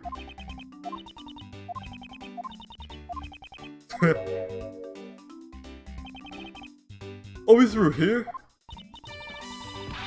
Why did everyone get so quiet all of a sudden? Edgy Poo, tell me you understand the depths of this lady's love for you. I'm not the one to hand out snacks willy-nilly, you know, no sir. The thought occurred to me that maybe it would be good if I fed you and made sure you were nice and full one day and made sure to serve you a meal of my food. I mean, isn't it desirable? I want to make it a certain something that goes hard and Edgeworth, can't you do anything about her? There's no power on earth that could force that woman into silence. I'm so sick and tired of it. All you people do is look down on me. Maybe this box of samurai dogs played me for a fool. It has a special design on its fan, like the Japanese flag. So I thought it was special. When I ate one, it tasted just like the rest. Oh, it made me so mad. Wait, a special box with a Hinamaru-like flag on it. Never heard of such a piece of merchandise existing before. However, there it is. The red rising sun. This fan is filled in. It's possible? Could it be? After a show, the samurai dogs were piled off on the dressing room floor. However, there's no such thing as a rising sun dog. Contradiction of facts between something that should not exist and yet does. The rays from the rising sun may just be what we needed to point us in the right direction. A present? Studio bigwigs basically told us to play delivery boys. We were supposed to hand the dogs off to the embassy people, tell them hi. I had to pile them all in the push cart just to move them all. Sitting in a push cart.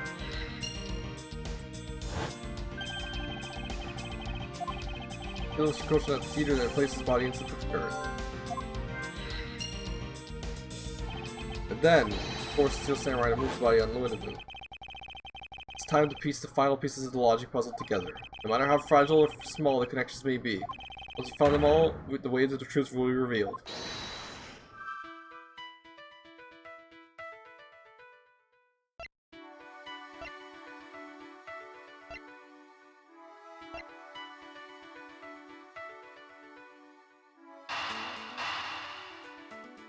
Let's connect these. Never mind, wrong things to connect.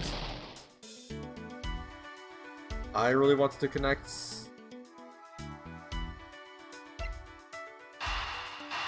this, right?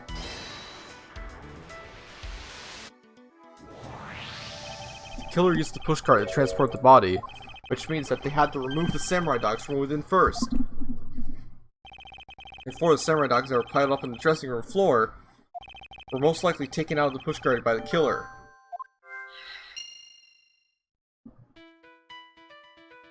Rising sun dogs. This fan feeling like a fan's rising sun is filled in for some reason.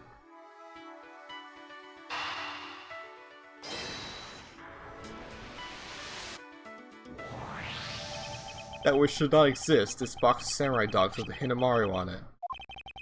This red rising sun was filled in when the killer was busy removing dogs from the pushcart, then it's proof that the murder took place in the dressing room. As long as this red substance turns out to be what I believe it to be. Wendy Oldbag. I thank you. What you have given to me is truly something very special. Mr. Edgeworth, are you sure you're feeling okay, sir? Mr. Alba, as I suspected, you killed Mr. Koshin in the dressing room. So it's fucking... Is it really gonna be Oldbag that saved the day, bro? How many times must I repeat you to myself? Repeat yourself. Haven't you figured it out yet? Your words are meaningless, worthless, and powerless. The only way I'm going to continue cooperating is with some definitive evidence. Huh, there's arrogance, that's self-confidence. You believe that you've erased every piece of evidence that could incriminate you. However, there remains one piece here. It is what will put you away for good. Oh, you're bluffing! Oh, hey Mr. Prosecutor, sounds like you finally found them. Finally found the fangs that we need to go after this guy's jugular. So tell us, what about this box of samurai dogs is going to put the old man away? Face evidence that will bring him down? Why, it's all here, of course.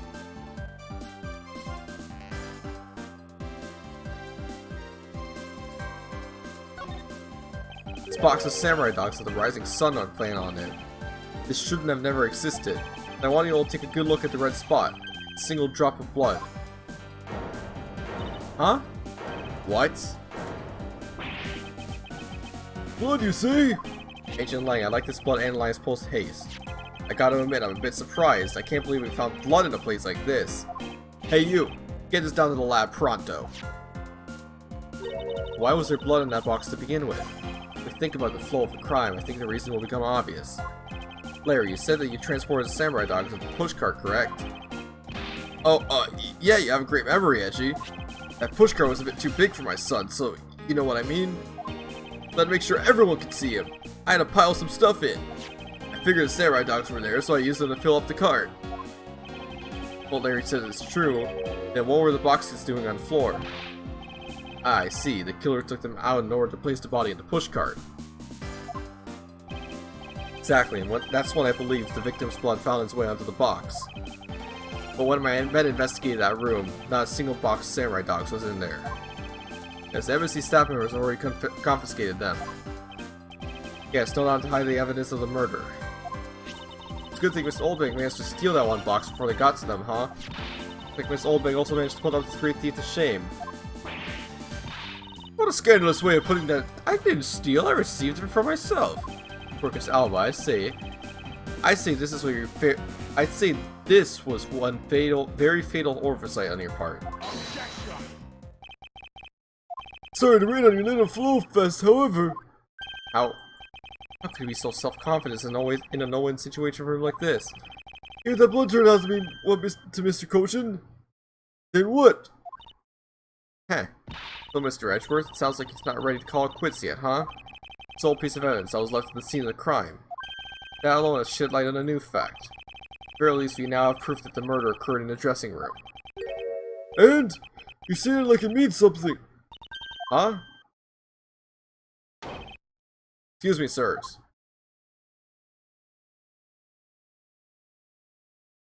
Report. What were the results of the analysis? Sir, the analysis came back and confirmed that the red substance is blood. I knew it. But this is Quercus Alba. Mr. Edgeworth, I wonder if you might humor my question. Question? The one from before, or have you forgotten? Even if that is Mr. Cochin's blood, what difference would it make? Like we already told you, it proves that the crime scene was the dressing room.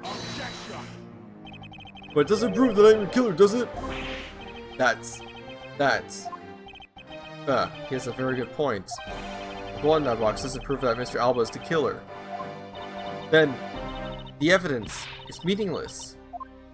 That can't be. We were so close, sir.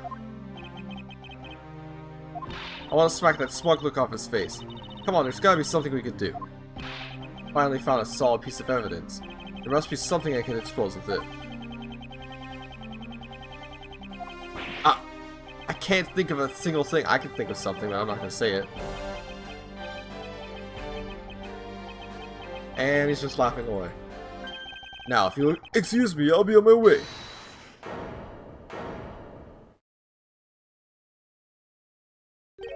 Who was that? It's too late. I wouldn't allow anyone to stop me now. Wasn't me, pal. It wasn't me this time either. It wasn't me either. It was me. Why did you... Because I haven't finished reporting everything to you yet, sir. It's his blood, isn't it, bro? There's more? What? Hurry and spit it out. Yes, sir. That blood I mentioned. It's not the same blood as... It's not the same blood type as the victim's blood. What? No. What?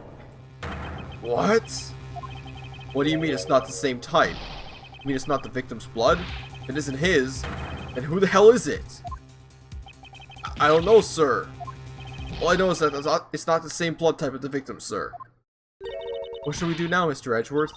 I have no idea what's anymore. Neither do I. My, what an amusing turn of events. That blood drop proves to be something true, alright? Namely, my words. And which one of your words would that be? The ones where I said that your words are meaningless, worthless, and powerless. That blood has nothing to do with the murder investigation whatsoever. Need I remind you that the blood got into that box long before it entered my embassy. What sort of nonsense? Yeah, it's blood, pal. There's no way it's not related to the murder. Huh, so you would like me to believe. But if one of someone was preparing, the samurai dogs had a small nosebleed, one then. I guess it's possible. Damn it. Have we been wasting our time? On just a red herring? The blood doesn't belong to anyone connected to the case. That should be clear enough. Quercus Alba, you bastard! Silence! Don't you ever address me with such a filthy word again. I wasted enough time here with you, and you have your answers. Now let me through. Alba, it doesn't matter where you run off to, you'll never escape me. Someday I'll have the satisfaction of sinking my face into you, you'll see. And all of Interpol will be behind me, working to see that that day will come. That day comes. So what your words sound like to me? Do you know what your words sound like to me? They sound like whinings of a pathetic loser of a mud. Why did he fucking howl? Is this really the extent of all we can do? Is the blood really from someone completely unrelated to the case? Or is there another possibility? Someone else other than the victim? It's when I thought I had him backed in the corner, it is I who has been backed into one. In a situation like this, what would that man do? What would he who could turn any desperate situation around to do? Turn it around. That's it. Must turn my way of thinking around. It's not whose blood is this. It's whose blood could get onto the box like this. I think about it that way. Blood got onto the box when the body was being placed in the pushcart. Then the owner of said blood must have been in the said dressing room at the same time. There's only one person that could be. Well, I must praise you for trying so hard. Because of you kids, I was removed from the center stage. Now I'll be forced to live out the rest of my life in the shadows, unfortunately. But it's not the total loss, as the underworld will allow me more freedom than you'll ever know. Freedom like what the raven feels like, as it flies through the dark night sky. Can't lay a finger on me, not now nor ever. The arm of the law is powerless before me.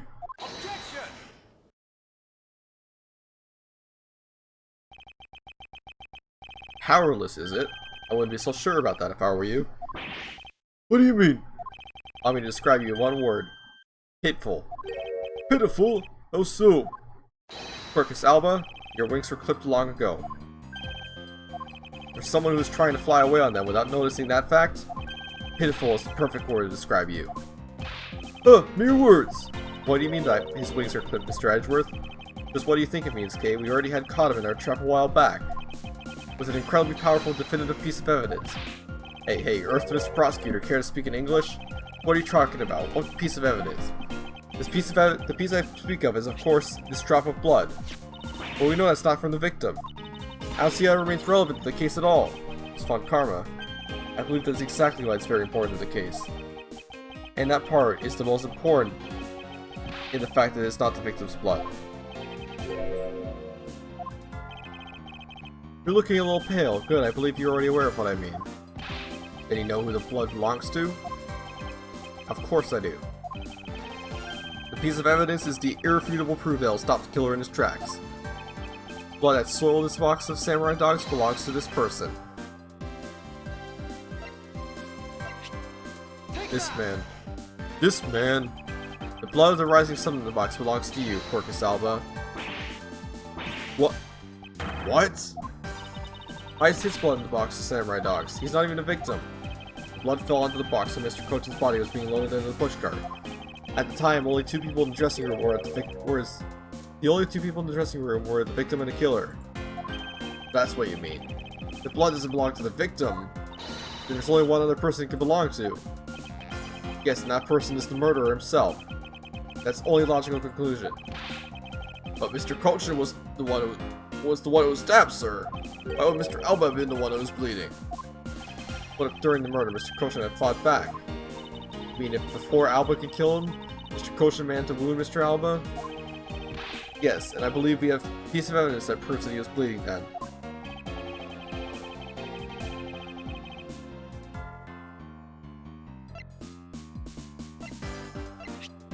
Take that! Mr. Alba, you bear on your body a great wound.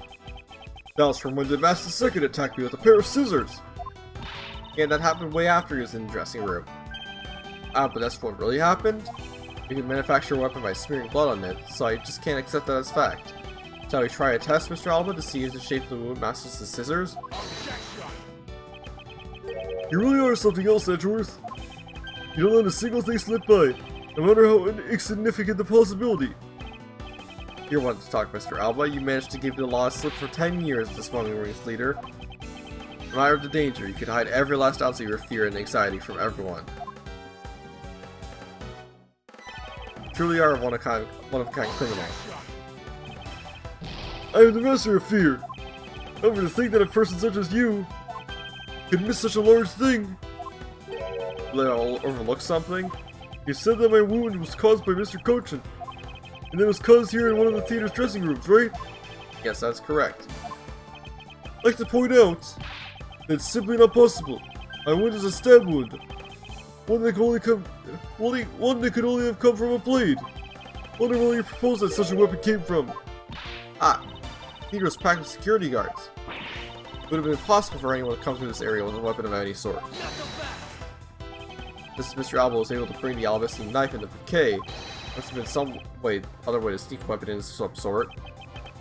Yeah, but as long as you can't prove what that other way is, all you talk about is Mr. Cochin stabbing is pure nonsense. So the other way does exist. Better hurry and tell me how. With pleasure. Wait, what? This piece of evidence shows how Mr. Cochin brought a weapon into the theater.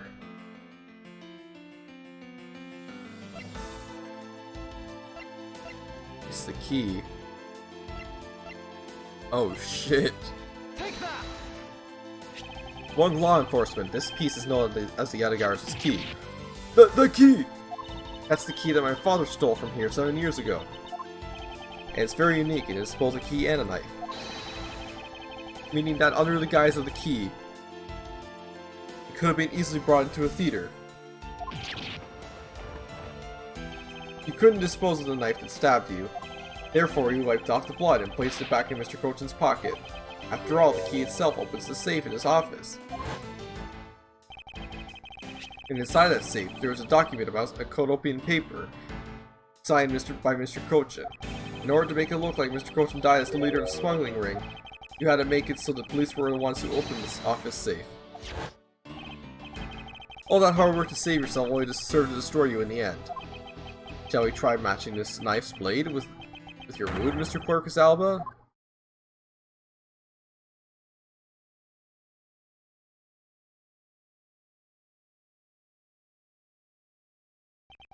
And that is what some may call the coup de grace. Impossible! You can't take me down! Swine, all of you! Especially Manny Cochin. It's all because of that man's betrayal. He sought to steal control of the smuggling ring from me by removing me as ambassador. But it's why he deserved to die, bearing the guilt of all my crimes for me. That is why I sent out the Yadagaris' card, and how this incident was born. Manny was supposed to be the smuggling ring's killer.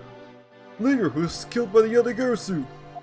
But I had yet another reason, yet another story that was supposed to play out. Manny's death was supposed to bring everything to a close. I would have gotten away with it too if it wasn't for your meddling prosecutor. You're only gonna make a Scooby-Doo reference in this game, bro. Mr. Alba, I'm afraid there's one more question I forgot to ask. This country, or Alabes, which country's court would you like to face first? Either way, it's game over for you. Edgeworth!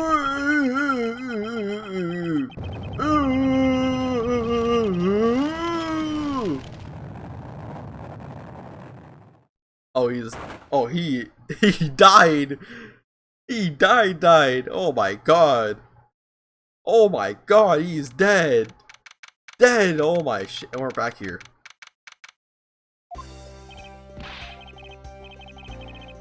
This is it. The big day. It's Mr. Alba's trial today. And next week he's scheduled to stand trial in his own country of Alabast. Franziska is heading that one. I suspect she's serving a full course of whiplashes at it. Having him face Miss Von Karma in court right after facing you, sir. I don't even want to think about what it would be like. Caught a glimpse of Mr. Alba as he was being escorted to the courthouse. And boy, it looked about as glum as the day before I got my monthly paycheck. You know, I've been thinking. That flight attendant, even Mr. Portsman were all Mr. Alba's secret agents. Bro, I keep trying to do the old man voice, even when I don't have to. Correct. The smuggling ring was the common thread between all our incidents. Amy Bailey was to provide support during smuggling ops, using her job as an attendant. Mr. Portsman was able to manipulate trials related to the ring and to end in their favor. Oh, I fly airlines and even the prosecutor's office. No one was safe from the smuggling ring, huh, sir? I suspect there are even more members of this ring spread across the world.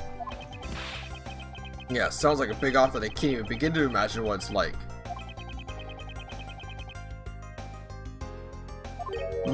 What is it, detective? Nothing, it's just, well, come to think of it. Mr. Ernest Armano's trial is also scheduled for later today, sir. I'm aware of that. Mr. Armano has been working with the smuggling ring now for over 10 years. He used the Armano Group's various connections worldwide to assist the ring. But all of that has come to an end as this conglomerate is now under harsh scrutiny. I owe Mr. Armano a debt of gratitude, but he must pay his debt to society. Well, with his arrest of Mr. Alba and Mr. Armano, I guess that about wraps up the KG8 incident as well, huh? I suppose so. The real killer in the KG8 incident 10 years ago was Manny Cochin. 7 years ago, the killer in the second KG8 incident was Mac Rell. Those two facts are the unshakable truth, however. It seems that a lot of effort was put into hiding these and other truths from us. And I'll expose it all at the trials today. Solving cases left and right today, aren't you, sir? Says to you an indeed man. Perhaps now these two brave souls who tried to make the truth known can rest in peace. By the way, I received some gifts from Ambassador Palliano. Shrimp, crab, beef, I don't need any of these, so I'm giving them to you. What? Seriously, sir? Wait, actually, I don't think I want them anymore. The way you're holding them, don't tell me they're just coupons, sir. Detective Gumshoe, have you not read the paper recently? Ever since the two countries became Quidopia again, the economy changed. Really? It seems that Ambassador Palliano has reaped a few benefits of his own from it. He has been announced as the official ambassador of the newly reunified Quidopia. But what a pity. Though every item he sent is a treasure, you don't seem all that interested. Well, if you don't want them, I could give them to my lovely assistant Kay. Wait, that's not what I said, so Mr. Edgeworth, please let me have them, sir. Actually, come to think of it, where is Kay? How come she's still not here? Hey, you gotta be more alert than that. Can't believe you didn't notice. I was even mimicking Mr. Edgeworth's voice for a bit. Totally didn't notice you or realize that your voice was you. Lang Z says, ferocious love blossoms to each new spring. Agent Lang, a pleasant surprise to see you here. It's been a long time since I set foot in the courthouse, but I wasn't going to miss... Miss what? Watching the guy who screwed up in my country finally get what's coming to him. Well, that and something else. I wanted to see you in action in court. Is that so, Agent Lang? Flushed out all the counterfeit bills, so Zhang is finally at peace again. And it's all thanks to you, so I just want to say thanks. Oh, I never thought I'd see the day that Wolfie says thanks to Mr. Edgeworth. I should be the one who's thanking you, Agent Lang. If you hadn't negated Mr. Alba's extraterritorial rights, I would not have been able to bring him to trial. I believe victory belongs to both of us in this case. A shared victory, huh? Look, don't get me wrong. I'll still never forgive you prosecutors. And I have zero interest in the truth thing that you talked about in court. I always done things my own way, and that's not about to change you. You got that? I see. Well, I believe you should follow your own creed when you do your job. Yeah, if there's ever someone your precious truth can't catch, feel free to sit around and cry about it all you want. But as for me, I'm going to get that person no matter what. Alright, it's about time for the trial to start. I will see you later. I'll be watching your performance from the gallery. I'll be looking forward to this. I prepared a whole ton of ticker paper for today's victory, sir. I'll throw some around Mr. Edgeworth wins. Hope you got enough, because I'm going to call my men up as well. A modest amount of ticker tape goes a long way.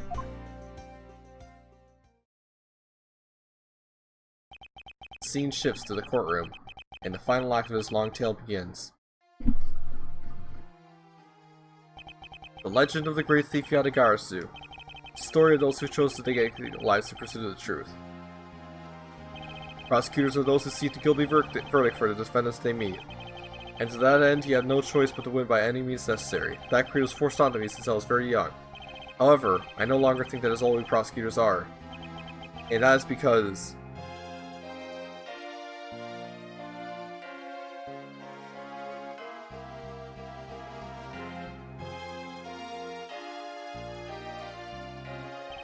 even though I've only been away from the courtroom for a short time, I feel as though it's been a lifetime since I set foot in one. And today, more than any other day, I feel the fight within me rising. And that's Edgeworth Investigations. Now we get the little role of all the characters doing their own shit. I really am in Mr. Edgeworth's debt for that other day. Thanks to him, I'm still free to serve in the friendly blue skies. Oh, it's all about my suitcases. I've been selling them on the internet and they've become a real sensation. Thanks to the praise and art in the art world is lavished on my work of being truly postmodern. The airline has chosen me to design their new line of iFly jumbo jets. Just think, someday you'll be able to take a ride in my pink-wheeled, yellow-seated jet.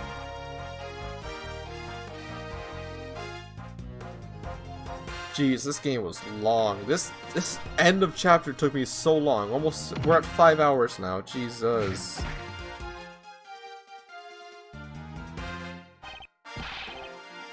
Edgeworth? Ah, that ruthless man. Oh, because of him, my time and money is wasted. But more importantly, I have received the most fantastic treasure recently. The previous statue of the Principality of Canopia. Its weights have been light in my hands, but Ambassador Piano is most generous. Oh, I got the fake one. Huh.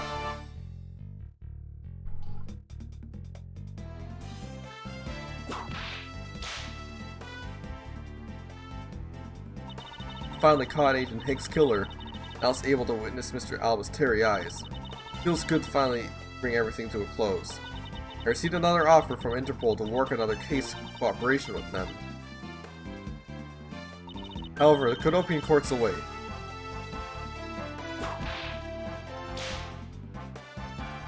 Canopia's heiress is supposed to be very fresh, so my whip should find new vigor there.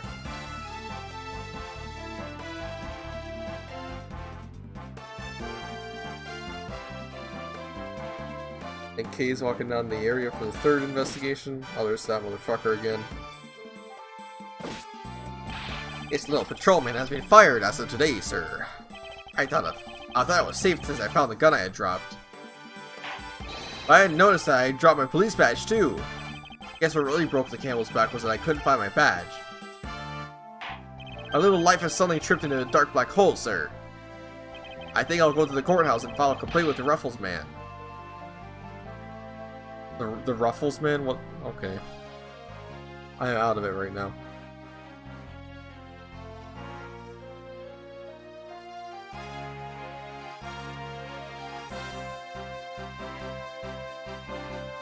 Oh yeah, I forgot Emma was in this game. I'm actually hoping to talk with Mr. Edgeworth a bit more. I gotta get going and return to Europe. I still got a long way to go and a lot of stuff to study there. Next time I help Mr. Edgeworth on a case, I'm going to do it as a real forensics scientist. I'm sure he's going to need all the help he can give him, scientifically.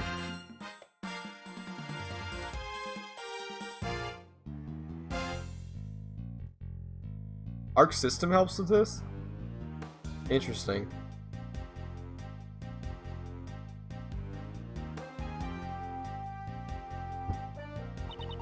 Because the kidnapping was staged, I was let off easy.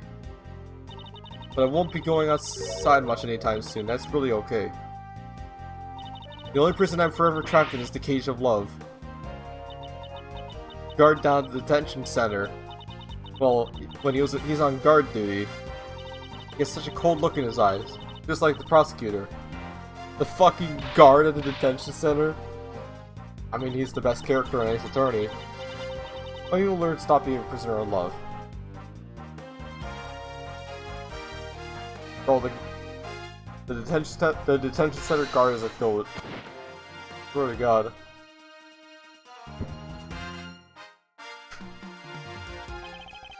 It appears that there are all sorts of drama taking place outside the courtroom.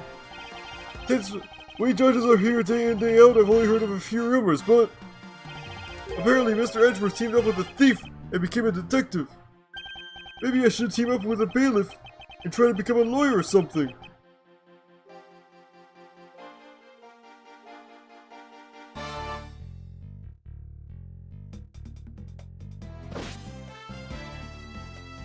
We're just flashing back to a bunch of cases, I guess.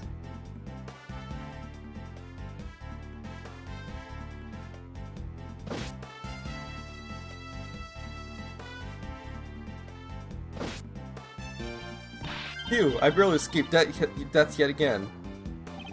Yeah, boy, we were lucky to have Mr. Edgeworth help us out, huh? Yeah, but because I lost a key, I got fired from my security guard job.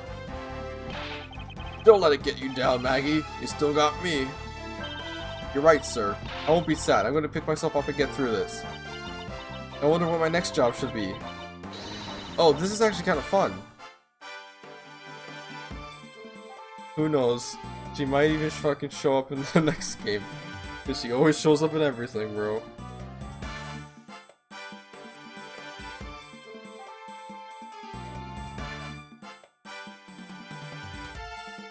Why not come to Canopia for your summer vacation? We have coupons aplenty. Right now, our embassy is proud to present our Let's Investigate a Murder show. Although recreating that particular case has created a few small fires of its own. Then we had a few problems with the fire marshals. The next event will be great. It will be an attraction entitled Capture the Yadagarsu. Of course, I hope to enlist Kay's help in creating our latest attraction.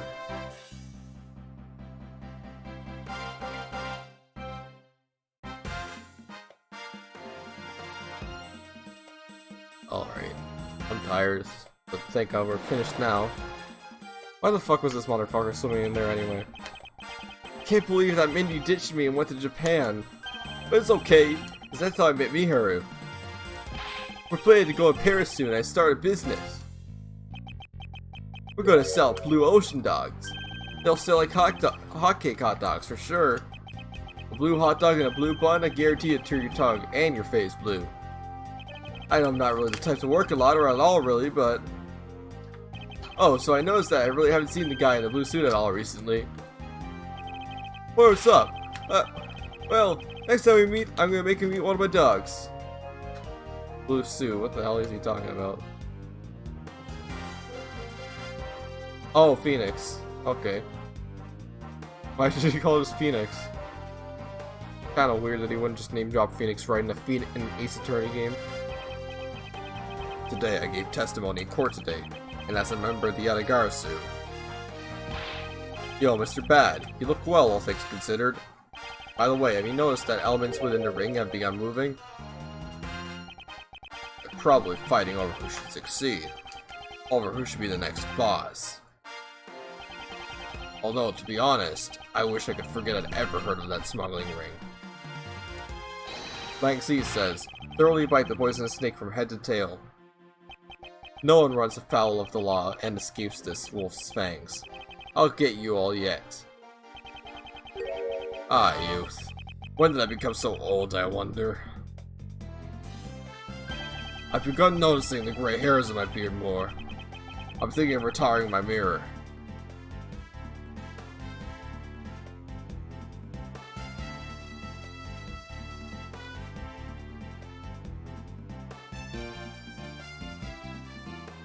Oh no, oh lord.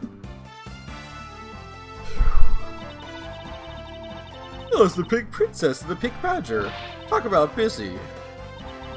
It's alright because I got a letter from my beloved Edgy Poo. Please take care of your hip, and when you wish to speak, first take off your headpiece. What does he mean by that last statement? It's not like I enjoy being under a headpiece every time I see him in an alien. Again, well, that was the Pink Princess. He made hero justice, but I was gonna beat her. Oh, I think she referenced when she was in Justice for All, in the spaceman outfit.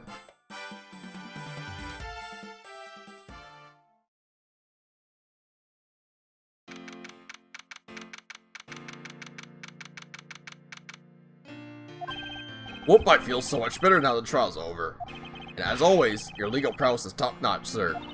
Yeah, nothing beat the look on Mr. Alba's face when you revealed the ring's secrets. I was amazed. You're like a totally different person when you step in the courtroom. Mr. Edgeworth is always 10 times fiercer in court. Based on the information Mr. Alba offered up, they begun large-scale operations to clean up the rest of the ring, which I'm happy to leave Francis and Leighton Lang. So what are your plans now, Kay? Oh well, I've taken care of the creep who killed my father, so I'm not sure. Yeah, I know, maybe I'll just keep on being Mr. Edgeworth's assistant. Are you still trying to steal my job, pal? Just kidding, just kidding. I can't steal something so important to you, Gummy. Oh, what a relief. Okay? Yes? Even after all that's happened, are you still planning to become a great thief? Of course! But I don't want to tarnish the legend of the noble Yadagarasu. But I'm going to hold off on doing anything until I make a tight 3-person team of my own. 3-person team? 3-person team of young beauties the same age as me, if possible. Those criteria, I highly doubt you'll find the 2 other people you'll need. My father chose to fight for the truth. I think that's what's so noble about him. So you see, Mr. Edgeworth, the only things I will ever steal are the truths that have ever been hidden away. I'm going to work extra hard to make a world where the Yadagarasu isn't needed. Let's both strive for such a future. Well, I guess it's time for me to get going. I see. Okay, keep your chin up and stay strong, okay? Don't be a stranger. And don't worry, I'll be back. Be sure to break the lock on the window and sneak in. Good, I'd appreciate if you came in through the door. Building's front door. Okay, Mr. Edgeworth. The lock of our window at home has been broken forever. Oh, one last thing before I go. Let's take a group picture, just the 3 of us. Yeah, come right over a photo. Everybody gives us to end with one. No. Hey, why not? Don't tell me you're a camera shy, Mr. Edgeworth. Of course not, detective. Come on, Mr. Edgeworth, I'm taking the picture now. Hey, come back here. Mr. Edgeworth, you can't run away from this, sir. I hate Detective Gumshoe. Stop that. I can't be seen doing that. Okay, I'm totally taking it now. Say cheese. And thus the long tale of the KG-8 incident came to a close. Saw the demise of a smuggling ring and the birth of a little great thief. But there is little time to rest and relax, for I am eager to tackle the investigation into a new case. The reason for my eagerness is my want to pursue the truth, and I want to believe in the strength of those who use the power of the law for good. As someone who has chosen to live my life as the prosecutor, that is my new creed. And there's the final picture.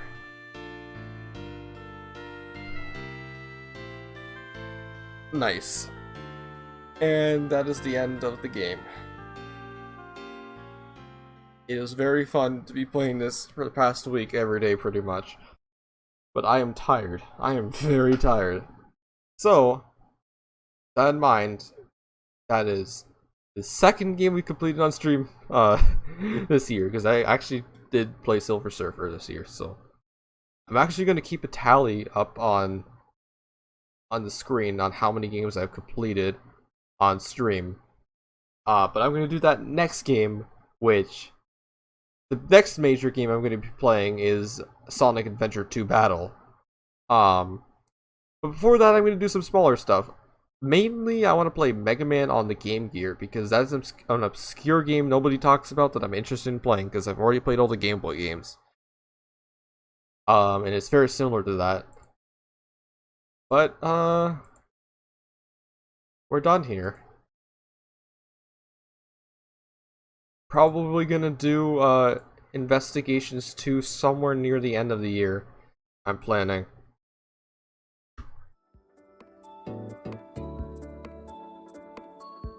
Sometime in like fall. I'm gonna guess we're gonna be doing that. So it's already over 5 hours. I need to go to sleep. Thanks for watching the stream. Thanks for getting me to 50 followers this stream. And guess I'll raid somebody. At least for you, Carl. I'll raid Blazer Gamer 112, which I have raided him before.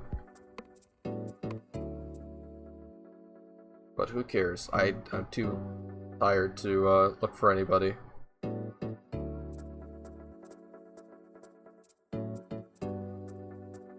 So good night, and I'll see you probably on Wednesday, or Tuesday or Wednesday. I'll stream next.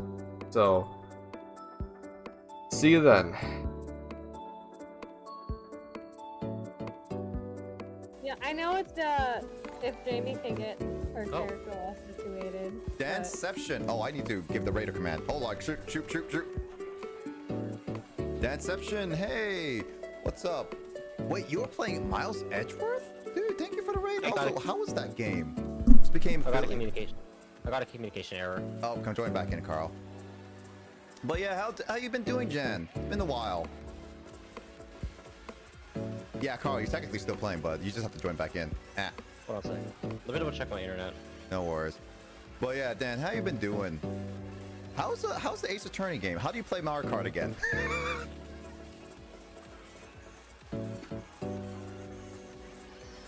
Shoot. Just finish the game on the stream. Oh, it is. Okay.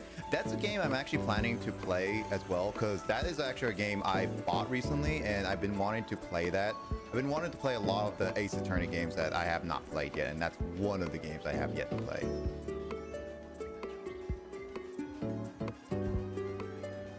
Alright, I'm gonna end the stream now. Good night.